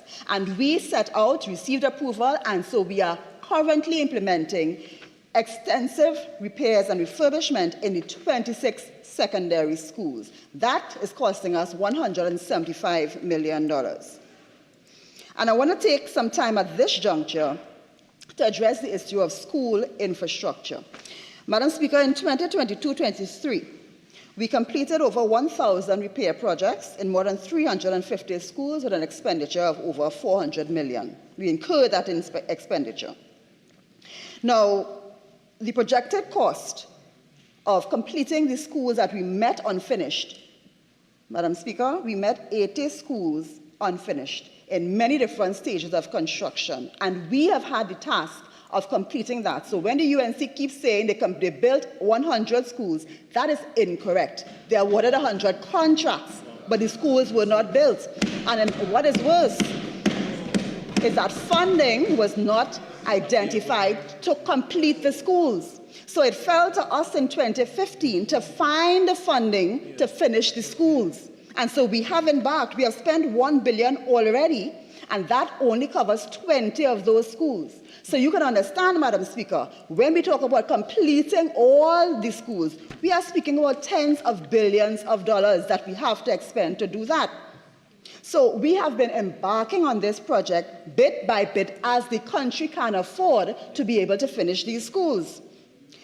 Our existing school stock is aged. We have 53 schools over 100 years old, 260 between 60 and 100 years old, 125 between 30 and 50 years old. It takes a lot of maintenance. Every single day, there are multiple schools presenting with issues, and many of them are issues that could shut down a school: sewer, plumbing, electrical, structural integrity. So for that reason, you would find a triage system in place where we take the ones that are the most serious and attend to those first, so at least school can continue and educational continuity is assured. So, Madam Speaker, that would explain why there are schools that need work to be done. But if these works are not as critical as others, you would find the work being done on the others to make sure that the school continues.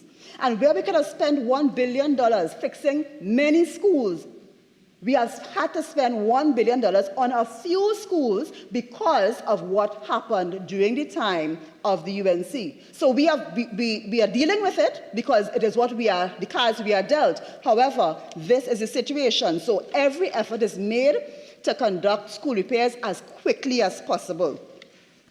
However, we have to now consider that there are many, many schools that need infrastructure repair, and so we balance that as we go along.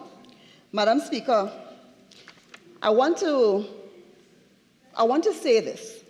Leadership of the education sector is a very, very complex, fraught with challenges task. And it requires both base-level thinking and higher-order thinking. So when someone offers that if you can't deal with brick and mortar, how could you deal with anything else? I want to say this to the member, through you, to the member for Tabaquite.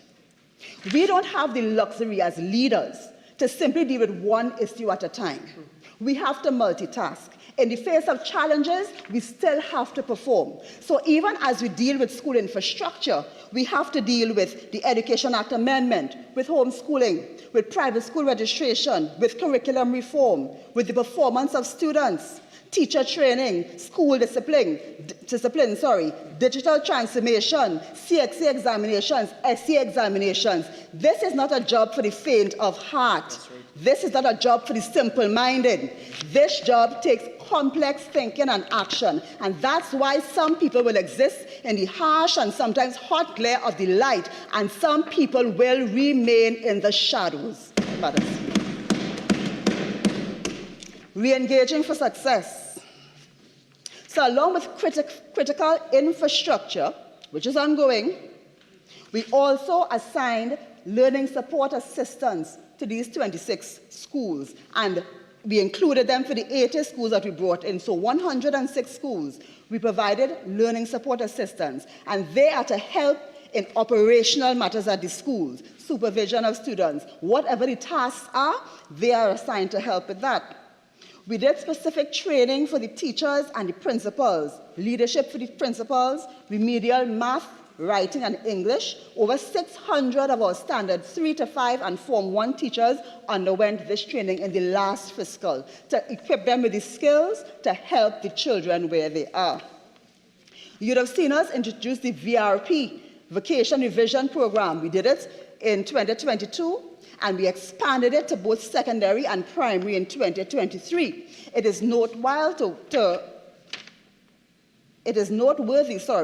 that in 2023, we had less secondary school students in the program because more of them had done better at the SEA. So we are not instituting a culture of remedial work.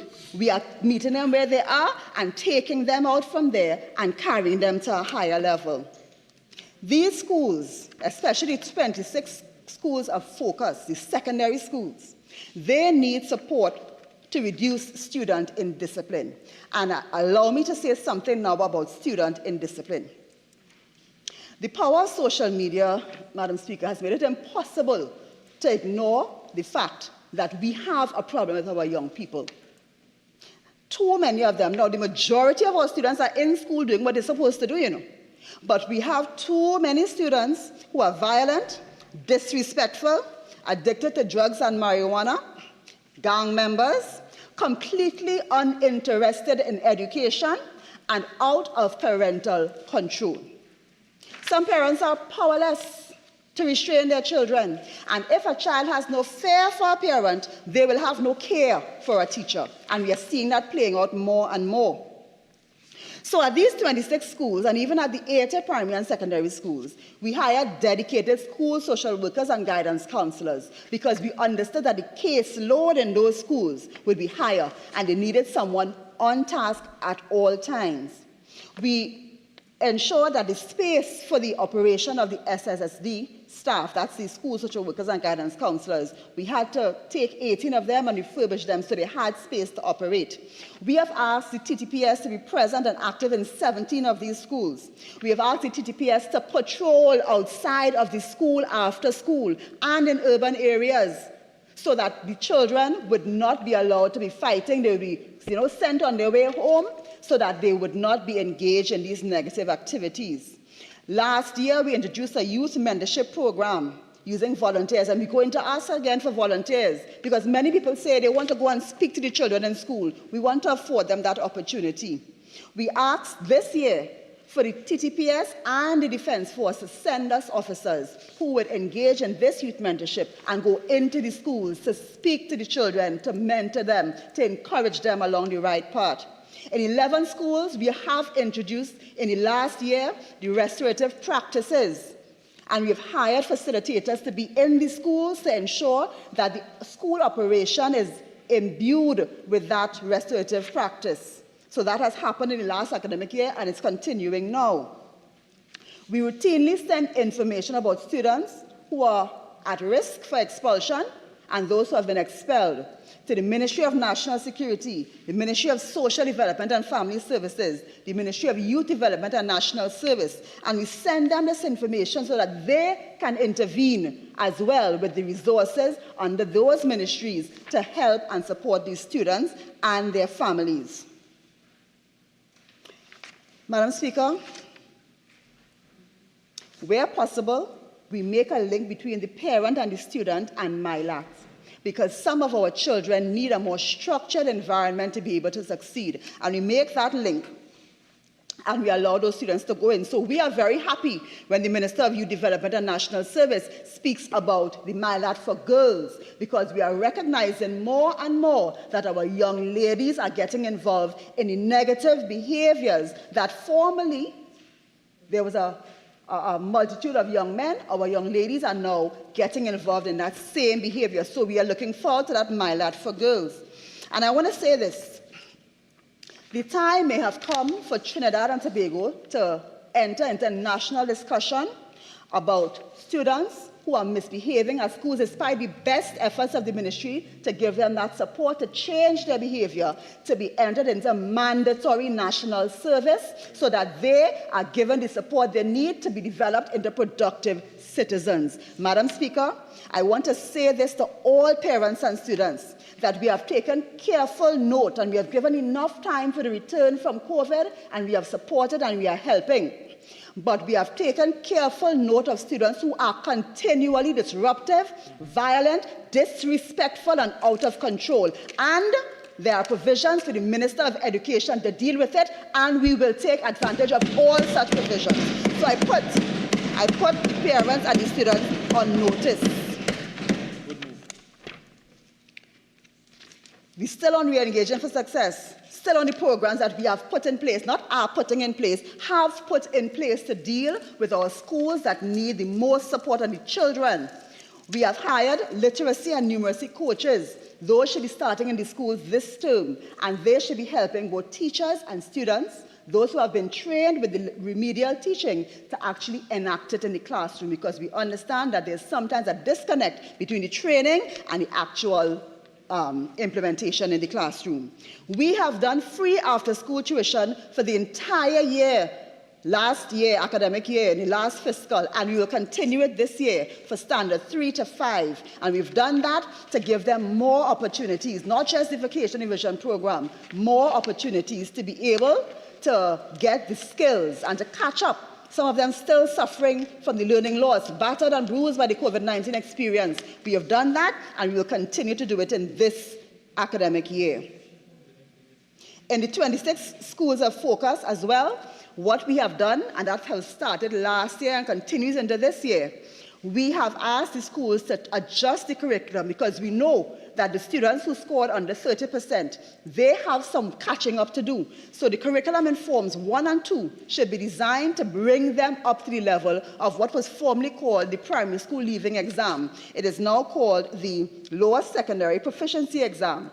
And so in Form 2, they're going to sit that exam, and that will allow them to know that they have reached to the stage of what should be the standard 5 level of math and English, and then they could move forward from Forms 3 to 5, doing 5 subjects in CXC, their math, their English, and 3 others, including some TVET, which we are introducing from Form 1. So it gives those students a different way of operation, so they're not expected to come from behind, scoring under 30% in their SEA and still reach the same level as others who have a better chance at success, being better prepared at the primary school level.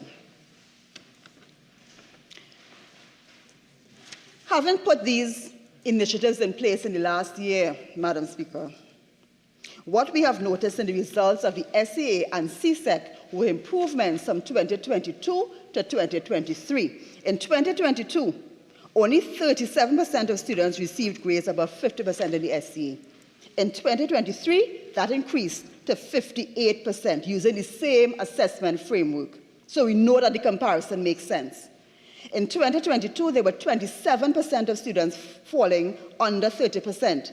In 2023, that reduced to 13%. Again, using the same assessment framework, so we know the comparison makes sense. So when through you, Madam Speaker, when the member for Tabaquit speaks about the increased SCA grades of the time under the United National Congress using a completely different framework, it does not make sense to compare. It does not make sense because they're not comparing apples with apples. And in fact, Madam Speaker, I may, what they say, you look like you have puppy look and dog age. Madam Speaker, you see, I have a little years on the member for Tabaquit. And that CAC, that continuous assessment component that was introduced into the SCA, they may have had good intentions, but it was a terrible thing that they did because they did it very hurriedly, and they did it to be able to increase the grades without increasing the quality and significantly lowering the quality of the SCA exam. So yes, there are many children who were disadvantaged and many who benefited from a system that there were no proper checks and balances for the quality of the exam. And for the member for Tabaquit, who prides herself on data, to stand here and speak about that as though you're comparing apples and apples with what we are doing now, that is disingenuous. I think it was intentional, and that is not right. That is not right. I had a child Why I tell you, where I go on, remember now come in. I had a child who did SCA before CSE, during CSE, and after CSE. And I could tell you, Madam Speaker, the difficulties we had as parents. So, through you, to the member of Tabakit, please, when you're coming to this house, compare apples with apples and tell the people the truth. The truth. And if the policy you want us to use is to lower the standard to increase the pass rate, I can assure you that is not the PNM way, and we will not do that. We will do the right things. 48.6. Is it to impute that this member is not speaking the truth? Is it? Please continue, member. Thank you, Madam Speaker. Madam Speaker,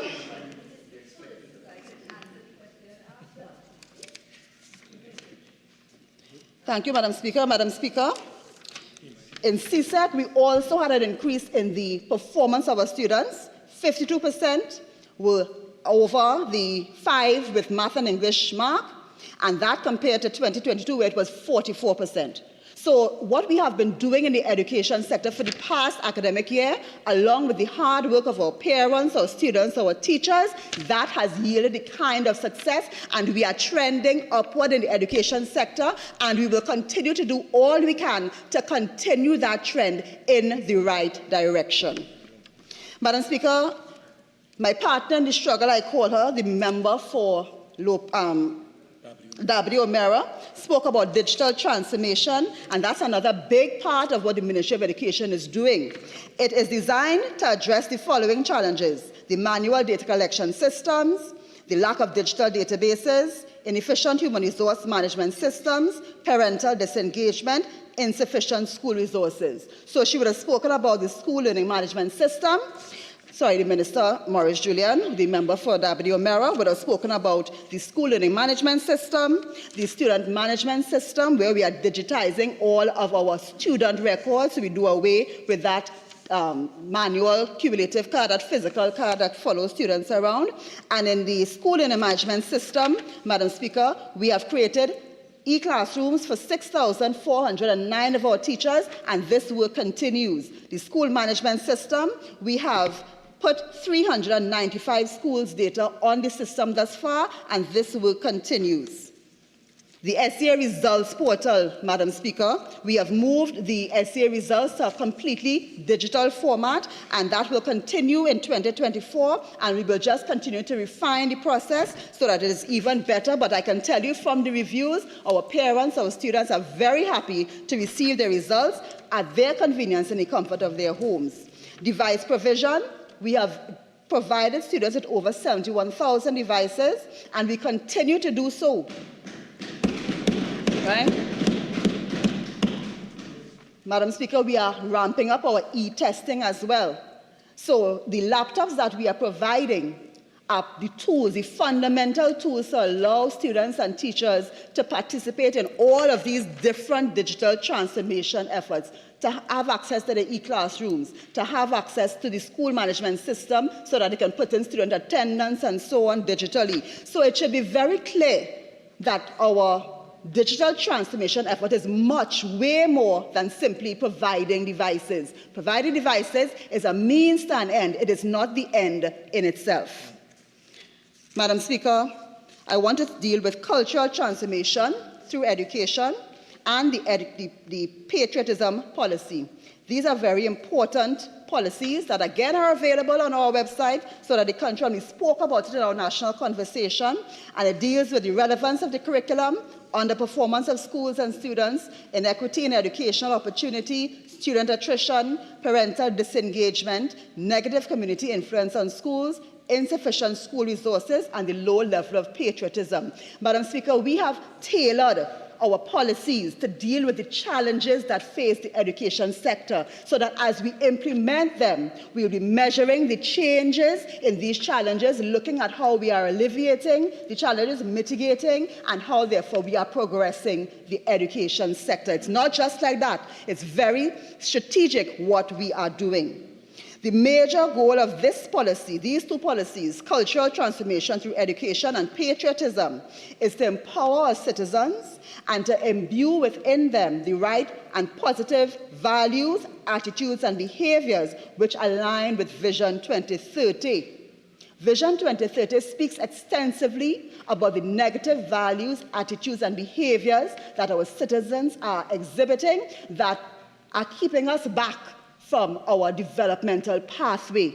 So if we are educating to create the citizens that are going to develop the country, we have to look closely at how we inculcate these values, attitudes, and behaviors so that our citizens will now display those and we'll be able to move forward in our developmental agenda. And I want to encourage all parents, all citizens to take a look at these policies to see exactly what they entail, because it's going to change the way our students are experiencing education in their schools. It is going to change the way our teachers are teaching, and this is a very fundamental change in the way we are operating the education system.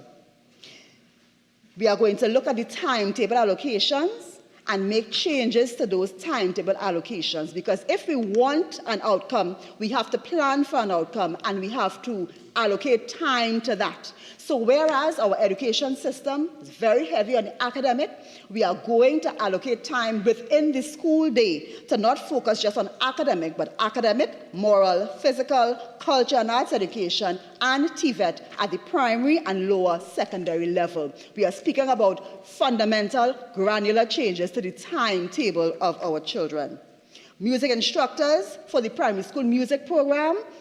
And many people have been asking me about this. We have increased that to from 50 to 100, and we are currently hiring those in anticipation of ensuring our students have the culture and arts education part of what is planned for them. We are going to increase the use of portfolios and formative assessment for termly assessment, especially at the infant level. So we are speaking about reducing examinations and pushing the authentic assessments of formative assessment and portfolios, both physical and, as the students progress in primary school, digital portfolios with student presentations. Because if we are speaking about inculcating 21st century skills, we have to prepare our students to do that at the lowest levels. And so that is where we are going to infuse the digital portfolios, and we are going to ensure that our students have the skill of student presentation, which is fundamental in today's world.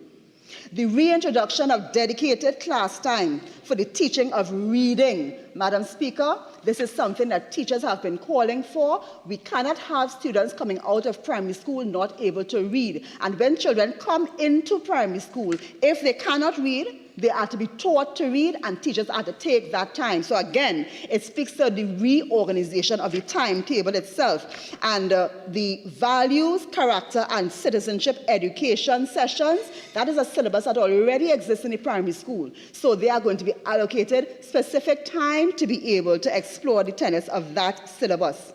The daily form teacher periods and weekly class sessions. At the secondary level, Madam Speaker, we are going to have to intervene to ensure that our students in the upper secondary school, they use this time to link with credit unions and banks to get them their bank card, get them their ID cards. Madam Speaker, we have people who are in their 20s with children, no ID card, no bank card. They've never been introduced to financial literacy at all. And we are saying that in the education system, that's what we have to do, because what they used to do on the outside and parents would do, it's not being done. So we face that reality and we change our timetable to allow these things to be introduced at the level of the school. So that's why we are so happy to see that Junior Achievers Program, and thank you, Minister of Finance, for bringing it back. Along the way, we lost some of these things because we started to focus so much on academic, which is excellent and important, but our students need broader development than that if they are going to become the ideal Trinidad and Tobago citizens that we are looking for. Things as simple as singing the national anthem every day, saying the national pledge every day. These are things that we lost along the way. Member for St. Anne's East, your original speaking time is now expired. You have an additional 10 minutes to complete your presentation if you wish. So much, Madam Speaker, I will avail myself of that. We have mandatory termly activities that we have to introduce. A No to Violence Day. We are introducing that in our schools. Annual activities, Madam Speaker. Performing arts production. It was a normal thing to have a concert in school. That has been lost along the way as well. We are asking our schools to implement a student-led community service project. That way, the students understand their responsibility to the community and their responsibility to the country. And it doesn't have to be complex. It can be simple as going to an old people's home in your community and singing a couple of songs to them. As simple as that. It doesn't have to cost. It just takes thought and it takes creativity to be able to show our children a different way. Visual arts exhibition, sports day, career day, science fair, class field trips. It may sound interesting to some that we have to mandate these things, but Madam Speaker, what has been happening is that some of these things were not written into policy, and therefore, as characters changed, principles changed, these things fell by the wayside, and so some of our students are not experiencing a school life that allows them the opportunity to develop skills that they should. And we see that playing out all over. So therefore, we are saying that these things that used to happen, you have to do them now. It's mandatory. We're going to support you in completing these activities so that there is equity in educational opportunity. Some mustn't have it and some don't. So we are going to support. We understand that what we are speaking about here is something that's not simple. And this cultural transformation through education, that is carded to take place over 2 academic years. We have started already in this academic year by introducing the mandatory activities. In the next academic year, that's when we're going to tackle the timetable changes and so on, and the curricular changes. And so this year is going to be spent preparing for that, doing the requisite training and so on, so that we can get to that stage. We know it's not going to be immediate. We know it's a paradigm shift we are suggesting. We understand that it's mindsets we are changing, behaviors we are changing, but we are determined that this is our Trinidad and Tobago and we want a better one. And therefore, we have to start from the education sector to build the Trinidad and Tobago that we want to exist in.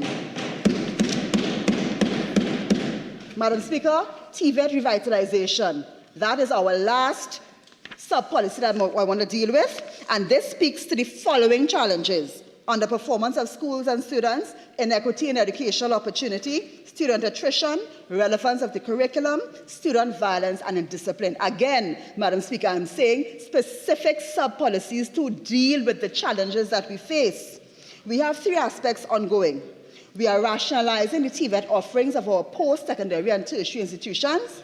We are repairing school TVET laboratories in the 26 secondary schools of focus, and we are sensitizing students in those schools to the availability of the opportunity at the tertiary and post-secondary level. We've had MIC, NESC, and so on going into the schools and having career days. Our next stage is linking those schools with the post-secondary institutions so that we can have a deepening of the engagement so students can understand the articulation that is easy between the secondary school into the post-secondary level so that they can have a clearer sight of their career path. And I want to introduce this again into national conversation. I've been approached by persons who believe that a TVET subject should be mandatory at the CSEC level for all students, a TVET subject being mandatory at the CSEC level for all students. And this is something that has been brought up, and it's something we can discuss further because people are understanding the skills that TVET brings to our students. So in conclusion, this world faces unprecedented challenges. And we have spent phase 2021 and 22 on consultation, research, and planning. We are now at implementation stage. We have sensitized the public about what we are doing, how we are moving forward, because we need all the assistance we can get. And we know that this transformation will take time. It's not simple. And what I'm describing is the work program of the ministry for the next 5 years, 5 to 7 years. It's a lot of work to do, but we have the will, we have the commitment. And I want to thank the honorable member for W. Mera, my partner in the struggle, the PSS of the Ministry of Education, all directors and staff of the ministry, the boards and the CEOs of all institutions under the ministry, administrators, teachers, non-teaching staff, parents, students, education stakeholders, TNTech and TSTT, I have to thank them as well because they are valuable partners and help us a lot. And WASA, Madam Speaker, I want to thank WASA. Minister, I want to thank WASA. I also want to thank Civil and Corporate Trinidad and Tobago. And let me say a word about Corporate Trinidad and Tobago. I want to thank the Minister of Finance for ensuring that there is a facility which gives a tax break for donations to schools. I want to thank him because when we needed it the most, Madam Speaker, during the COVID-19 experience, Civil Corporate Trinidad and Tobago, stood up like champions and supported our schools with devices. And we are calling on them again because even as our schools have to do these mandatory activities, they will need support. I want to thank most recently TTMA and Unicoma for coming forward and helping us with vision screening and provision of eyeglasses in 40 of our primary schools of focus. Those schools that need the most support, they have come forward and they, as recent as this week, have committed to providing the vision screening and the eyeglasses for the children who need it. Thank you, Corporate Trinidad and Tobago, and we will be coming to you. We'll be coming to you. And I heard the leader of the opposition say something, and she said, we're begging the corporate sector. It is in their interest to support the education sector. Where is their qualified workforce coming from in the next few years? From the education sector. So it's in their interest to partner with us, and we thank God that they don't share it as that view as begging. They see the opportunity to partner with us, and they are doing so. Thank you, and we are coming to you even more. Madam Speaker, in my last couple of minutes, I want to quote the words of Prime Minister Dr. Keith Rowley at the CARICOM Summit on Crime, hosted in Trinidad and Tobago in April 2023, as I just deal with the last aspect of our education transformation. We have all continued to be haunted by violence from the domestic quarters at home to our schoolyards, to our streets and borders. Violence in the Caribbean is a public health emergency which threatens our lives, our economies, our national security, and by extension, every aspect of our well-being. I'm quoting the Prime Minister's words because I want to now give the spin and give the understanding of what education does in terms of crime. And I'm not using my words. I'm going to use the words of another citizen, Cuthbert Sandy of Point Fortin, in a letter to the editor in August 2023. And he said, education is the key to preventing crime. Less educated people are more likely to be convicted and their children are more likely to commit crime. Education plays a key role in the reduction of crime. Therefore, Madam Speaker, in my last 2 minutes, when we speak at the Ministry of Education to the vision of modern, relevant, equitable education for all, it is to create the ideal Trinidad and Tobago citizen, and it strikes at the heart of crime and criminality and the development of Vision 2030. Madam Speaker, we invite all citizens, including the members on the other side, to visit our website, look at our policy, read it, analyze it. If you have comments, bring it to us and join us on the road to transformation. The future of Trinidad and Tobago depends on it. Education is everyone's business. Thank you, Madam Speaker.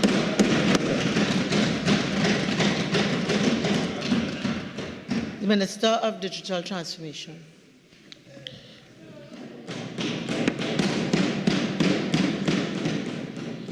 Thank you, Madam Speaker. It is really and truly a privilege and an honor to come to this House to contribute on this most important debate. I must start by thanking the Minister of Finance for his extremely lucid and comprehensive presentation of the fiscal package that we had so far. And, looking at this from out of the chamber, it would seem that there is very little criticism, if any at all, of the measures and the fiscal measures that were put into the budget. I think the conversations around the community, wider community, have been on other things, but certainly not in the direction and the fiscal measures that have been placed inside of the budget. So, Minister of Finance, my congratulations. The Ministry of Digital Transformation has a very important role in the development of a number of the initiatives that are being funded under the allocations of the budget. But I don't get to be in this House very often, so maybe I should, through you, Madam Speaker, give a little bit of the background of what this young ministry has been up to over the time in which it has been in existence. It's just a little bit over 2 years. One of the founding principles upon which the ministry was formed is that we really wanted to populate it with young, enthusiastic, capable people. You would recognize, of course, Madam Speaker, that the digital space is primarily a young person's game.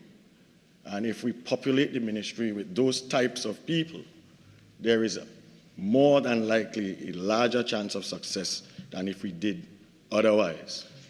I want to thank the Minister of Education for participating in a cabinet-approved program that allowed us to receive tranches of returning scholars every year. We are getting our third tranche now. And those people actually have become, in a lot of ways, the face and the driving forces behind a number of the initiatives that are happening within the Ministry of Finance, within the Ministry of Digital Transformation and funded by the Ministry of Finance. So the ministry itself is in quite a maturing phase. The first year we took the time to establish what was happening in the landscape, look around what is happening in Trinidad and Tobago, look around the ministries, divisions and agencies, social services, everything that was there, and see what was possible and what needed to be done. We started doing some planning in that phase as well as trying to assist where we could with a number of ministries, divisions, and agencies that were struggling in their digital quests. In the second year, those plans were brought to fruition. Of course, we're building the ministry as well. The second year, a lot of those plans came to fruition. They were firmed up, and projects themselves were initiated, of course, funded under the allocations we had last year. I would have come to this House last year and done exactly the same thing I'm doing now, which was to highlight what our plans were and what we were going to do at that time. In the third year, which is where we are now, we've moved, again, evolved from that, and we're now in the space where we're implementing a number of those programs, and that implementation is well underway. It is important to note that in this type of transformation, the ministries, divisions, and agencies all have allocations for the work that they have to do. And the Ministry of Digital Transformation is providing guidance in a lot of cases, control in some cases, referencing in a number of cases, as well as the ministry itself taking on flagship and cross-cutting projects that are fundamental to all of the things that we have to do in Trinidad and Tobago. The digital transformation agenda is really being constructed in three interconnecting pillars. Three things: a digital society, a digital economy, and a digital government. And I would have said those, and we didn't take them from anywhere. Those were the things that we came up with, again, when we were doing this in the planning phase. But if you look through digital transformation efforts anywhere across the world, you will find that those, or some variation of that, represents what needs to be done. I'll probably explain what those are as I go a little bit deeper into what it is I'm trying to do.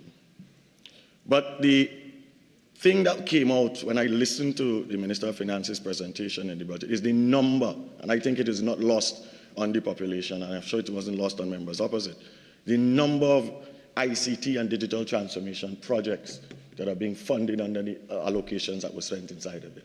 Almost every single ministry and agency, division and agency has within it some component of ICT or digital transformation working inside of it. So the question then becomes, how is the Ministry of Digital Transformation involved in those projects? Well, firstly, we have and have been given the mandate to ensure that the strategy that we're implementing across all of government is adhered to and respected and aligned with the things that these ministries are doing on their own. So during the budget presentation, you would have heard a number of successes, particularly in the financial space that is going on. And again, I should compliment the TTIFC for its work that it's doing inside of there as well, in bringing a number of fiscal and financial type pieces too. The ministries, divisions, and agencies, and ultimately to the people of Trinidad and Tobago in the financial space. But the idea is that we have this responsibility to ensure that the actions and the projects that are going on within those ministries fall and are aligned with the strategies that we have, and we make sure that we do that. The other thing that we do, of course, and I said that apart from the technical advice and so on, is that we have direct responsibility and planning and for implementation for cross-cutting whole of government digital transformation initiatives. And those will include some of them that were mentioned again in the budget presentation, including the interoperability networks, EID, some levels of cybersecurity and operations, some physical infrastructure dealing with data centers, etc., etc. I will speak a bit about those as we go along. The Ministry of Digital Transformation is a partnership ministry. I don't know how else to say it. It is a partnership ministry. We partner with local agencies, foreign agencies, civil society, everyone really that can contribute and work with us, we partner with them once they are designed and fit for purpose. In the budget presentation, you would have heard of the initiative with ALTA as it relates to CPEP. Well, this is quite, it's an extensive thing, but I think it is useful for people to understand, and through you, Madam Speaker, I'll explain how some of these relationships have come about. Some of them are organic and some of them are intuitive, but some of them come about simply because people recognize that resources are being made available and they can be used to benefit the society in a larger way.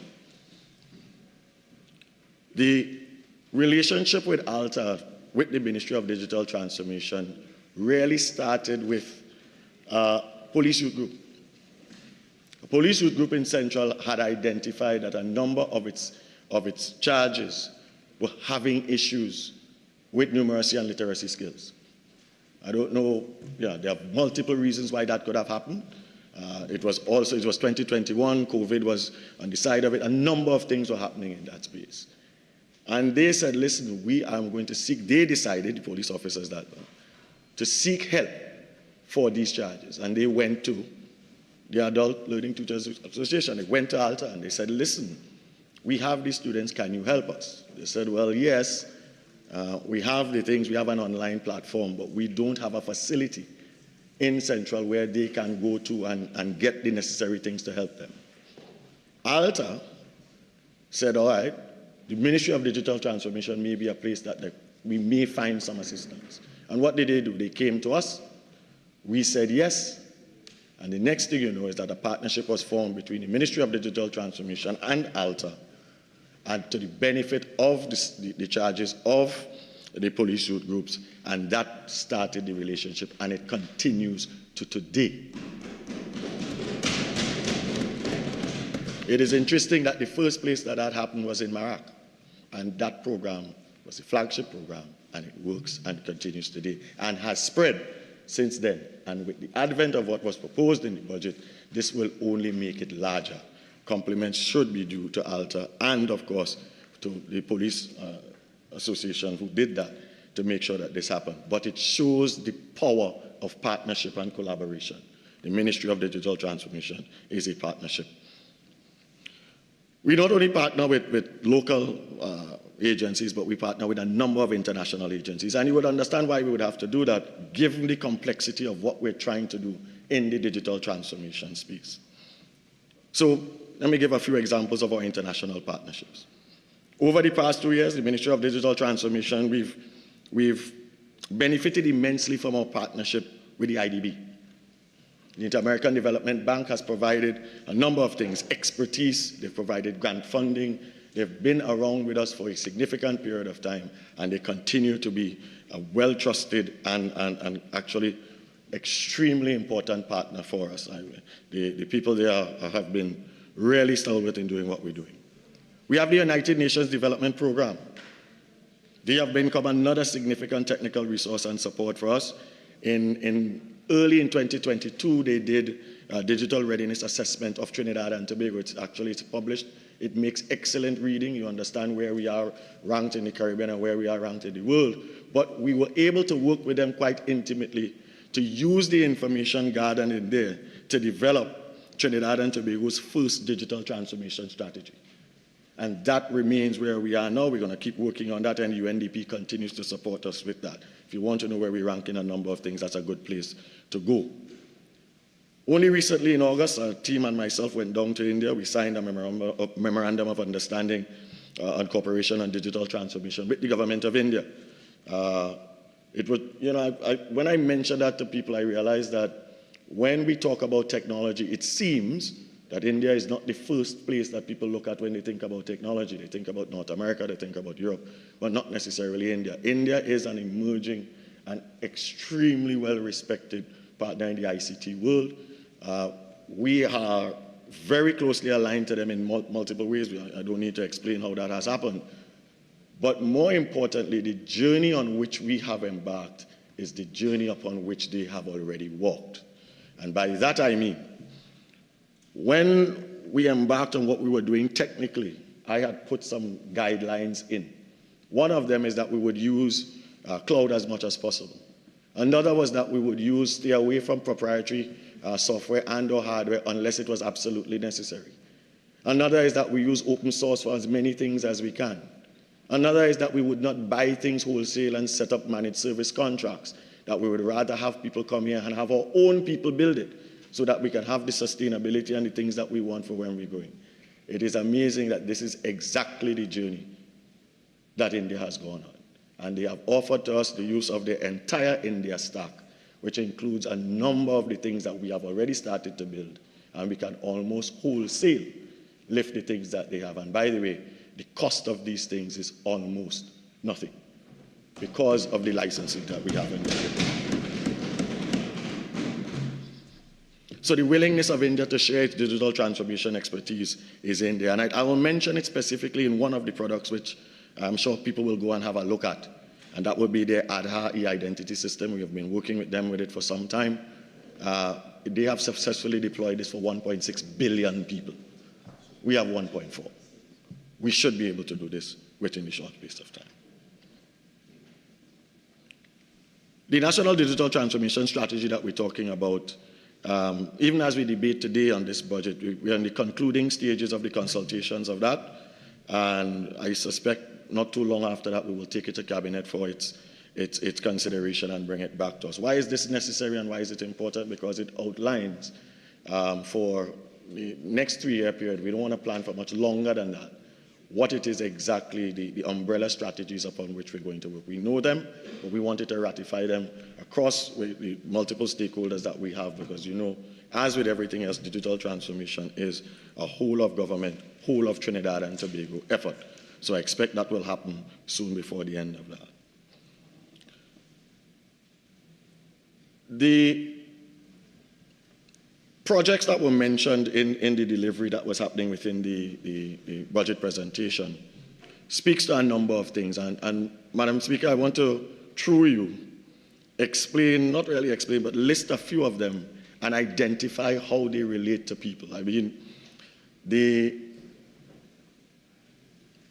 Minister of Education just spoke, member of St. Anne's East, indicated a number of initiatives, and a number of them included digital transformation. Madam Speaker, one of the things that happens when you introduce technology into things, and if you do it right, you find high levels of efficiency, but in a lot of cases, it is the least expensive way to achieve anything. One of the things that you would have heard about, and I'm sure it's a topic that comes up with the opposition as well, is the procurement of laptops for the use in schools. Madam Speaker, let me give you a very short story.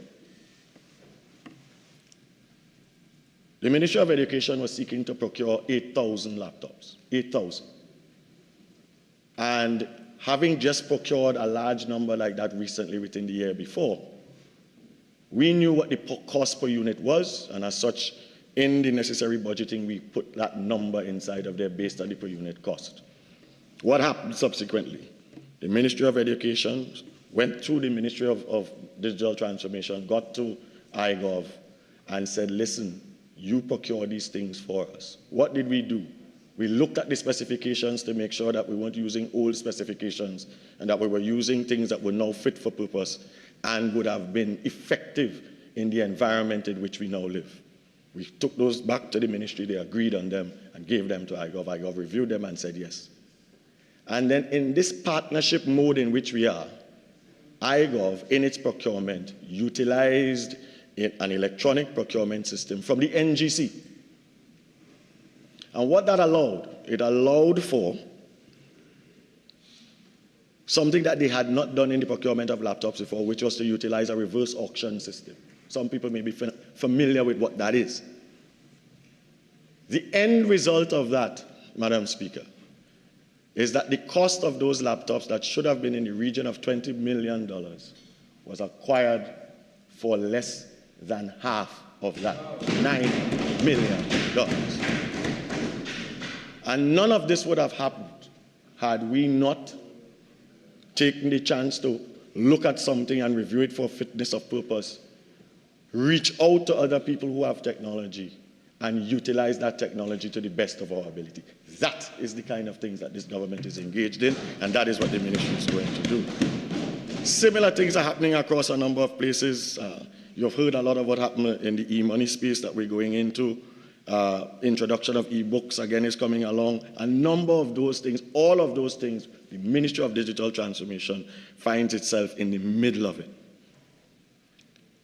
Another myth that happens is that the entire spend of the government on ICT and ICT development resides within the Ministry of Digital Transformation. It does not. All ministries, and in the previous year, I sat at all the budget meetings and sought to increase and get the cooperation of the Minister of Finance to increase the allocations for ICT for various ministries to ensure that they were able to fulfill the requirements that they had so that they would be able to be fully participant in where it is. It was about 340 million in 2022, 2023, 437, and I expect this year it's not much different to that.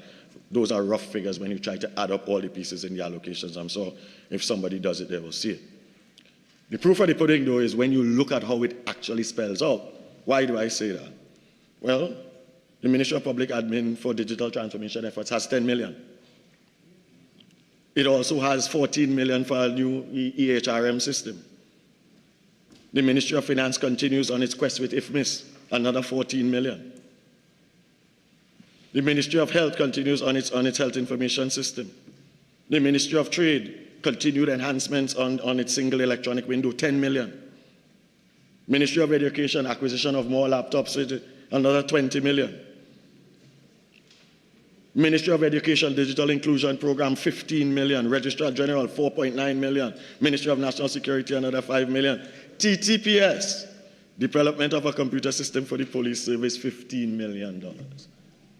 All of these things we've done to the benefit of this man in the street. Think about this. Half the price for the laptops costing $9 million that could have cost 20. What do you do with the next 11 million? What does that mean for you as a person who could benefit? That 11 million could be spent on something else, or it could mean you can acquire double the amount of laptops for the thing that you have. This is the value and benefit of using ICT systems across what we have to do in government, all across. More efficient government, less cost government. Madam Speaker, I want to talk a little bit about another unit that we have that has already been established and is working across government, and it's called the Digital Delivery Unit of the Ministry of Digital Transformation. The Digital Delivery Unit is something where we examine the landscape we thought to be absolutely necessary. And why is it absolutely necessary? It is necessary, Madam Speaker, because not all of the ministries, divisions, and agencies are starting from the same place. Not all of them have the same technical capabilities and capacities. And very few of them have the ability to translate what they need and want into the speak of an agency that is providing it. So what did we do? We went ahead and created the Digital Delivery Unit and embedded people from that unit in those ministries. So what happens? What does that mean for the ministry? What it means, Madam Speaker, is that the Ministry of Social Development and Family Services, for example, in its ISEMS rollout, had to find a way to get its requirements spoken in a language that the vendor would understand. The Ministry of Digital Transformation was trying to impose upon that process the requirements of saying, don't buy standalone gear, put it in a cloud. Ensure that the security is built in inside of that. And if those things were being translated by messages, the ability to accomplish that was significantly diminished. So by the creation of the digital delivery unit, what we've done, by embedding people who understand how to do that and have the expertise to do that, that has made for significant progress across all of the initiatives that are going on with digital transformation in many of the ministries for which we have them. We have them embedded in the Ministry of Social Development and Family Services, in the Immigration Division, in the Licensing Division, etc., etc. It continues, and the intent is wherever there is a major project going on, you will find one of our people sitting inside of them. E-services.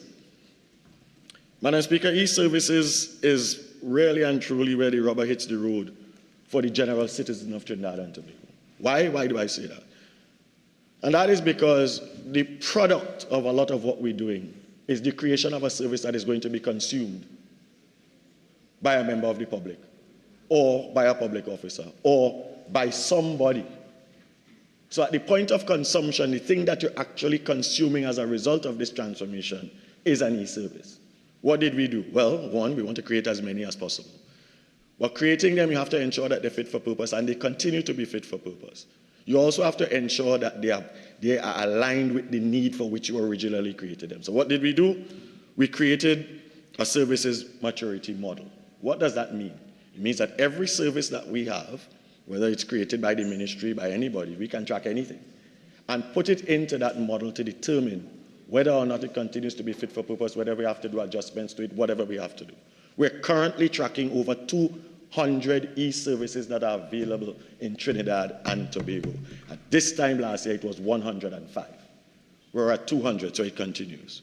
The issue, though, that we have to fix is that while we're tracking over 200 of them, 77% of them are primarily informational or low transactional services, meaning it is a site that you can go to get information. It's a site you can go to download a form. It's a site you can go to make an appointment, maybe. Large quantity of our services are like that. We want to translate those from there to further on the maturity level. The second state, what do we have again? Well, we have some that can be considered transactional, meaning that you can start and initiate some part of what you want to do online. Can't complete it. And then the last part, where we only have 6% of them, are generally end-to-end services, meaning that you can go, start, and complete your transaction online. The work that we are doing now is to get those numbers closer, to push the things that are transactional and only informational, push all of them down to the place where they are now at the point where they are completely end-to-end. The thing, though, is even manual, somewhat manual, semi-mature services can have a very big impact on the society. And I will give an example, Madam Speaker. The life certificate service. I don't know how many of you have heard about it. Nobody here is really of the age to be dealing with that in a significant way, but I'm sure some of our parents and grandparents are. And that is a service that is available through the TT Connect service centers, and we can expand those if we so wish. But this is what it means. Users of this service can make appointments to have their life certificates processed at the centers. Now, why is that significant? Because it means that you don't have to travel to the Social Development and Family Services office to get it done. That, as simple as that may seem, has had a tremendous impact on the people who have to do that. It's using iGov's online appointment system to do this. Again, it's a homegrown system. It does what it does. It assures more or less personalized service on the day when you have your appointment. So the complaint will be, well, we don't have enough appointments, but for the people who get there at the time when they get there, the service is of such a quality that they themselves enjoy. Can you imagine the elderly not having to wait for 7 hours to get something done? When you go there, you can get it done at the same time.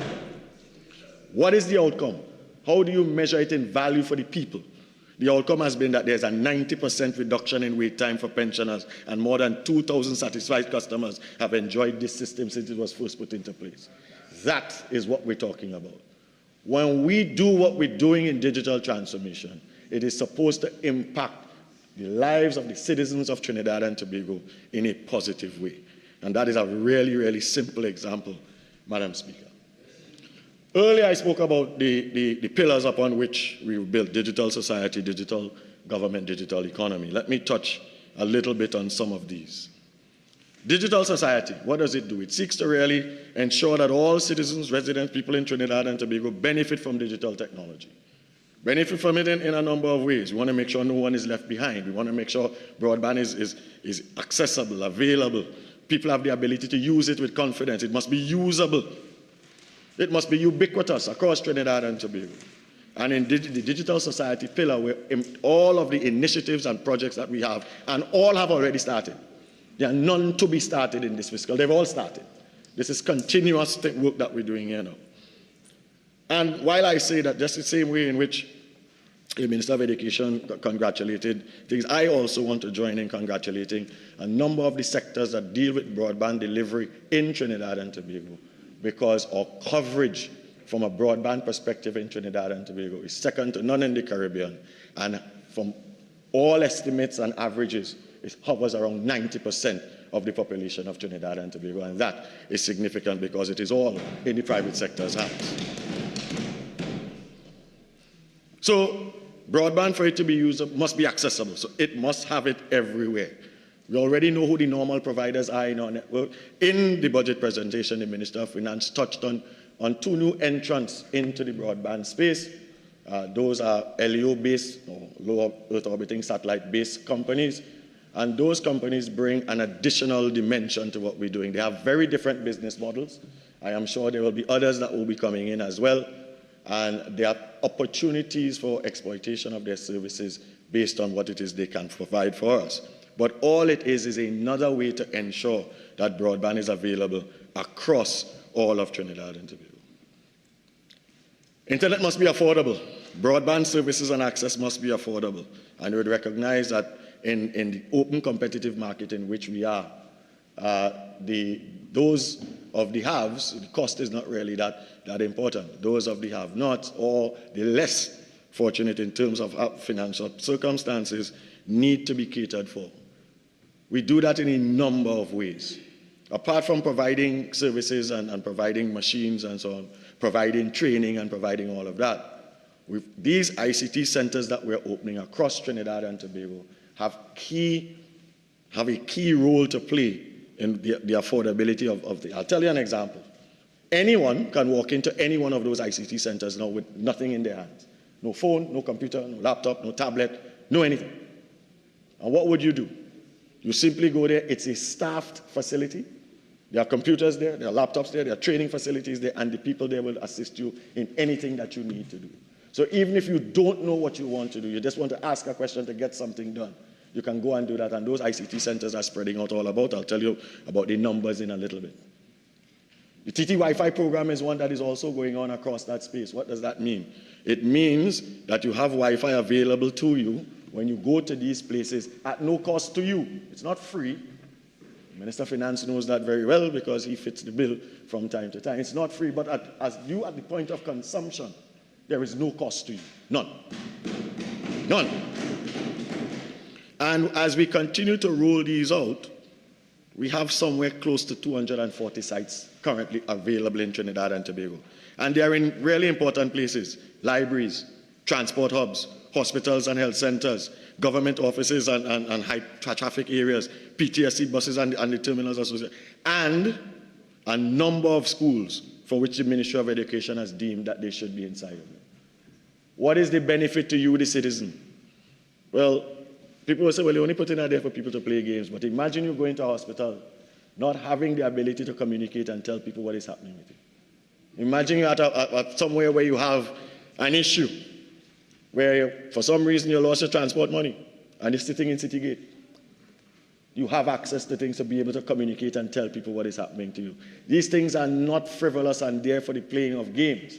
These things are there, and in a number of cases, they have become not only life-saving, but comfort-giving things for people who require the services that we have. 240 of them, and we're going to continue to improve on the numbers of them. The ICT centers I mentioned before, we have a number of them. The numbers just keep adding every day. We have a number of them that are already prepared and not yet open, and I must thank the Minister of Sport and, of course, UDCOT for we are tenants of their facilities that they're building. A lot of these new multi-purpose facilities all over Trinidad and Tobago now have inside of them. I also should thank the Minister of Communication, because the NALIS sites are also being made available for us to put these ICT centers inside of it. What does that do? It means that we're going to have lots of them all over. We have a number of them, 10 of them all now. We have 23 in the process of being operationalized. 13 of them are just finally being put in with furniture. Tacarigua, La Pastora, Anybird 500, Gonzales, St. James Youth Facility, Harmony Hall, Navet, 2 in Arima, Bonnier Gardens, Manaba, La Oqueta, you name it. We probably have a site coming there at to a place near you. How are these sites being used? I mentioned what is happening with Alta, but you have access to government information and e-services in there again, whether you know how to do it or not, because it is staffed, and the staff comes from within the vicinity in which the center is placed. Online education, you could use it for research, for training. Well, Alta, of course, is using it. They have a number of private people who come in from time to ask to use it. They, of course, have to speak to the agencies that manage them to be able to do that. But they have things, hackathons, chess this, etc., etc. There's computer literacy training in there. I know we've done a number of homework activity places inside of there. All again, they get the permission to do it. Or a local private company is using one to do computer repair training. This is in Pinal. A local business there donated the machines, and they continue to do the work inside of it. Early childhood centers are now going into them to start to introduce early childhood students to technology. All of this is happening within the spaces that we have inside of there. So this is significant. They've had online youth camps, girls in ICT, online sensitivity, SEA pass assistance, all of that is happening inside of those places. So it is important to know that those things, as we roll them out, provide significant benefits to the people of Trinidad and Tobago at a granular and individual level. They are not only frequented by young people and students, a number of our older generation people go there to get what they need to get.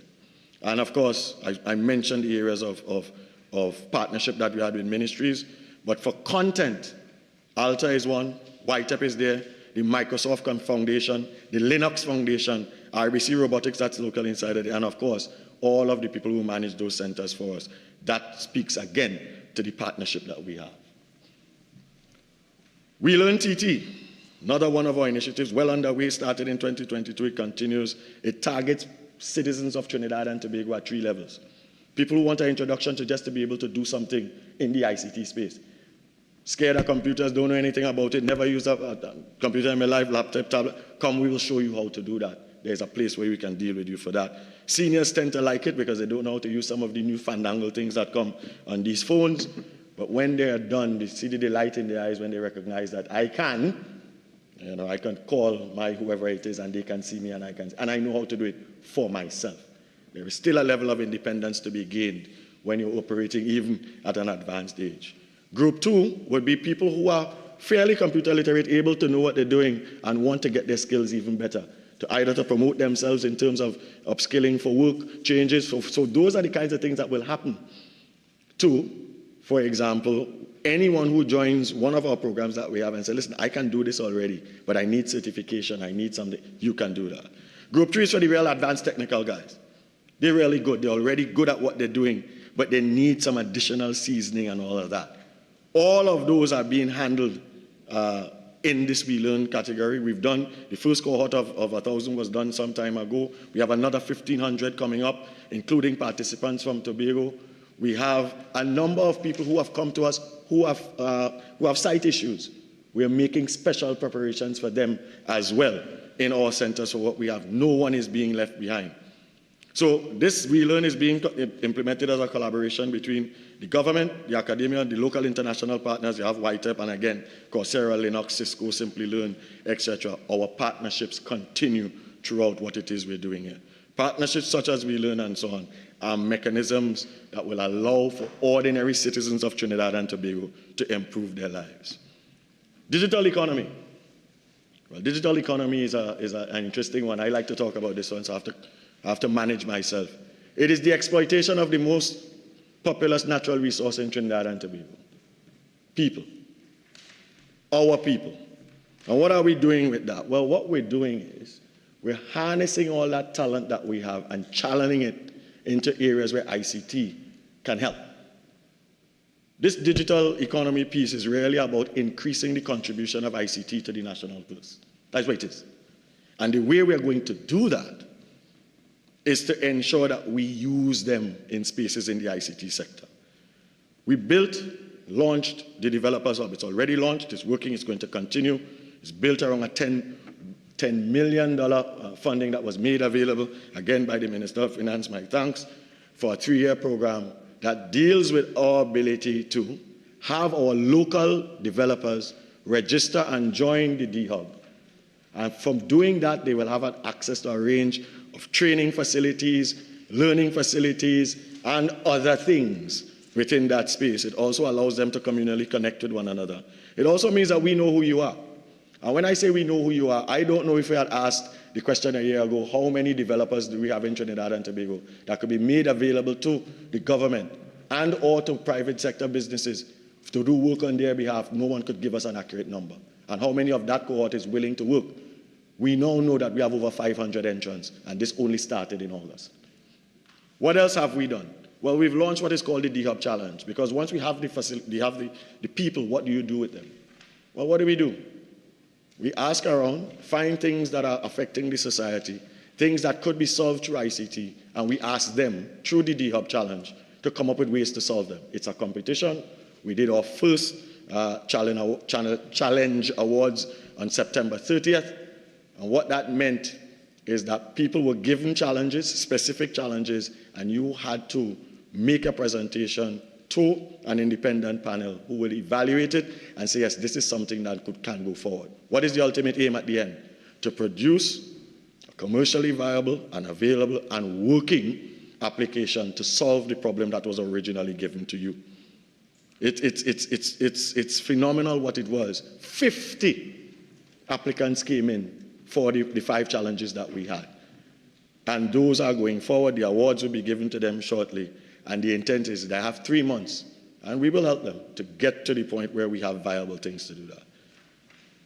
The challenges that we had were liquor license, things that were doing online passport tracking, for example, noise pollution and measurement reporting and solutions, real-time address identification, etc., etc., etc.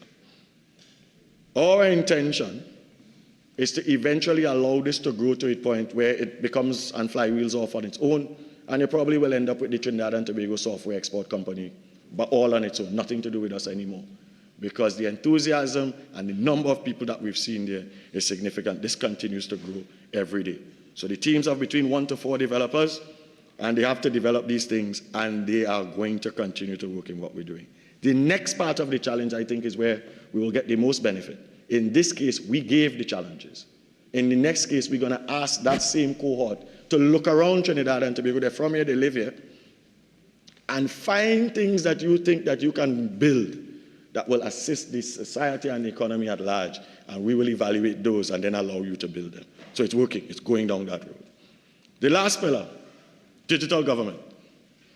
Digital government is the one I think that everybody kind of gets excited about, because that is the one where all of these services that we're talking about live. But there are components to that people forget. There are really 4 components to transformation. When I first mentioned this, people still remember it, but one of those components is the law, legislation. We talk about people, process, technology, but one of them is legislation. And I just want to touch a bit on what the legislative agenda for the Ministry of Digital Transformation entails. Some of this, I am sure, is music to the ears of not only the citizens of Trinidad and Tobago, but in some small measure to the opposition as well. as they always speak about accountancy and availability and all the things that go along with that. We are partnering in this case with the Ministry of the Attorney General and Legal Affairs, as you would expect, the Telecommunications Authority, a number of the ICT sectors, civil society, etc. But what are we trying to do? Well, the first thing we have to do is to update the Telecommunications Act. It needs updating. Technology has moved beyond it. There are a number of things inside of there that we must update. We're working on that. We're close to bringing some things to Parliament where that is concerned. This one I am sure will excite most, the full proclamation of the Electronic Transactions Act. It is something that has been asked for. We'll continue to work on it. We're working there assiduously. We'll get there. And, of course, the similar for the Data Protection Act. Those two, I know, are the things that people look to when they speak about the transparency associated with it, with ICT transactions and otherwise. Those will form part of it. And, of course, we're also working on the operationalization of the Office of the Information Commissioner. So we're working on those. We know what the Electronic Transactions Act will do. It's the framework for widespread adoption of electronic and authentication methods. It includes digital signatures in the public sector, policies on electronic transactions, data protections and privacy, etc., etc. So I don't have to go into that. It was subject to debate in the Senate. I'm sure it will be here as well. So it is something that we're doing. We're going to continue to do that. The thing that worries most people about what I am speaking about today is cybersecurity. Cybersecurity is a serious thing. The Minister of Finance in his presentation put specific incentives for companies who embark on the utilization of cybersecurity in the products of their business. People of Trinidad and Tobago, through you, Madam Speaker, I cannot emphasize enough the importance of ensuring that your ICT and the products that you have are digitally and cyber secure. As with all types of businesses, there are different types of risks. If you have a warehouse with cardboard, fire might be a problem. Water might be a problem. If you're working in the electronic space, security and protection of your data is paramount. A number of the digital initiatives of which we are speaking across the ministries, divisions, and agencies will come to naught if we do not protect them. In the private sector, the society at large is vulnerable if you have private sector companies who are not paying the necessary attention and putting the necessary emphasis on cybersecurity. Hence the initiative that was placed there by the Honorable Minister of Finance, and I want to thank him for doing that. And I hope, and I implore through you, Madam Speaker, that the people of Trinidad and Tobago, private and public sector people, understand the importance of it and take advantage of what is being provided for you. It is very important if we continue along this train of where we are. There have been very high-profile cybersecurity breaches in Trinidad and Tobago, both in the public and in the private sector. We're doing a lot of work to fix that at the Ministry of Digital Transformation. The cybersecurity strategy is coming, but more importantly than that, we've already embarked on the necessary things to assure that any ministry, division, or agency that suffers one of this, that there's a reaction force that they can be dealt with, that can deal with those issues. We had a fairly good and live example of what that can happen if you don't have that in place. And of course, we've seen what can happen when you do have it in place based on things that happen at the Ministry of Attorney General and Legal Affairs. I also want to speak to another part of what it is. So we did with legislation, we talked about cybersecurity. But I want to talk about two flagship projects that were also mentioned in the presentation of the budget. Those are EID and interoperability. Why is it important to the citizens of Trinidad and Tobago? Interoperability is the platform that allows for the exchange of information, relevant information, specific information between ministries and agencies to allow for the services that the citizens of Trinidad and Tobago need for it to work. There are very few services that start in one ministry and end there. Very few. The frustrations felt by people who have to go and register themselves across, provide the same information from ministry to ministry Minister, to ministry. Your original speaking time is now spent. You're entitled to 10 more minutes to wind up your presentation. You may proceed. Thank you, Madam Speaker. The idea of having to have this information duplicated across all of this is not necessary. The intention of having information validated across things is key. It stops malfeasance. It allows for deduplication. It gives the power for you to start a transaction if you wish Simple one would be the renewal of a driver's permit. In one ministry, because the licensing division is under, I think the licensing is under Administration and Security, I think. And then you have to pay, so money has to go to the Ministry of Finance. You have to validate your information to make sure that the birth certificate PIN is correct. All of that can be done in the blink of an eye if places are interconnected and only zero code, no code information is shared. So all you have is a response. That's all you have. Is this person, yes. It doesn't care who you are, what you're doing, where you're using it for. Those are the kinds of things that we have to implement. And the X-Roads facility is what is going to allow for that to happen. E-identity is a close-eye thing. We have to be able to identify everybody in Trinidad and Tobago at a unique level. There's no other way we're going to be able to do things. But think about the benefits to you. If you want to apply for something, a benefit from social development, you alone can apply for it and only you can receive it. If there are people who do exist inside of it, we will find them and they will be removed. What is the benefit for you of that? Well, it means that more resources are now available for you to use. Think about individual level subsidies. We all get gas subsidies, regardless of where you drive. The largest vehicle or your small motorbike. If it could be channeled only to these specific people who need it and make sure that only those specific people get it. That is the benefit for what we're doing. And that is why we're embarking on these types of things that we're doing here. We're getting help from Estonia to do the X-Roads, and we're getting help from the UNDP to do the, Estonia X-Roads, UNDP dealing with us with the e-identity.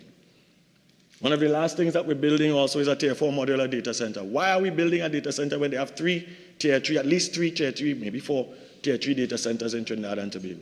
There are reasons for that. There are some things that you want exclusively in your hands. You don't want them in private hands, you want them where they are. Tier 4 is probably the most secure thing that we can have. And mission-critical services must be housed somewhere. It is interesting that we are embarking on building one, and a number of Caribbean islands have already expressed interest in creating data embassies and having their information here. We're going to build it. The evaluations are pretty much complete for my information. I expect an award will be coming soon and coming back to where it is, of course, in accordance with where we are. Data protection I've spoken about and open data I've spoken about. So, Madam Speaker, in conclusion, I've outlined a number of things in the digital agenda. I've outlined what we're doing. I've outlined how some of the initiatives that were placed in the national budget will contribute to where it is. But I hope I've also outlined the benefits of what we're trying to do for the average and ordinary citizen of Trinidad and Tobago. This is not just about being efficient and being new and being participant in the rest of the world, what the rest of the world is doing. This is about conserving resources, making the most of what we have, developing the people of where we are, and transforming this economy where we can for increasing our contribution to national ICT. With those 4 words, I thank you, Madam. Member for Barataria-Sano. Thank you very much, Madam Speaker, for recognizing me to join in this debate on Budget Statement 2024. And Madam Speaker, I almost thought I may not have had the opportunity to contribute. I'm the last member of the opposition on this side, the 19th member of the opposition to have joined the debate. And my colleagues who have gone before me, I want to congratulate them on some very comprehensive, well-researched, and powerful presentations in this budget. And especially I want to congratulate the member for Siparia for one of the best budget responses, debunking the claims of the Minister of Finance with respect to this budget statement. And Madam Speaker, the population have seen that we are the alternative cabinet of the Republic of Trinidad and Tobago. And Dr. Munilal said that the PNM is in the departure lounge. Well, Madam Speaker, it is about time that we come in the arrival lounge. And the last time we met here, Madam Speaker, it was just about 24 hours ago, under 24 hours ago. There have been some very critical issues that were facing our country. Just last night, a semi-nude body of a female was found thrown on the highway in the vicinity of Trin City. Last night, in the busy Arapita Avenue, a vehicle was gunned down with 3 occupants in it, the driver having been shot, and he's dead, a 28-year-old young man. Tragedy hit my constituency this morning, Madam Speaker. The area of Barataria, there was an attempted assassination on the Deputy Commissioner of Prisons. Madam Speaker, this is where this PNM government has taken Trinidad and Tobago. They keep saying that we like to bad talk Trinidad and Tobago, Madam Speaker. That is absolutely untrue. We just speak the truth about the PNM. We speak the truth about the PNM, Madam Speaker. Because I want to condemn that action of the attempted assassination on the Deputy Commissioner of Prison in my constituency, Madam Speaker. I want to condemn that. And what is even more irking is that I have in my possession a letter dated the 9th of October 2023, a letter that is circulated on social media, Madam Speaker, 2 days ago before this attack, from the Prison Officers Association of Trinidad and Tobago to the Minister of National Security. What? And the title of this letter, Madam Speaker, is Honorable Minister, no authorized phones for inmates in all prisons is a threat to the lives of prison officers. Madam Speaker, the Minister of National Security, the member for Laventille West, was warned by the Prison Officers Association that there can be a threat on the lives of prison officers, and he did absolutely nothing. Absolutely nothing. Imagine they have had this information in their possession and they did not do anything whatsoever. Madam Speaker, in any other democratic country with a properly working cabinet, there would have been an urgent and immediate summoning of the National Security Council to deal with this matter. Because now we have to beg the question, who is next? If the criminals are so brazen at 6:37 a.m. in the morning to show up by a man's house, none other than the Deputy Commissioner of Prison, and spray down his vehicle with bullets, who are we, Madam Speaker? Who are we? The question is, who is next in this country? This Minister of National Security has done nothing to protect the citizens of this country. The Minister of Finance, in reading his budget statement, wait until about the 3rd or 4th hour before he talked to us about crime and security in this country. What a shame. What a shame. Had we been living in a country where government cares for us, it would have had CCTV cameras to detect those persons. It would have had rapid response to intercept those individuals, Madam Speaker. What we have, a breakdown of the CCTV infrastructure in this country. And they will come, last year I remember the budget, we are going to allocate millions of dollars to install 2,500 new cameras. Madam Speaker, they probably didn't even install a single new camera. They have not told us where that money went. And the existing infrastructure of CCTV cameras is down by about 50%. Correct. And then the Minister of Digital Transformation comes here to tell us about all the website and all the infrastructure. Just give us CCTV cameras. Just give us that. It's a nice talk to come here and talk about ICT infrastructure, and it's so frustrating to go from one ministry to the next. And Madam Speaker, we just want to be safe. Just protect the citizens of this country. Just protect us. That is all we are asking for at this stage, Madam Speaker. That is all. And I want to tell the Minister of National Security through you, Madam Speaker, an apology does not save lives. Apologies don't save lives. The criminals are at war with us, but the Minister of National Security is asleep. So, he is asleep.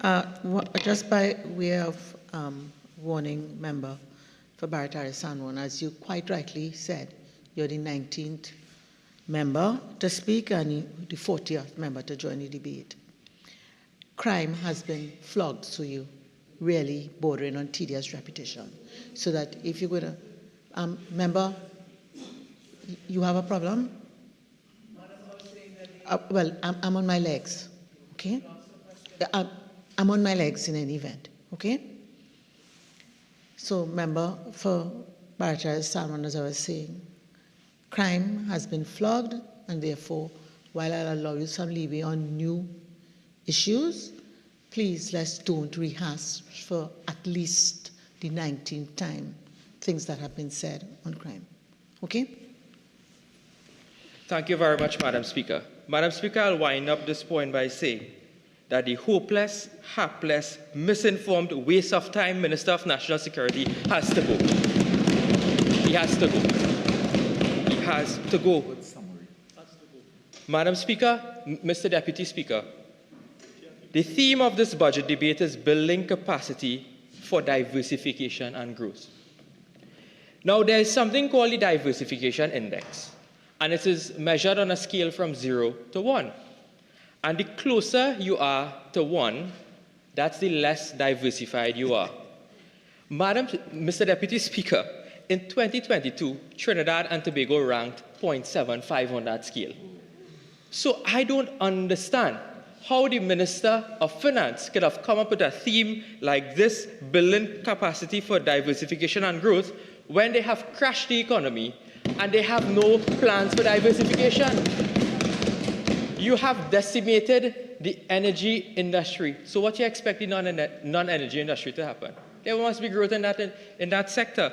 Madam Speaker, Mr. Deputy Speaker, they have destroyed this economy.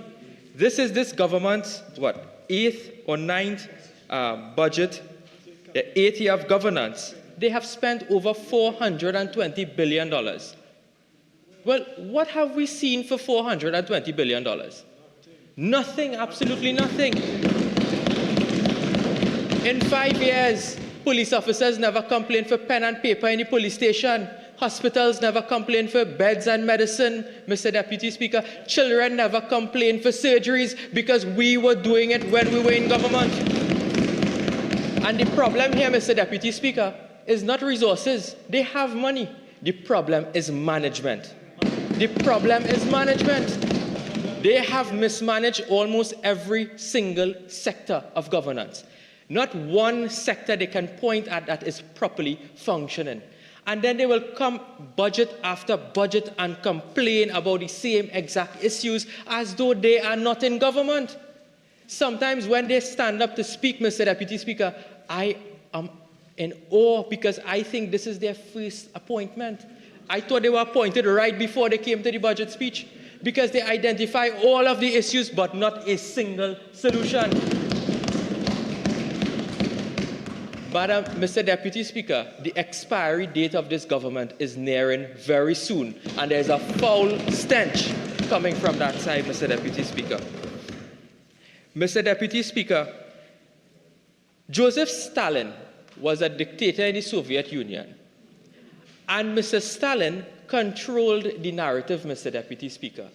He would ensure that the narrative that he goes out there is propagated.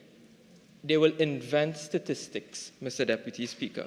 They attempt to control what we call the truth at that time. Mr. Deputy Speaker, I'm not casting any aspersions, but I see a similar conduct here. This government will tell us we have first-class health care. They will tell us that the economy is growing. They will tell us the crime situation is not that bad. We just complain too much. And they will tell us that the energy sector is booming. That is their reality. That is their truth. Mr. Deputy Speaker, what is the reality of everyone else? High food prices, a crime situation out of control with home invasions, highest murder toll, brutal killing of young people, roads filled with potholes, and skilled graduates without jobs. You see, they want to propagate their truth, Mr. Deputy Speaker, but we will propagate the reality on the side.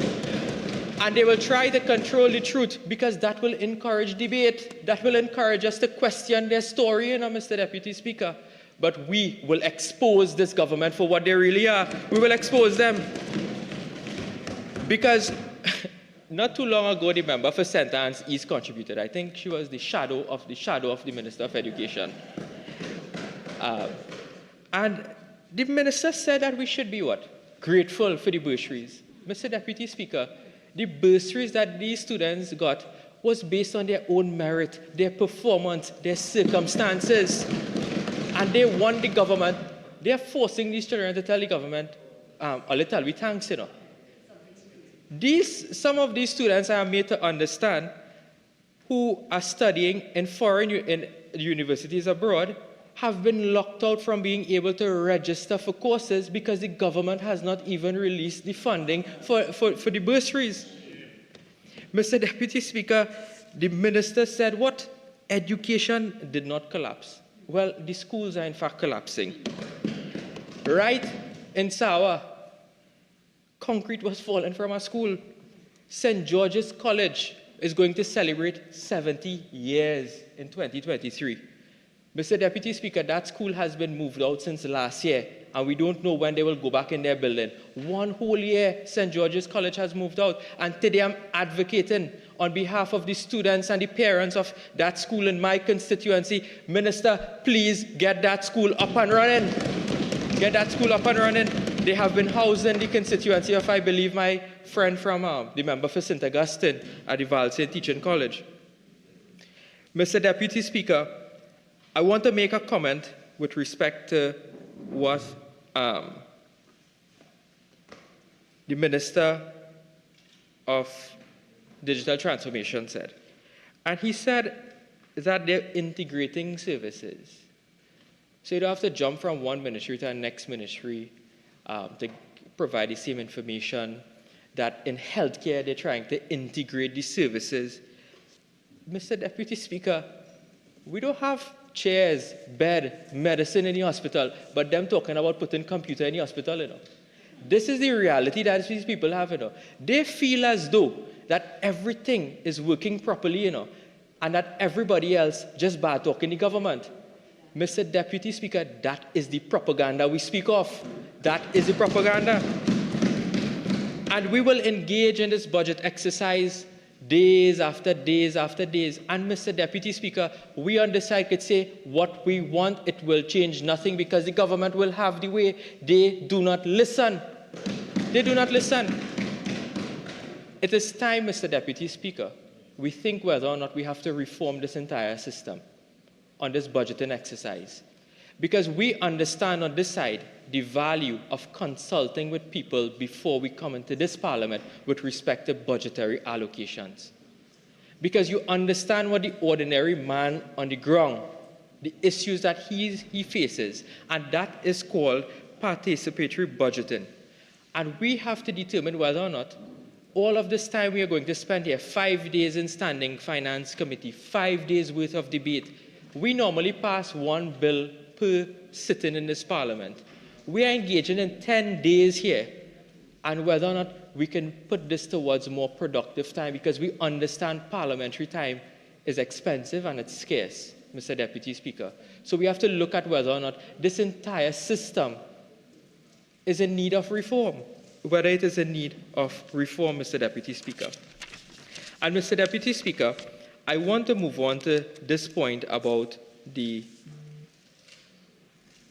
announcement of the 1,000 SRPs that the government wants to introduce in fiscal 2024, the 1,000 recruits. Now, Mr. Deputy Speaker.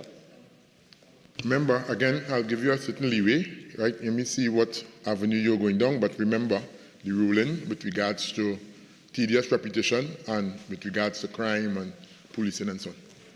Mr. Deputy Speaker, I give you the assurance I would not be breaching the standing orders. I'm going to raise a very new issue with respect to this matter.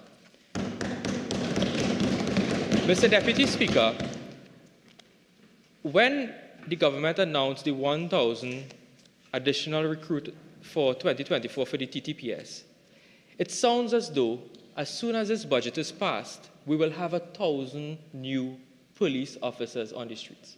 That's what they make it out to be. Mr. Deputy Speaker, it takes about 6 to 9 months for that entire passing out to happen. And before that, it will take even more time for the recruitment process because you have to screen the candidates, Mr. Deputy Speaker.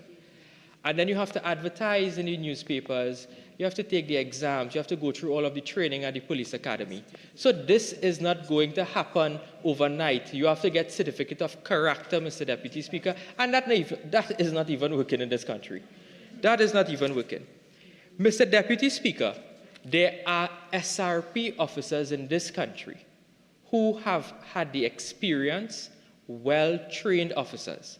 And I must say that based on the setup of the system, there are two streams of officers.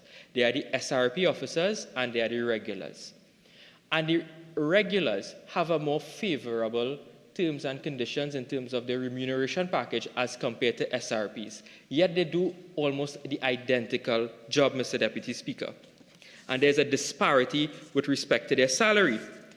And I have a copy of a memo dated the 3rd of August 2022 with respect to how many SRPs are in this system.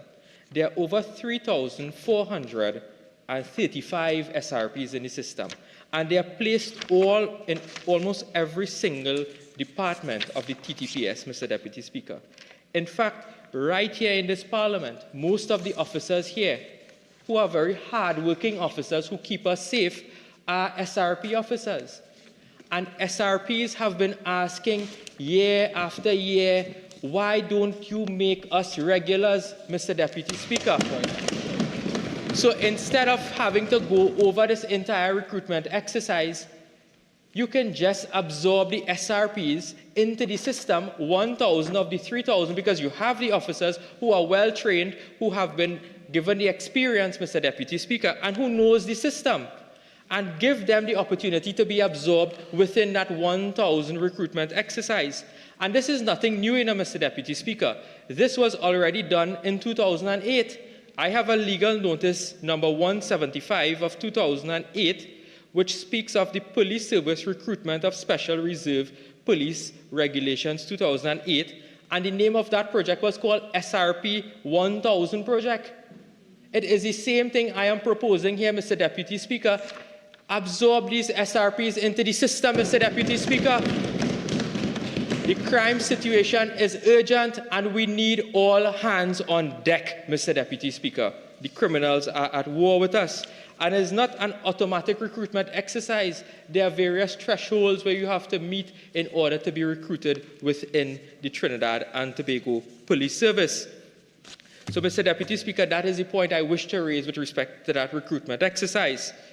I want to also go into what the government has done with some millions of dollars in this country when they had a crime symposium in the Hyatt. What was doing? Guzzling whiskey or champagne and eating shrimps. Again, honorable member, I'll prefer you don't go down that road. Move on to a different point, please. That cost us $3.4 million, Mr. Deputy Speaker. A different point. Mr. Deputy Speaker, if I'm not mistaken, I don't believe anybody raised the crime symposium as a public health emergency. And that is the point I want to make. Honorable member, I have ruled. Well, Mr. Deputy Speaker, I'll move on. And I'll move on to say that there are issues with respect to human trafficking in this country. If I'm not mistaken, I don't think any of my colleagues raised that issue. No, nobody. And Mr. Deputy Speaker, you would have seen that under the law, the Minister of National Security has an obligation in order to lay annual reports with respect to the counter-trafficking unit according to Section 45 of the Trafficking in Persons Act. Mr. Deputy Speaker, that minister must lay that report within 3 months at the end of every year. Mr. Deputy Speaker, the minister has failed to lay that report since 2017 in this House. He has been in breach of the law, and we must call him to account for that. We have taken the Minister of Finance to court with respect to a similar matter like this, and we have no fear that we will do it to the member of national security, because he has to account to the people of where the money has gone and what this government is doing with respect to human trafficking. Because we have been on the Tier 2 watch list by the US for several years, and my friend from Naparima continuously raised many of these issues. Mr. Deputy Speaker, I want to move on to another area which is of grave concern. very, very grave concern, Mr. Deputy Speaker. When I looked at some documents that were presented in this Parliament, in particular, the annual report of the Integrity Commission. Oh. The annual report, the 35th annual report to the Parliament for the year 2022 of the Integrity Commission. That Integrity Commission has a specified line item in this budget. And in this Integrity Commission report, Mr. Deputy Speaker, it is a shame on this government of what I will reveal as I go along. The Prime Minister has, in an incarnation before, said that the Integrity Commission has no integrity. But, Mr. Deputy Speaker, I will demonstrate that this government is intent on collapsing the Integrity Commission. They are going to starve the Integrity Commission to death.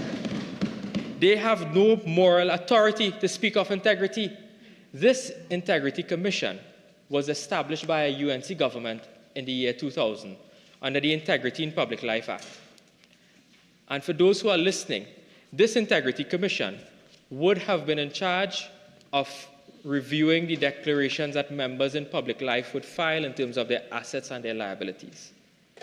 Now, I looked at this report, Mr. Deputy Speaker, the 35th annual report of the Integrity Commission, and it's signed off by Professor Rajendra Ramlogan as chairman, Frederick Jilks, deputy chairman, Eleanor Bridgman-Volney, member, Sandra Honore, member, and Lyndon James, member. And this is what the report says under the item budgetary constraints, and I'm going to quote. The members of the Integrity Commission is informing this country of the following. The Commission faces a financial stranglehold owing to the deficient and significantly depleted budget, which suffocates the efforts of the Commission to perform its statutory duties. The drastic depletion of the budget can be observed by comparing 26 million allocated to the Commission in 2015, that's when we were in government, correct, with the figure of 8.6 million allocated in 2023. From 26 million, they have reduced the budget of the Integrity Commission to $8.6 million. Through the Commission, it received a small bump of 8 million in 2022 to 8.6 in 2023. The latter and most recent figure is woefully short of what is required to ensure the implementation of the Commission's mandate. At present, there are several open positions in the Commission which cannot be filled due to lack of funding. This has severely affected the progress of what? The investigations unit in particular.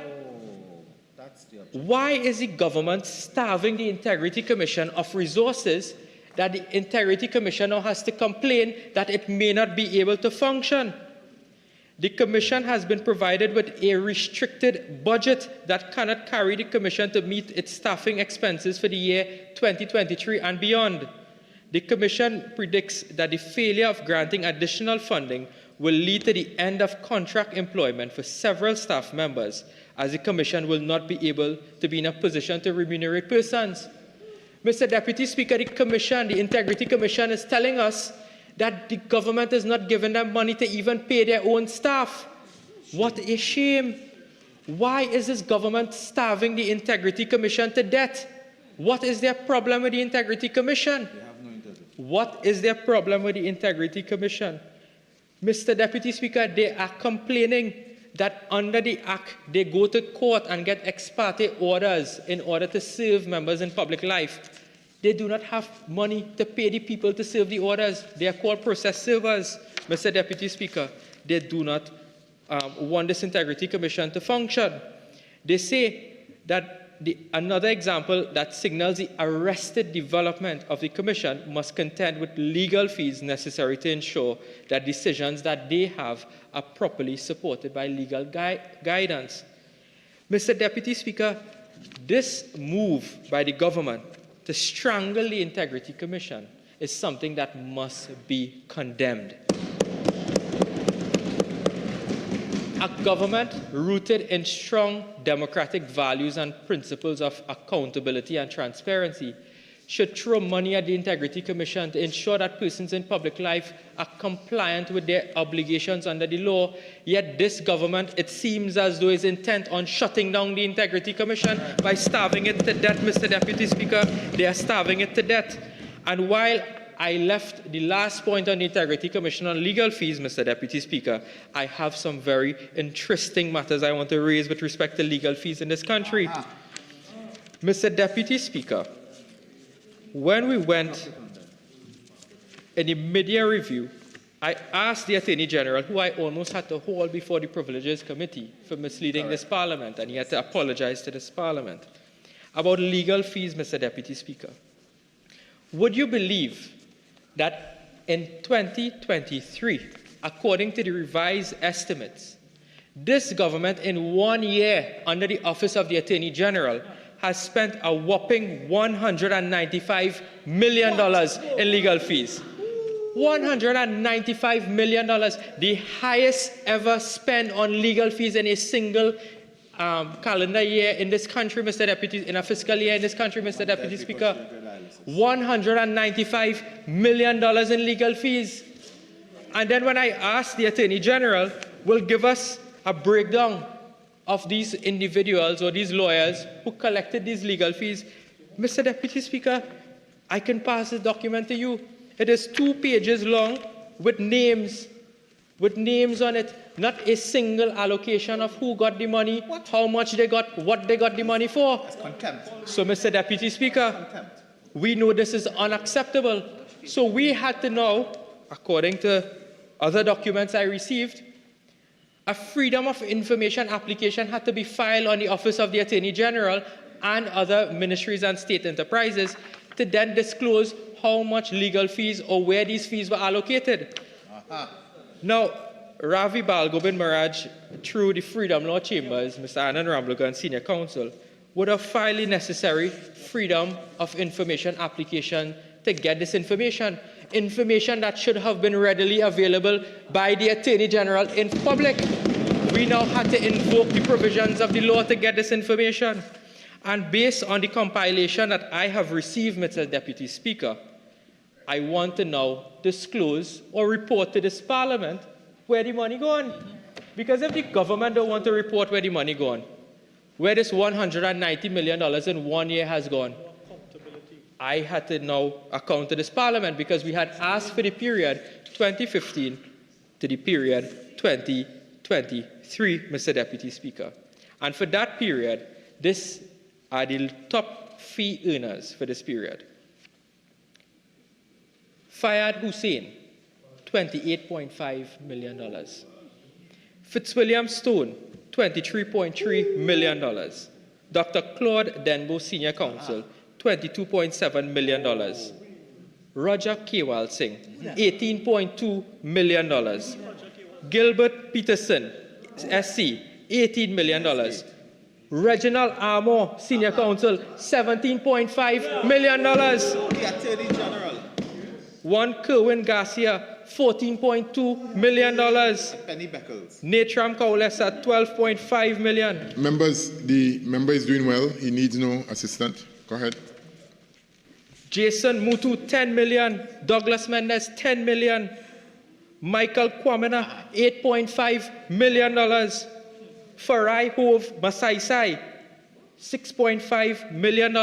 Justin Phelps, $5 million. Elton Prescott, $4.5 million. Rafael Ajoda, who I believe is in a chamber, well known to the Attorney General in his former employment, $4.4 million. Terence Barrett, $2.7 million. Keith Scotland, $1.8 million. Hines and Company, $1.55 million, Mr. Deputy Speaker. Mr. Deputy Speaker, the grand total of legal fees for the period September 2015 to May 2023 is $1.1 billion. $1.1 billion. And today the Integrity Commission is complaining for $1 to pay staff at that commission. Mr. Deputy Speaker, I call shame on this government. Shame. Because most of the names I called here were in defense of the Attorney General when the motion of no confidence was brought against him. Mr. Deputy Speaker, under the Office of the Attorney General alone, for the period 2016 to 2023, the Attorney General Office alone would have expended $649 million in legal fees. $649 million in legal fees, and then they will tell you that, listen, we have no money to buy dialysis machine. We have no money to give, we want to give the students a $1,000 school grant, and they must do a means test. And then they tell us about we must pay property tax, and we must give back the government, we must loosen our belt. Mr. Deputy Speaker, this is a crying shame in this country for children who die because they don't have life-saving surgeries. Mr. Deputy Speaker, when police officers have to write the members of parliament to ask for fundraisers, Mr. Deputy Speaker, for laptops, for paper, for toilet paper, I want to remind them that this government spent $1.1 billion in legal fees for the last 5 to 6 years, Mr. Deputy Speaker. It is a crying shame, Mr. Deputy Speaker. Mr. Deputy Speaker, I want to move on to another very important matter. And this matter has to do with a legal notice that was filed or promulgated through the hand of the Minister of Finance. And this is legal notice number 268 of 2023. And it is called the Water and Sewerage Authority Tax Exemption Order of 2023. And what it says, Mr. Deputy Speaker, is that on the 16th of April 2021, WASA entered into a loan agreement or arrangement with one NCB Merchant Bank Trinidad and Tobago Limited, formerly known as NCB Global Finance Limited. And this is the amount of the loan, $35 million US. And WASA has entered in this loan in 2021, Mr. Deputy Speaker. And what it says is that WASA is now liable to pay something called a withholding tax on the interest payments on this loan agreement.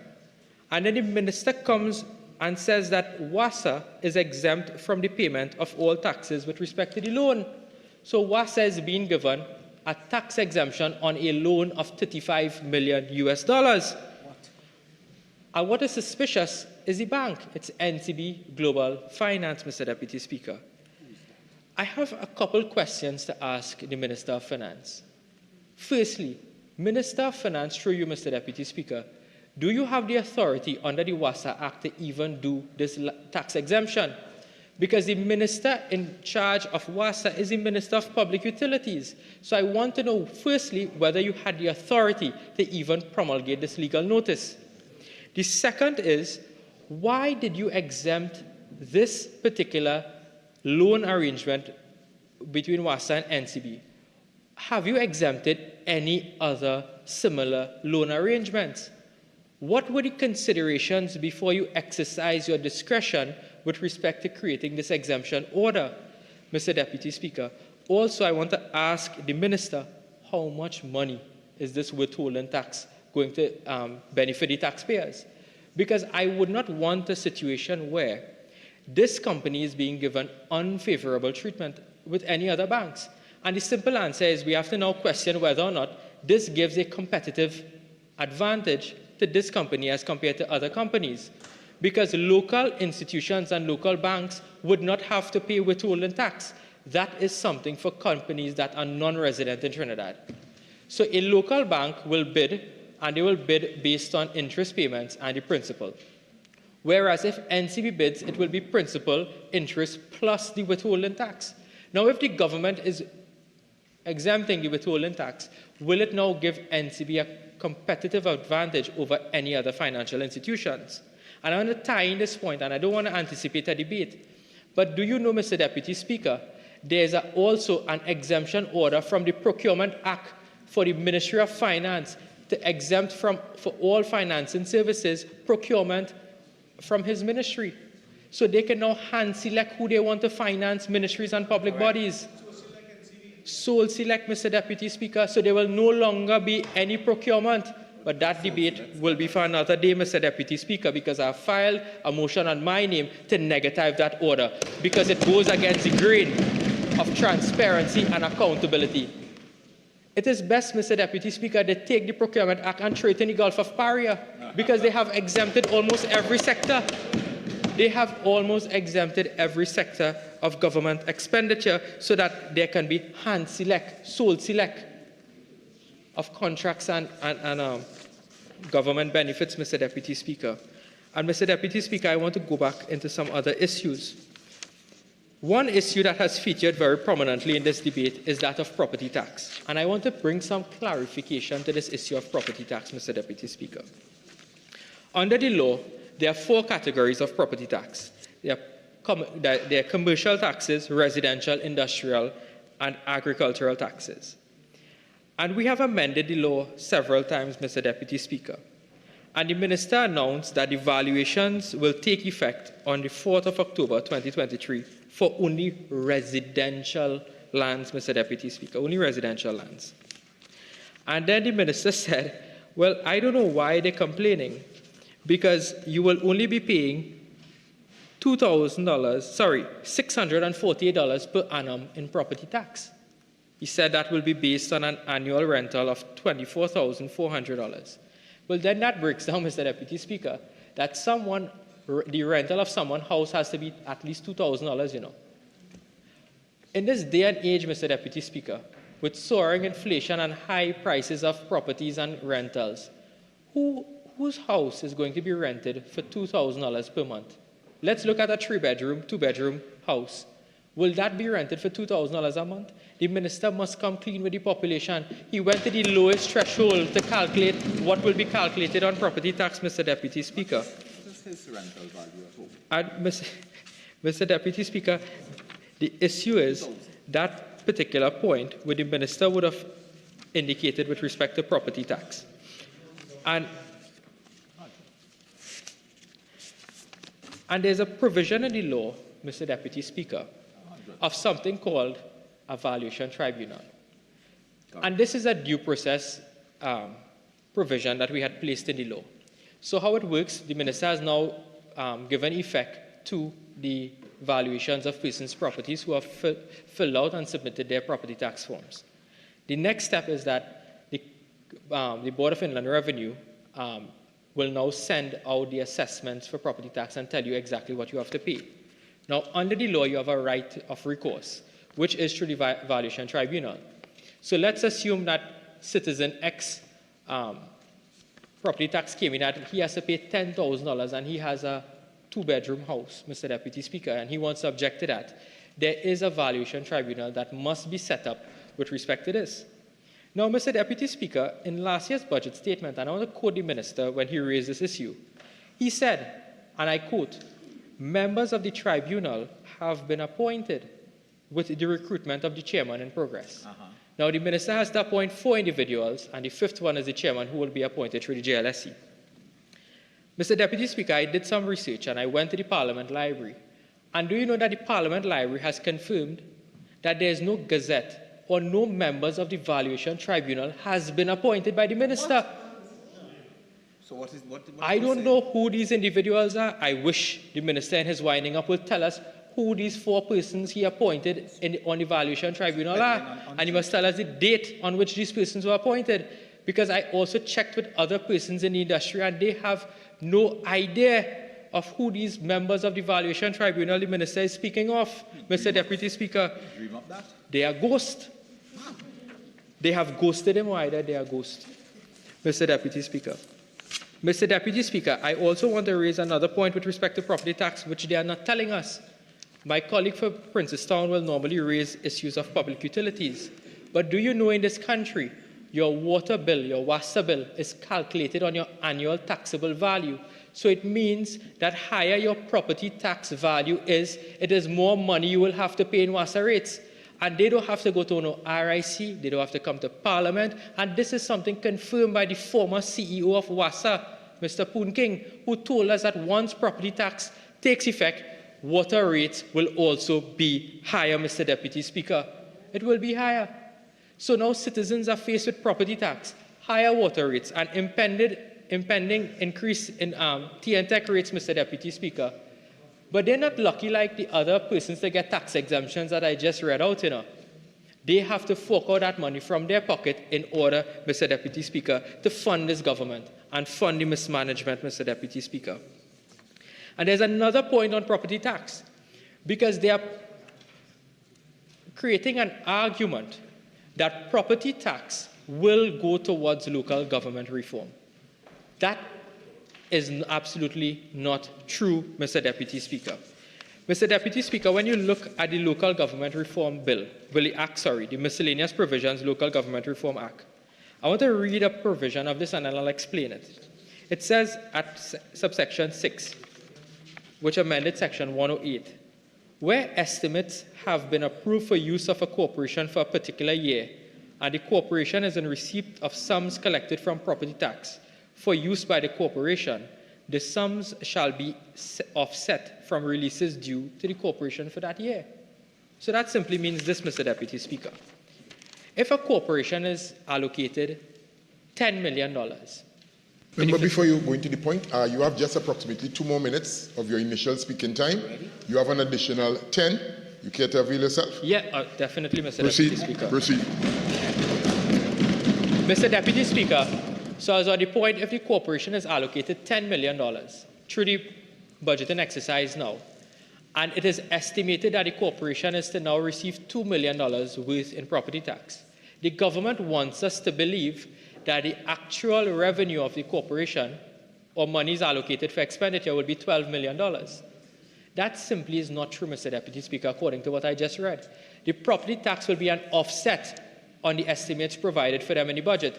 So if the corporation is to receive $10 million based on our allocation, and they are to collect $2 million, the government will only release $8 million, Mr. Deputy Speaker, and the $2 million will come through property tax. So it is the government now keeping more money for central government and not to give the corporation to spend on road, drain, bridge, Mr. Deputy Speaker. It is not for that purpose. And the other categories of taxes, such as commercial, agricultural, and industrial, is not going towards local government. That is going towards central government. And that is the whole mama guy with this whole local government reform, Mr. Deputy Speaker.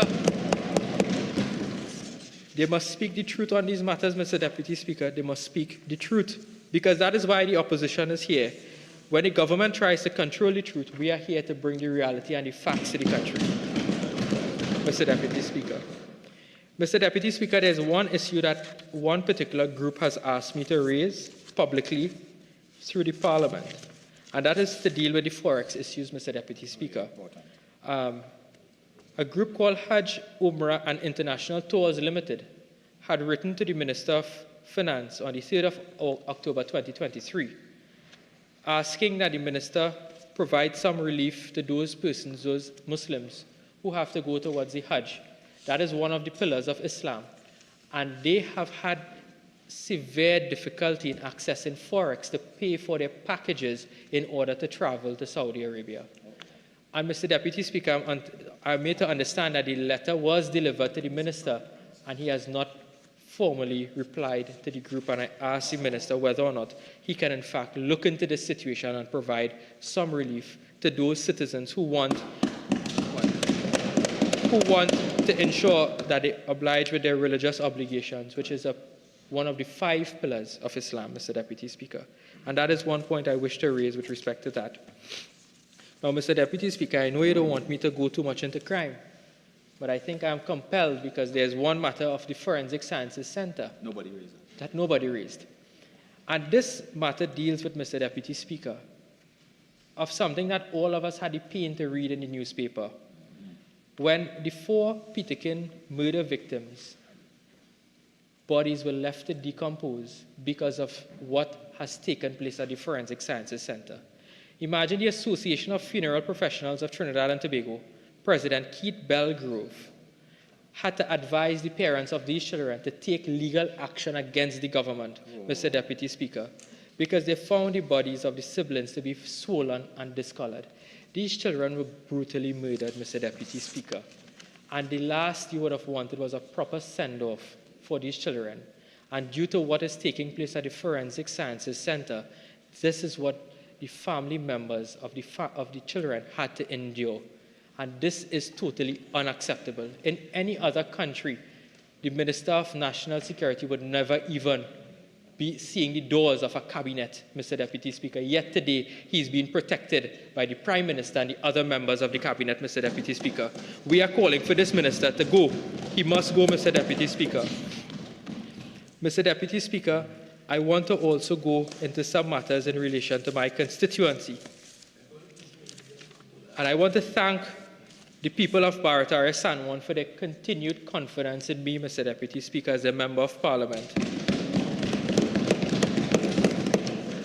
And I came in here in the 12th Parliament as the youngest Member of Parliament, and I think I may not leave as the youngest Member of Parliament.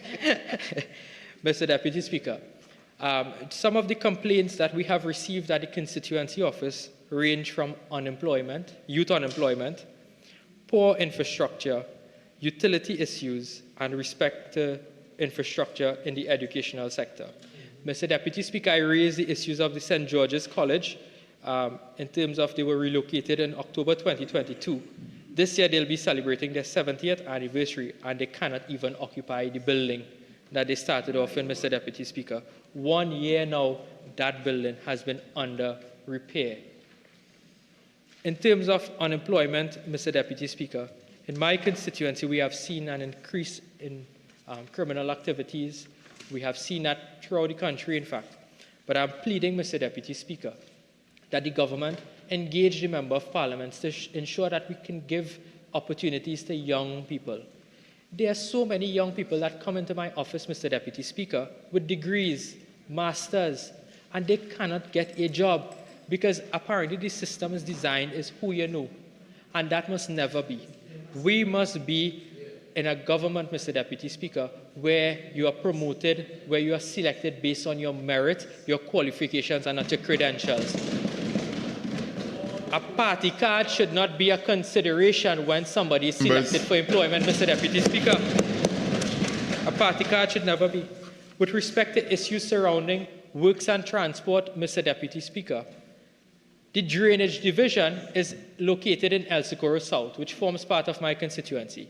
In the last year, my constituency, in particular El Socorro South, was underwater for about 5 to 7 days, simply because the pumps are not working. Year after year, I will complain about the flood pumps and the floodgates in El Socorro South, Mr. Deputy Speaker, and they will do nothing. They have allocated $6 million under that line item, and they probably spent $2 million. Why are they punishing the people of Trinidad and Tobago? If my seat was held by another party, they may have gotten the pumps apparently, Mr. Deputy Speaker. But that should not be so. There must be equitable distribution of the wealth of the state. That is not the PNM Treasury. That is the people of Trinidad and Tobago's Treasury, Mr. Deputy Speaker. And it is a simple fix. The minister told us that these pumps will cost less than $1 million. All they have to do is install 3 to 4 more pumps for us, Mr. Deputy Speaker, instead of having citizens to endure massive flooding for days. For days, Mr. Deputy Speaker. With respect to public utilities, we have had a replacement of an aging pipeline in 2nd Street in Barataria. That work has almost been done. We have commenced with WASA. I have some dialogue with them. Hopefully we get it done. They have promised us, and I will be holding them to their promise, that there are issues with respect to some long service pipes on Ibis Avenue and also on the Don Miguel Road too, Mr. Deputy Speaker, and some of the other side streets along that road, Mr. Deputy Speaker. And we are asking the government, through the Minister of Public Utilities, give people relief. My debate here, Mr. Deputy Speaker, focused on 2 simple things: security and simple things like water. This government comes here to boast about ICT and boast about all of the nice things that they're going to do. This government is very good at announcements, but they are bad at implementation. They have announced for 8 years, Mr. Deputy Speaker. They have announced for several years that they are going to do X, Y, and Z. Implementation gap, TTRA, Statistical Institute, all of these other things that they want to do, and it will never see fruition. It will take a UNC government to implement in this country, Mr. Deputy Speaker. Because for 5 years, we have provided for this country and pushed this country 10 years forward. In the last 8 years, they have sent us back almost a decade. 2 decades, Mr. Deputy Speaker. In this last 8 years, Mr. Deputy Speaker. My friend from Princestown has raised a very serious issue with me. They have cut the Children's Authority's budget by $30 million, $32.5 million. The same children that they claim to care and protect, they have cut the budget by $32 million, Mr. Deputy Speaker, and they must account for that. I hope the member for Tobago East contributes to this debate and tell us why the Children's Authority has experienced this massive cut of over $30 million. That is totally unacceptable. While the Office of the Attorney General is benefiting from $195 million in legal fees in a single fiscal year, Mr. Deputy Speaker, a single PNM briefs. That is what it has to be, Mr. Deputy Speaker. But this year, I expected the Attorney General he would have come to this Parliament and at least contributed in this debate. But it seems as though the Attorney General will now have to shadow me. Mr. Deputy Speaker, I end my contribution by saying that the people of Trinidad and Tobago have had enough. The people of Trinidad and Tobago is ready for a change. Based on what took place at the local government election, Mr. Deputy Speaker, they should pack up their bags, leave the cabinet, and we are the government in waiting. They are the opposition in waiting, Mr. Deputy Speaker. Long live the United National Congress, and soon, Mr. Deputy Speaker, maybe next year's budget, we will be sitting on that side of the chamber. I thank you very much. I recognize the member for Arima.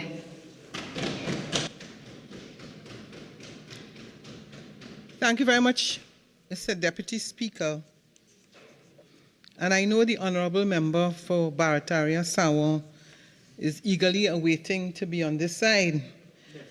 I heard that he made reference to being the honourable member for Urupuch East, spoke about being in the departure lounge, and the honourable member for Sawon Barataria, wants to be in the arrival lounge. You know, Mr. Deputy Speaker, a lot of people sit in the departure lounge and they are on standby for a very long time. And I strongly suspect the honourable member for Barataria Sawon is going to be on standby for a long time, because we on this side, the People's National Movement, we intend to be here again come the next general election. So unfortunately, I have to remain in the departure lounge. Mr. Deputy Speaker, I take note of the fact that you have indicated that we should not say unnecessarily about crime. I just want the opportunity just to respond to some comments made by my honourable colleague from Barataria Sawon. And one of the things he mentioned was the fact that the Minister of National Security, that there are a number of cameras that should have been installed. I recall hearing from the Minister of National Security that there are some 75 cameras being installed daily. The Honourable Minister made reference to the fact that infrastructure is necessary for the installation of those cameras, and I think we could look forward. There are 5 areas at present where work is being done, and we can be certain that we will see a number of those cameras the installation being completed shortly. I also want to make mention of the fact that the honourable member for Barataria Sawon also condemned the attempted assassination of the Deputy Commissioner of Prisons. Let me just say that the information that I have is that at the time that this incident occurred, the Deputy Commissioner was inside of his home, and therefore I know the honourable member is an attorney, and I'm therefore not going to make those similar statements. What I would say, that I am reliably informed that this matter is under active investigation. And I don't think any one of us here, whether it be opposition or government, would want to do anything else but not only condemn, not only whether it's an act of assassination or on whether it be the deputy commissioner or any individual for that matter. I think nobody in this house wants to see anybody in a situation where somebody attacks them, especially under any kind of circumstances that relate to some form of assassination. And having said that, I want to say that just quickly as it relates to my own constituency on this issue of crime, because I know when the honourable member spoke about cameras, it's really an issue of us having what you call real-time evidence. And we all saw the recent situation in Charlotte Street where you could have actually seen the faces of the perpetrators. And what is it telling us? It is telling us that people are becoming brazen-faced, bold-faced, reckless, and they really don't even care. I mean, we had this situation in my own constituency there of the Peterkin family where 4 persons were killed, 4 minors as a matter of fact. And there's also the disappearance of Mr. Orion Gomez from Monlacqua. But Mr. Deputy Speaker, I just wanted to say that one of the concerns that I have had within recent times is that a number of people tend to focus a lot on the victims and blame the victims when some of these things, these situations occur. If we think about the one on Charlotte Street, most people focusing on why did the person have this money, as distinct from focusing on these reckless, heartless, and savage persons that are making the life of honest people very, very difficult. That's all I want to say on that particular issue. I want to also use the opportunity to thank the police service for the meetings they held in Blanchisseuse Community Center, because we have had quite a few murders for this year, as well as the meetings in the Pinto Community Center and the Arima Community Center, where they allow themselves to be available to the public, to be open to criticisms and also recommendations from the public. And that is the fact that crime has been discussed extensively. That is what I would want to see. And having said that, Mr. Deputy Speaker, I want to, of course, use this opportunity to congratulate the Minister of Finance and the staff of the Ministry of Finance for this national budget presentation 2023-2024, and also to thank my own staff in the Ministry of Planning and Development for their contribution to this budget through the work of the Public Sector Investment Program.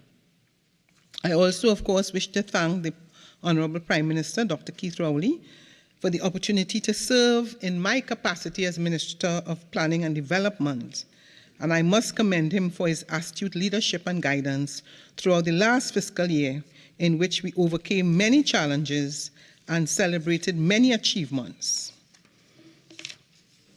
Mr. Deputy Speaker, this government continues to work for all the people of Trinidad and Tobago. And let me just quickly give a little overview as to the role and function of the Ministry of Planning and Development, which drives development and implementation of social, economic, and environmental policy, delivers essential services in spatial planning and national statistical data, manages the public investment program for sustained national development, and has the responsibility for development of an innovation ecosystem to further the diversification of the national economy. Mr. Deputy Speaker, we all know that during the COVID pandemic, there were a number of challenges existed, and as a result of that, the ministry had to rethink, adapt, and amend pre-existing plans and strategies to meet the challenges of a new environment. The Ministry of Planning and Development is responsible for the National Development Strategy, Vision 2030, and its current revision, the National Development Strategy 2020 to 2025. And this incorporates the strategies and initiatives of the Roadmap to Recovery and the Community Recovery Report in a revised national vision, supported, of course, by updated and revised goals and strategies. Mr. Deputy Speaker, on Tuesday, the Member of Parliament for Caroni East stated that enough is enough and made reference to the fact that enough is not being done about climate change. And I want to indicate that since I assumed my portfolio as Minister of Planning and Development, I have on several occasions spoken on this matter, and I strongly suspect that it may be that my colleague may not have heard me, or may not have heard the several statements that have been made by this government on the issue of the national climate change policy and issues related to climate change. Mr. Deputy Speaker, contrary to what the member claimed, Trinidad and Tobago has fulfilled its international reporting obligations to the United Nations, particularly the third national communication and the first biennial update report of 2021, which are reports that outline our mitigation and adaptation actions. These reports are available online, and the Ministry of Planning and Development is willing to point any member of this House who doesn't know where to look in the right direction. I'm also pleased to inform this House that we are also in the process of initiating the fourth national communication and new reporting requirements under the Paris Agreement. Mr. Deputy Speaker, this House is being asked to believe that this government has not reported on the national climate change policy targets and therefore has no measurable achievements, no updates on our nationally determined contributions or nor mitigation and adaptation. Trinidad and Tobago's national climate change policy continues to be implemented through various policy and project-based actions consistent with our policy objectives of low carbon and climate resilient development. Under the Paris Agreement, we have indicated the government's intention to reduce cumulative greenhouse gas emissions in the power generation, industrial, and transportation sectors by 30% by 2030. Mr. Deputy Speaker, this statement was made by the Honourable Prime Minister in Glasgow during COP26, and that was also attended at that time by the then Minister of Planning and Development, the Honourable Camille Robinson Regis. So to this end, Trinidad and Tobago has implemented the nationally determined contribution or NDCs under the Paris Agreement, and this has resulted in 2 EU-funded projects that seek to implement a commercial-scale solar farm at the Piarco International Airport, as well as the installation of 12 packaged solar photovoltaic installations on public buildings around the country. And just to give some examples, we have installed solar panels at the Main Ridge in Tobago, Charlottesville, Brasso Seco. In addition, Matura, Freeport, Guayagayari, and both projects, that is at Freeport and Guayagayari, both are nearing, Matura, and Freeport, they are nearing completion, and 8 of the 12 package installations are already in operation, and they are now benefiting approximately 11,000 persons. The approximately 112 megawatt solar plant, for which negotiations to develop are completed, the sod has been turned, and that is under the Ministry of Energy and Energy Industries. There is also the development of the roadmap for green hydrogen industry in Trinidad and Tobago, and that is in collaboration with the IDB. And this initiative aims to transition from using hydrogen sourced from natural gas to hydrogen from renewable energy, effectively reducing carbon dioxide emissions. Again, this is an initiative under the Ministry of Energy and Energy Industries. There's also the development and adoption of a feed-in tariff policy to allow households and commercial entities to feed renewable energy generated power into the national grid. There will also be the procurement of the 240 electric buses by the Public Transport Service Corporation. The NDC transportation component aims to reduce emissions with a notable shift towards electric vehicles, surpassing the initial focus on CNG buses. There is also a note that is currently before Cabinet seeking to incorporate greenhouse gas reporting as well as mitigation plans and actions into the legislative framework. And finally, the just transition of the workforce policy. Mr. Deputy Speaker, we recognize the potential socio-economic impacts of energy transitions and are focused on addressing the anticipated and unexpected consequences on the workforce, ensuring retooling, reschooling, and reskilling for current and future workers. I'd like to take this opportunity, Mr. Deputy Speaker, to highlight a major adaptation project funded by the UN Adaptation Fund, which is the South Oropouche River Basin for flood relief.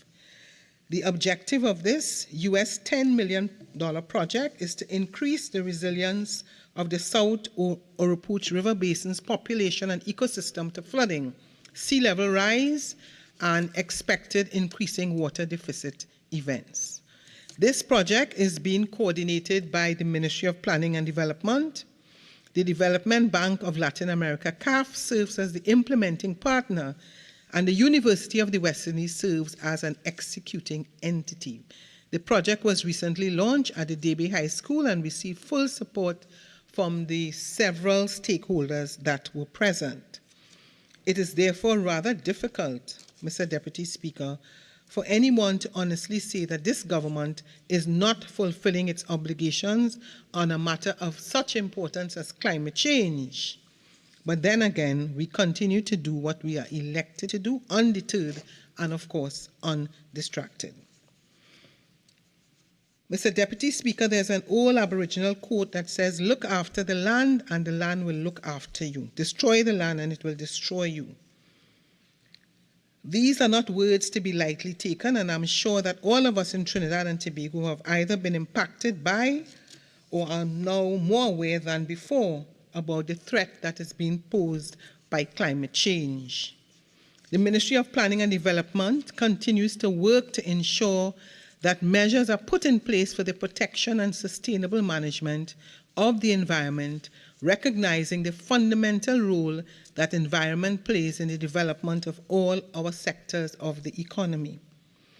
We also continue to fulfill our international obligations under various multilateral environmental agreements as a responsible member of the global community regarding contribution to solutions for critical environmental problems. Trinidad and Tobago continues to play a leading role at both the regional and multilateral fora in discussions and negotiations that shape international discourse on the environment and climate-related matters. I was honored to join the Prime Minister of the Republic of Trinidad and Tobago, the Honorable Keith Rowley, when he met with His Excellency Antonio Guterres, United Nations Secretary General, in the margins of the 45th regular meeting of the Conference of Heads of Government of the Caribbean Community held in Port of Spain in Trinidad in July of this year. The Secretary General, during a visit commemorating the 50th anniversary of the signing of the Treaty of Chaguaramas, seized the opportunity of his engagement in the country to discuss climate change as well as elements of the upcoming Conference of Parties, that is COP28, meeting in anticipation of our continued efforts to meet our nationally determined contributions to reduce greenhouse gas emissions and combat global temperature rise. In fiscal 2023, therefore, the Ministry of Planning and Development continued its partnership with and through its agencies and local and international partners to fulfill Trinidad and Tobago's environmental obligations in the areas of climate change, building climate resilience in Trinidad and Tobago's healthcare system, promoting resilience in the Oropouche River Basin, mitigating the impact of climate change on the agricultural sector, biodiversity, chemicals and waste, and ozone depleting layer. Mr. Deputy Speaker, I also want to share information of Trinidad and Tobago's long and acclaimed history of involvement in the United Nations Framework Convention on Climate Change, and that actually dates way back to 2000. Trinidad and Tobago's significant role in global climate negotiations, leading negotiations on technology transfer on behalf of the Alliance of Small Island Developing States, negotiating the establishment of an expert group on technology transfer, chairing the group on technology transfer. We also convened the first ever seminar on adaptation techniques under the UNFCCC, and that was held in Tobago. We chaired the subsidiary body for scientific and technological advice. We also chaired the ad hoc working group on the Durban platform.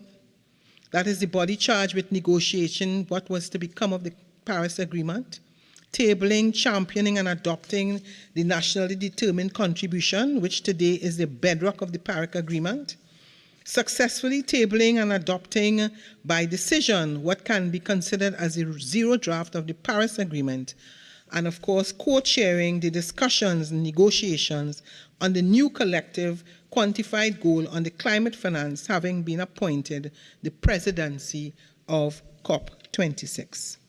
So, Mr. Deputy Speaker, I really hope that with such an impressive track record, which also includes the chairing and co-chairing of numerous negotiation groups on various issues under the UNFCCC, and negotiations on behalf of AOSIS, Trinidad and Tobago has a respected place in the UNFCCC negotiations and is usually looked at for leading sometimes very difficult negotiations.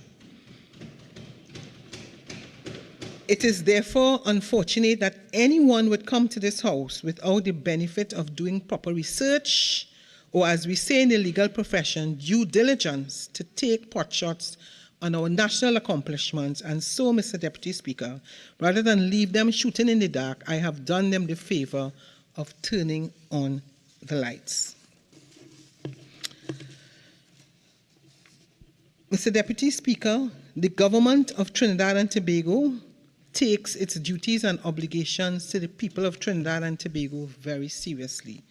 And I now turn to speak a bit about the public sector investment program. And I'll just say to the Honourable Member for Caroni East that you indicated that your leader, the opposition leader, selected you as the person to shadow the Ministry of Planning and Development. So with that lesson that I've given you for the last couple minutes, I think you should be in a better place now to understand that Trinidad and Tobago has been fully complying with all its responsibilities in the area of climate change. So let me indicate that the Ministry of Planning and Development is tasked with managing the public sector investment program, which I think everyone knows is the key development instrument and strategic management tool that identifies and creates viable programs and projects geared towards achieving the national outcome that is envisioned in the National Development Strategy 2030. We are charged with the responsibility of preparing and monitoring the PSIP, which stands at some 6.2 billion for 2024.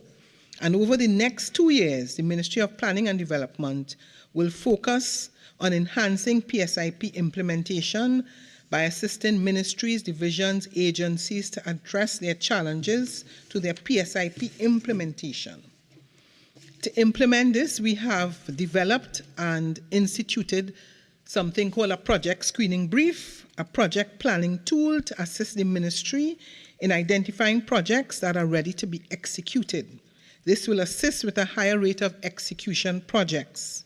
And in 2020, we will plan what we call a better and faster implementation. In fiscal 2020 to 2023, We therefore trained some 613 project management officers in the ministry's department across the country using the said project screening brief. And we can proudly say that over the next 2 years, several measures will be taken to improve the PSIP implementation, which will include development of a public investment management guide manual, the development of an integrated project management information system, and the establishment of an integrated bank of projects, which aims to help the transition from project-ready idea to shovel-ready projects towards improving implementation. Mr. Deputy Speaker, we have heard over and over about the concerns about the implementation of projects, and therefore the Ministry of Planning is well on the way to assisting ministries to improve, and we are expecting that over the next 2 years to reap the benefits of the training to which I have referred. I now want to turn to national statistics and to say that the Ministry of Planning and Development continues to provide the necessary support to ensure that a reliable, functioning national statistical system is established and national surveys and censuses are effectively planned and executed. Through the Central Statistical Office, we are preparing to roll out the 2023 Population and Housing Census from May 2024. Mr. Deputy Speaker, the Population and Housing Census will provide a key data and national socio-economic landscape.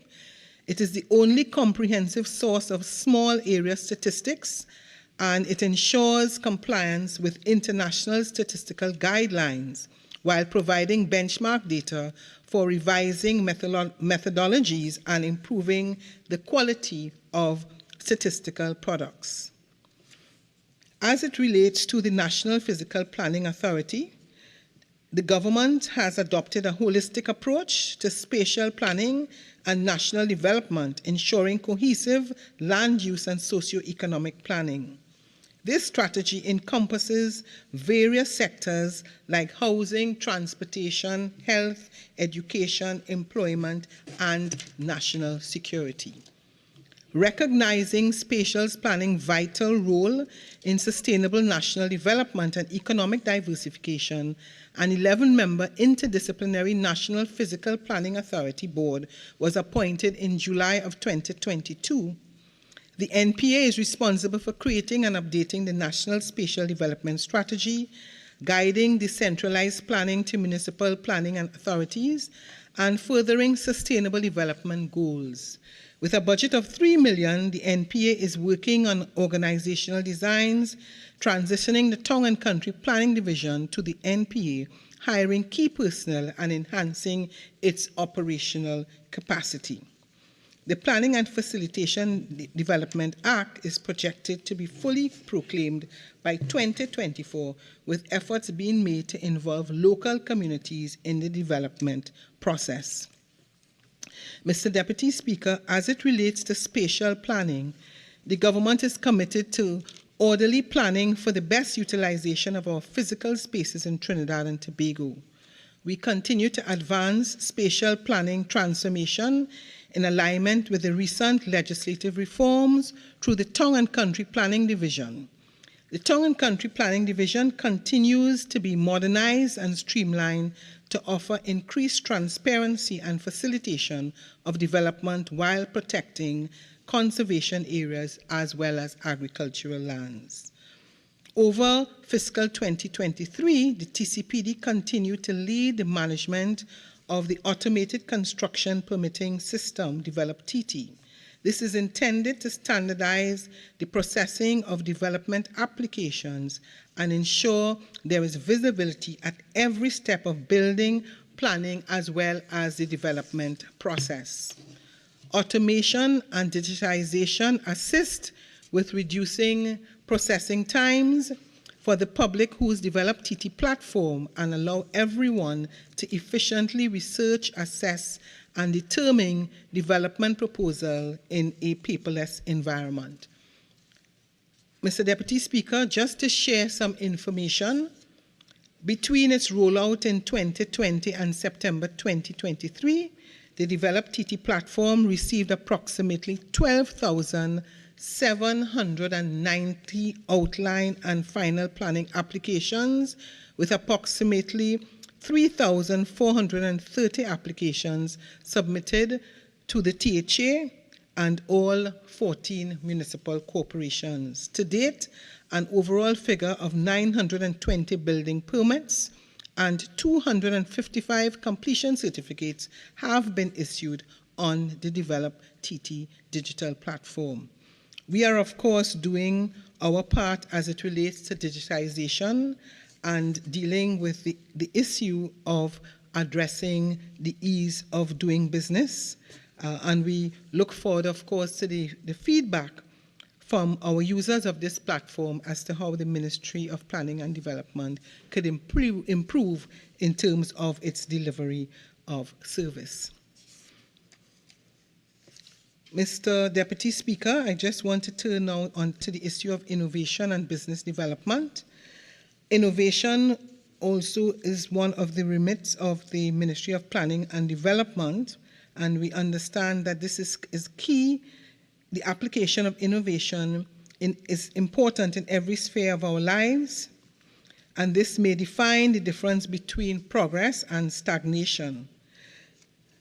The Caribbean Research of Industrial Institute directed its efforts in fiscal 23 primarily at supporting small and medium enterprises and large enterprises via innovation and facilitation, the provision of a suite of analytical and engineering testing services, as well as fostering entrepreneurship development. At the end of the day, this is about putting people first and supporting small businesses. In the collaboration with the European Union, the IDB Lab-sponsored project, which is called Shaping the Future of Innovation, and this project comprised 3 components that targeted small, the SMEs, as well as large companies, and it resulting in 19 enterprises, including 3 large enterprises, being awarded grant funding for their business innovation projects, and that amounted to some $11.8 million. And these projects, of course, range from manufacturing, agro-processing, and the environment.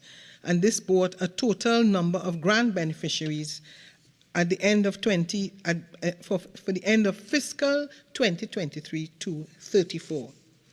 Kariri, of course, continues to accord priority attention to entrepreneurship development and business sustainability via training in the area of solar PV installation and maintenance, benefiting some 48 entrepreneurs in 3 rural communities, as well as the provision of seed grant funding to over 80 entrepreneurs, potential entrepreneurs, for undertaking of project initiative outside of the scope of the STFOI.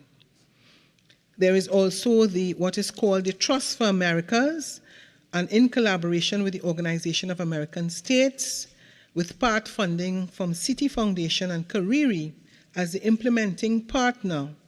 The DIA program is intended to empower vulnerable and at-risk youths between the ages of 16 to 30 years through access to state-of-the-art technology, training, collaboration spaces, specialized curriculum mentorship, and financial resources. And that program is called the Democratizing of the Americas. In keeping with the theme of the budget, I'd like to speak now just a bit about economic diversification, which is an important driver in promoting and engineering economic growth and development in the country. And that construct continues to underpin the work of the Ministry of Planning and Development as we do our part to contribute towards economic diversification, particularly through niche tourism. And to this end, the ministry, through its agencies, particularly the IMA, the EMA, the Chaguaramas Development Authority, the Green Fund, as well as the National Trust, continues to develop tourism activities based on the green and blue economy and our extremely varied natural and cultural heritage. It is well accepted that tourism attractions are not only based on the usual sun, sand, and sea, but also focus on diverse aspects of national heritage, leading to the pathways and seascapes, and leading to the pathways from trails in the Northern Range and the main ridge, Tobago, to, of course, fishing or yachting experiences in the Gulf of Paria, to the visiting of caves in North and South, as well as, of course, a mud volcano in South Trinidad, and the Pitch Lake as well. The cultural heritage includes a built heritage based on our varied history to enable visits to the cathedrals, the mandirs, the mosques, all of these, of course, being organized by the National Trust. The tourism companies, both in Trinidad and Tobago, can be confident that all of these can be marketed internationally, as these products are already developed and can respond very quickly to the demand. The National Trust, with the Ministry's assistance, has developed Nelson Island for visitors. It also looks forward to partnering with the CDA with respect to the development of the offshore islands, in particular Shaka Shikari. The IMA is also working to revitalize our reefs and improve the fisheries in Trinidad and Tobago.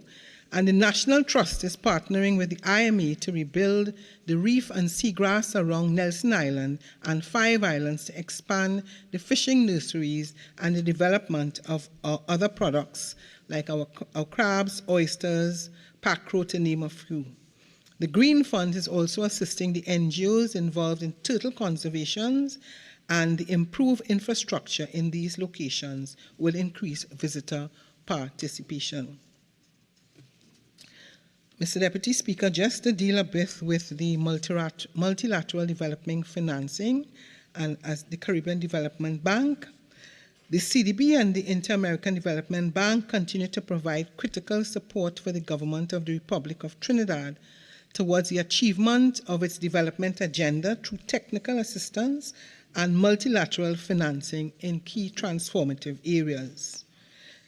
In March 29, 2023, a grant agreement between the CDB and the government of Trinidad and Tobago amounting to $49 million was signed by the Minister of Planning and Development to finance consultancy services for the project entitled Establishment of an Interoperability System. The grant agreement will aid the Ministry of Digitalization to streamline government procedures and create an enabling environment for emerging forms of e-government.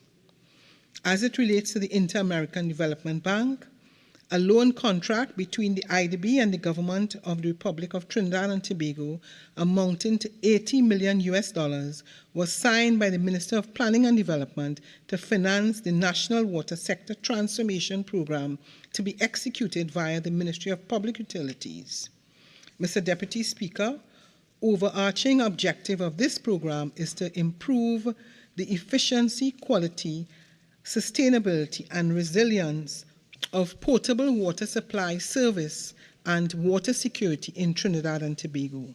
More specifically, the program will seek to improve operational efficiency and reliability of water supply services by implementing a non-revenue water reduction strategy and program, improving the quality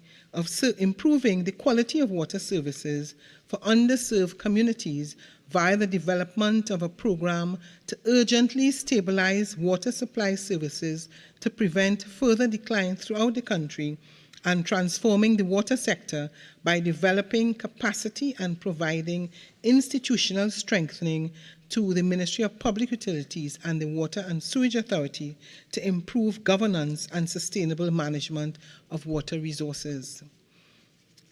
The anticipated outputs of this program will contribute towards attaining high-quality, modern public services and high-quality and resilient infrastructure public utility systems, which are 2 of our national development goals encapsulated within the thematic areas, developing good governance and service excellence, and 3, improving productivity through quality, infrastructure and through quality infrastructure and transportation of Vision 2030. Mr. Deputy Speaker, I therefore would like to take the opportunity to congratulate the Minister of Public Utilities for the work that he has been doing over the last couple of years to improve the water supply to many communities in Trinidad and Tobago.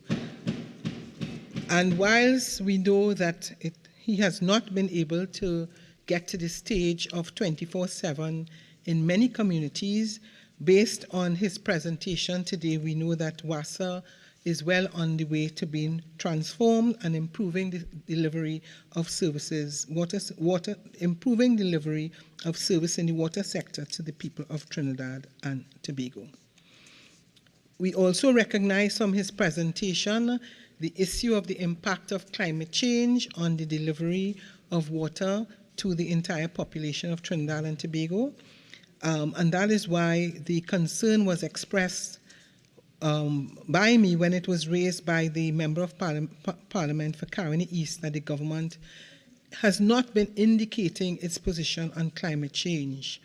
I was very pleased when the Minister of Public Utilities was able to share with the public the information shared with him by the meteorological services as it relates what is likely to happen over the next month or two as it relates to the possible increase in heat in Trinidad and Tobago. And that means that for us, we understand what will happen to the Hollis Dam and all the other areas producing water, or holding water, I should say, where the issue of evaporation is likely to take place, therefore causing an unfortunate situation where we can have a reduction in available water to distribute.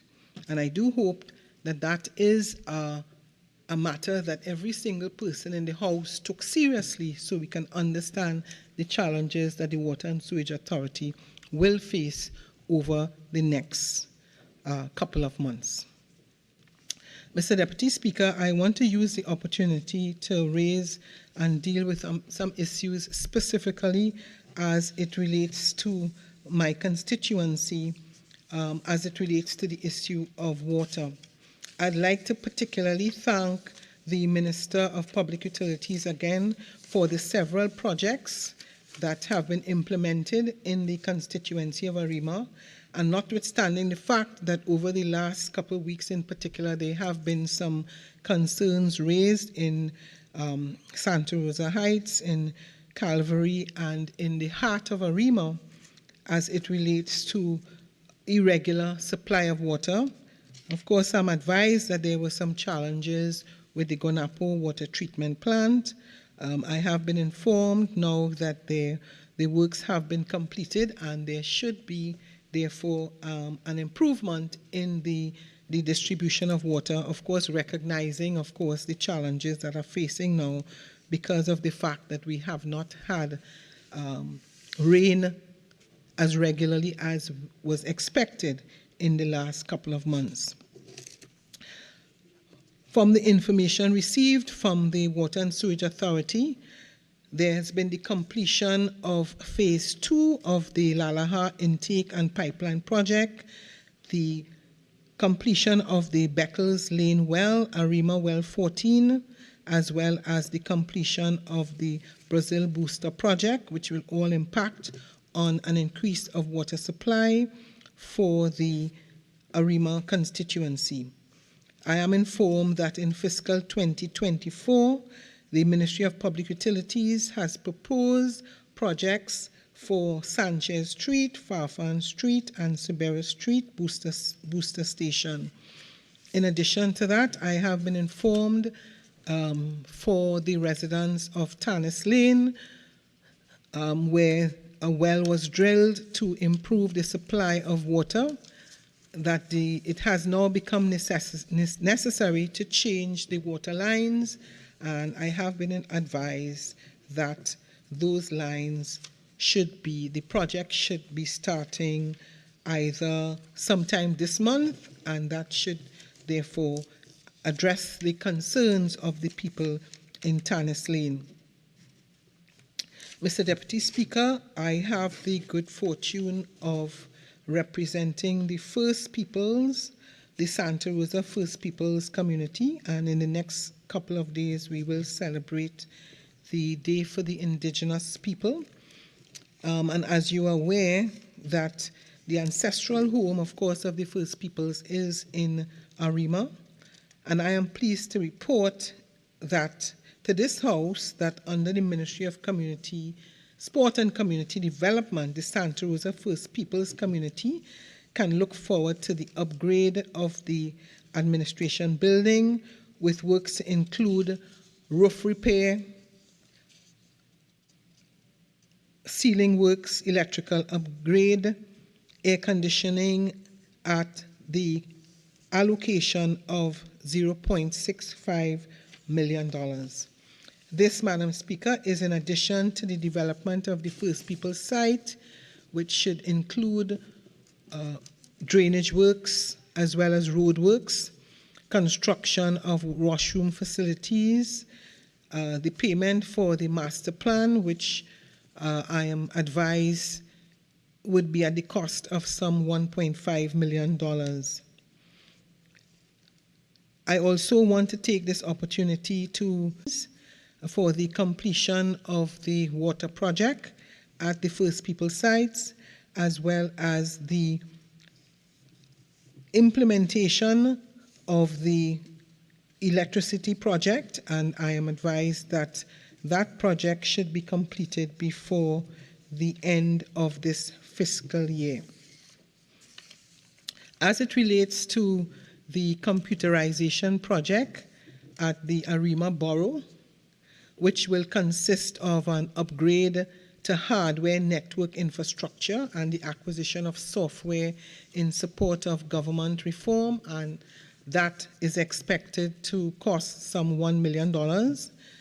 The Borough Corporation will also benefit from an investment of some $20.4 million in capital projects for the year 2024, and that will include works on drainage and irrigation, roads, bridges, acquisition of new vehicles. Member Farima, your original speaking time is now spent. You're entitled to 10 more minutes to wind up your presentation if you Thank you kindly. You may proceed. Madam Speaker. And also, thank you very much. I'd also say that one of the concerns of the residents of the borough, as well as the wider Arima, is the issue of the market. And I'm also advised that there would be upgrade works of some $5 million, and also the Arima Administrative Complex. They are close to the completion of the architectural drawings, and that, of course, will bring great relief to the purchases of the borough of Arima, as that facility is expected to provide several social services, so that there has been some complaints that several of the services have left Arima and gone to other districts. So with the availability of the administrative complex, we should have the return of several government services to Arima. As it relates to the Arima District Health Facility, that facility will benefit from refurbishment and minor infrastructure works under the hospital refurbishment program at the cost of some $2 million.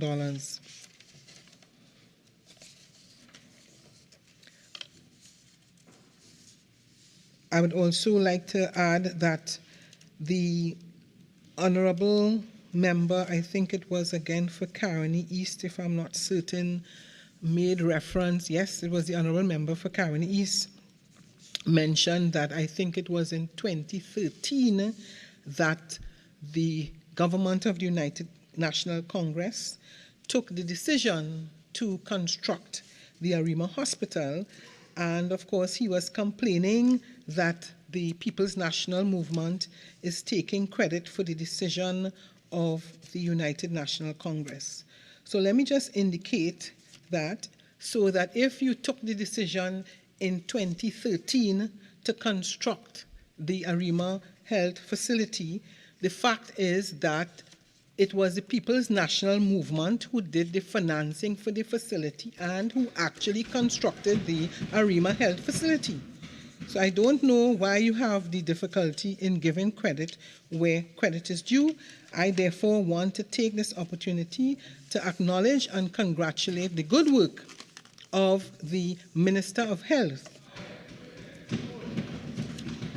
who continues his work, and we should soon see that the project of the digitalization of the records of the persons who use the Arima Health Facility, that would be the next project. So, Minister, on behalf of the people of Arima, I just want to say thank you very much. Finally, I just want to take this opportunity to also just quickly speak about the Arima Connect project. We are on our way to a digitized Arima, and I'm proud to highlight an ongoing project at Arima, which is being spearheaded by the Minister of Housing and Urban Development. I'd like to take the opportunity to thank and congratulate the Honorable Camille Robinson-Regis for her support in this respect, and to say that the first phase of Connected Arima focuses on Queen Mary Avenue and the Arima General Hospital, which is the four wings of the Arima Health Center and the County Medical Office. This part of the network will remain isolated from the rest of the Connected Arima project for privacy and security consideration.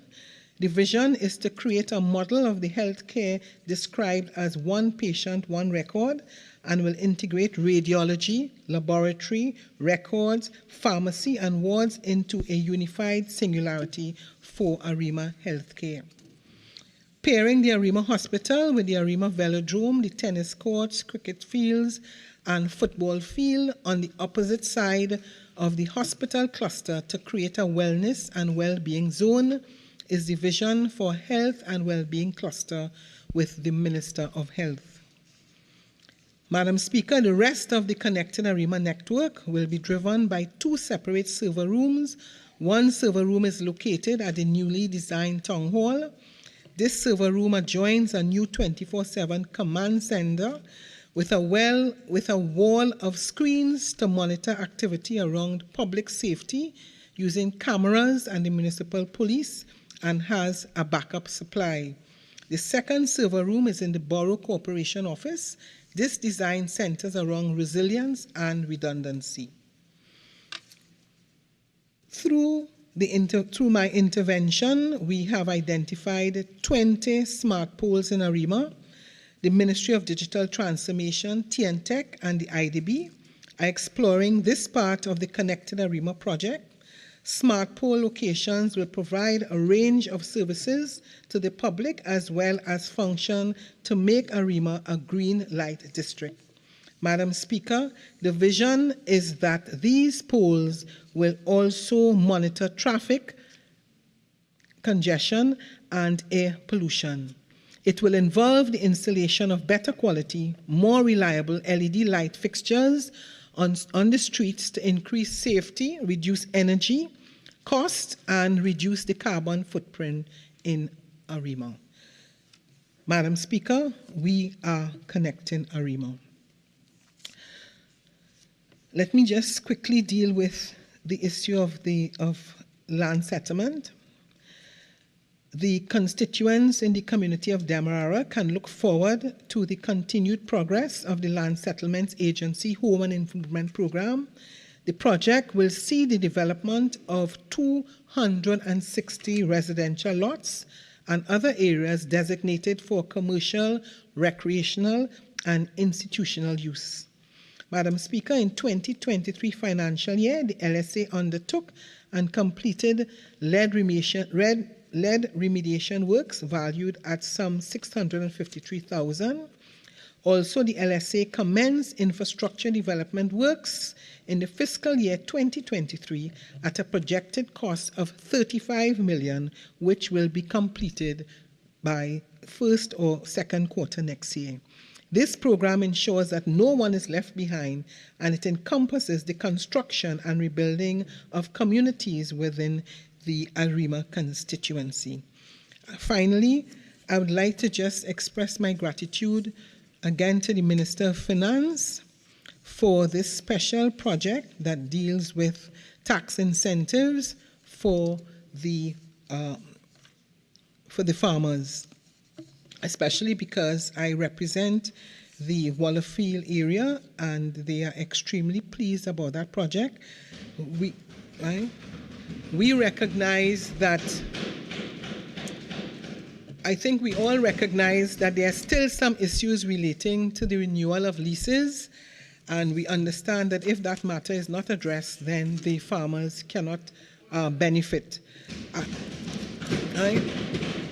I would like to thank the Minister of Youth and Member of Parliament for Lauketa for the meeting that we had earlier this year with the farmers, and that meeting specifically was to bring farmers together, have the relevant departments from the Ministry of Agriculture, the ADB, the Commission of State Lands, attended by hundreds of farmers who brought their challenges, and we are committed to have a follow-up meeting with the people of that area to deal some of the pending issues for the farmers.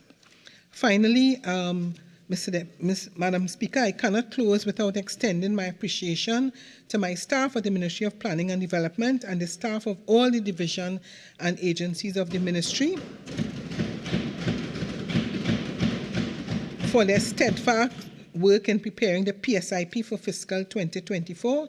I also, of course, thank my own staff at my constituency office, the staff of my ministerial secretariat for their tremendous work accomplished over the fiscal year. Again, I'd like to take this opportunity to say that it was a pleasure to have the opportunity to represent the constituency of Arima and to serve as the Minister of Planning and Development. Thank you.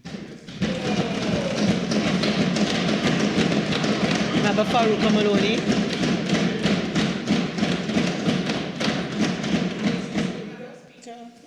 I beg to move that this House do now adjourn to Thursday, the 12th day of October, 2023 at 10:30 a.m. p.m. a.m. Sorry, Madam. Thank you. It's 10:30. I heard 10:30 a.m. So I should correct the record, Leader of the House. Honorable members, the question is that this House do now adjourn to Thursday, October 12th, 2023 at 10:30 a.m. All in favor say aye. Aye. Any against? I think the ayes have it. This House now stands adjourned to Thursday, October 12th, 2023 at 10:30 a.m.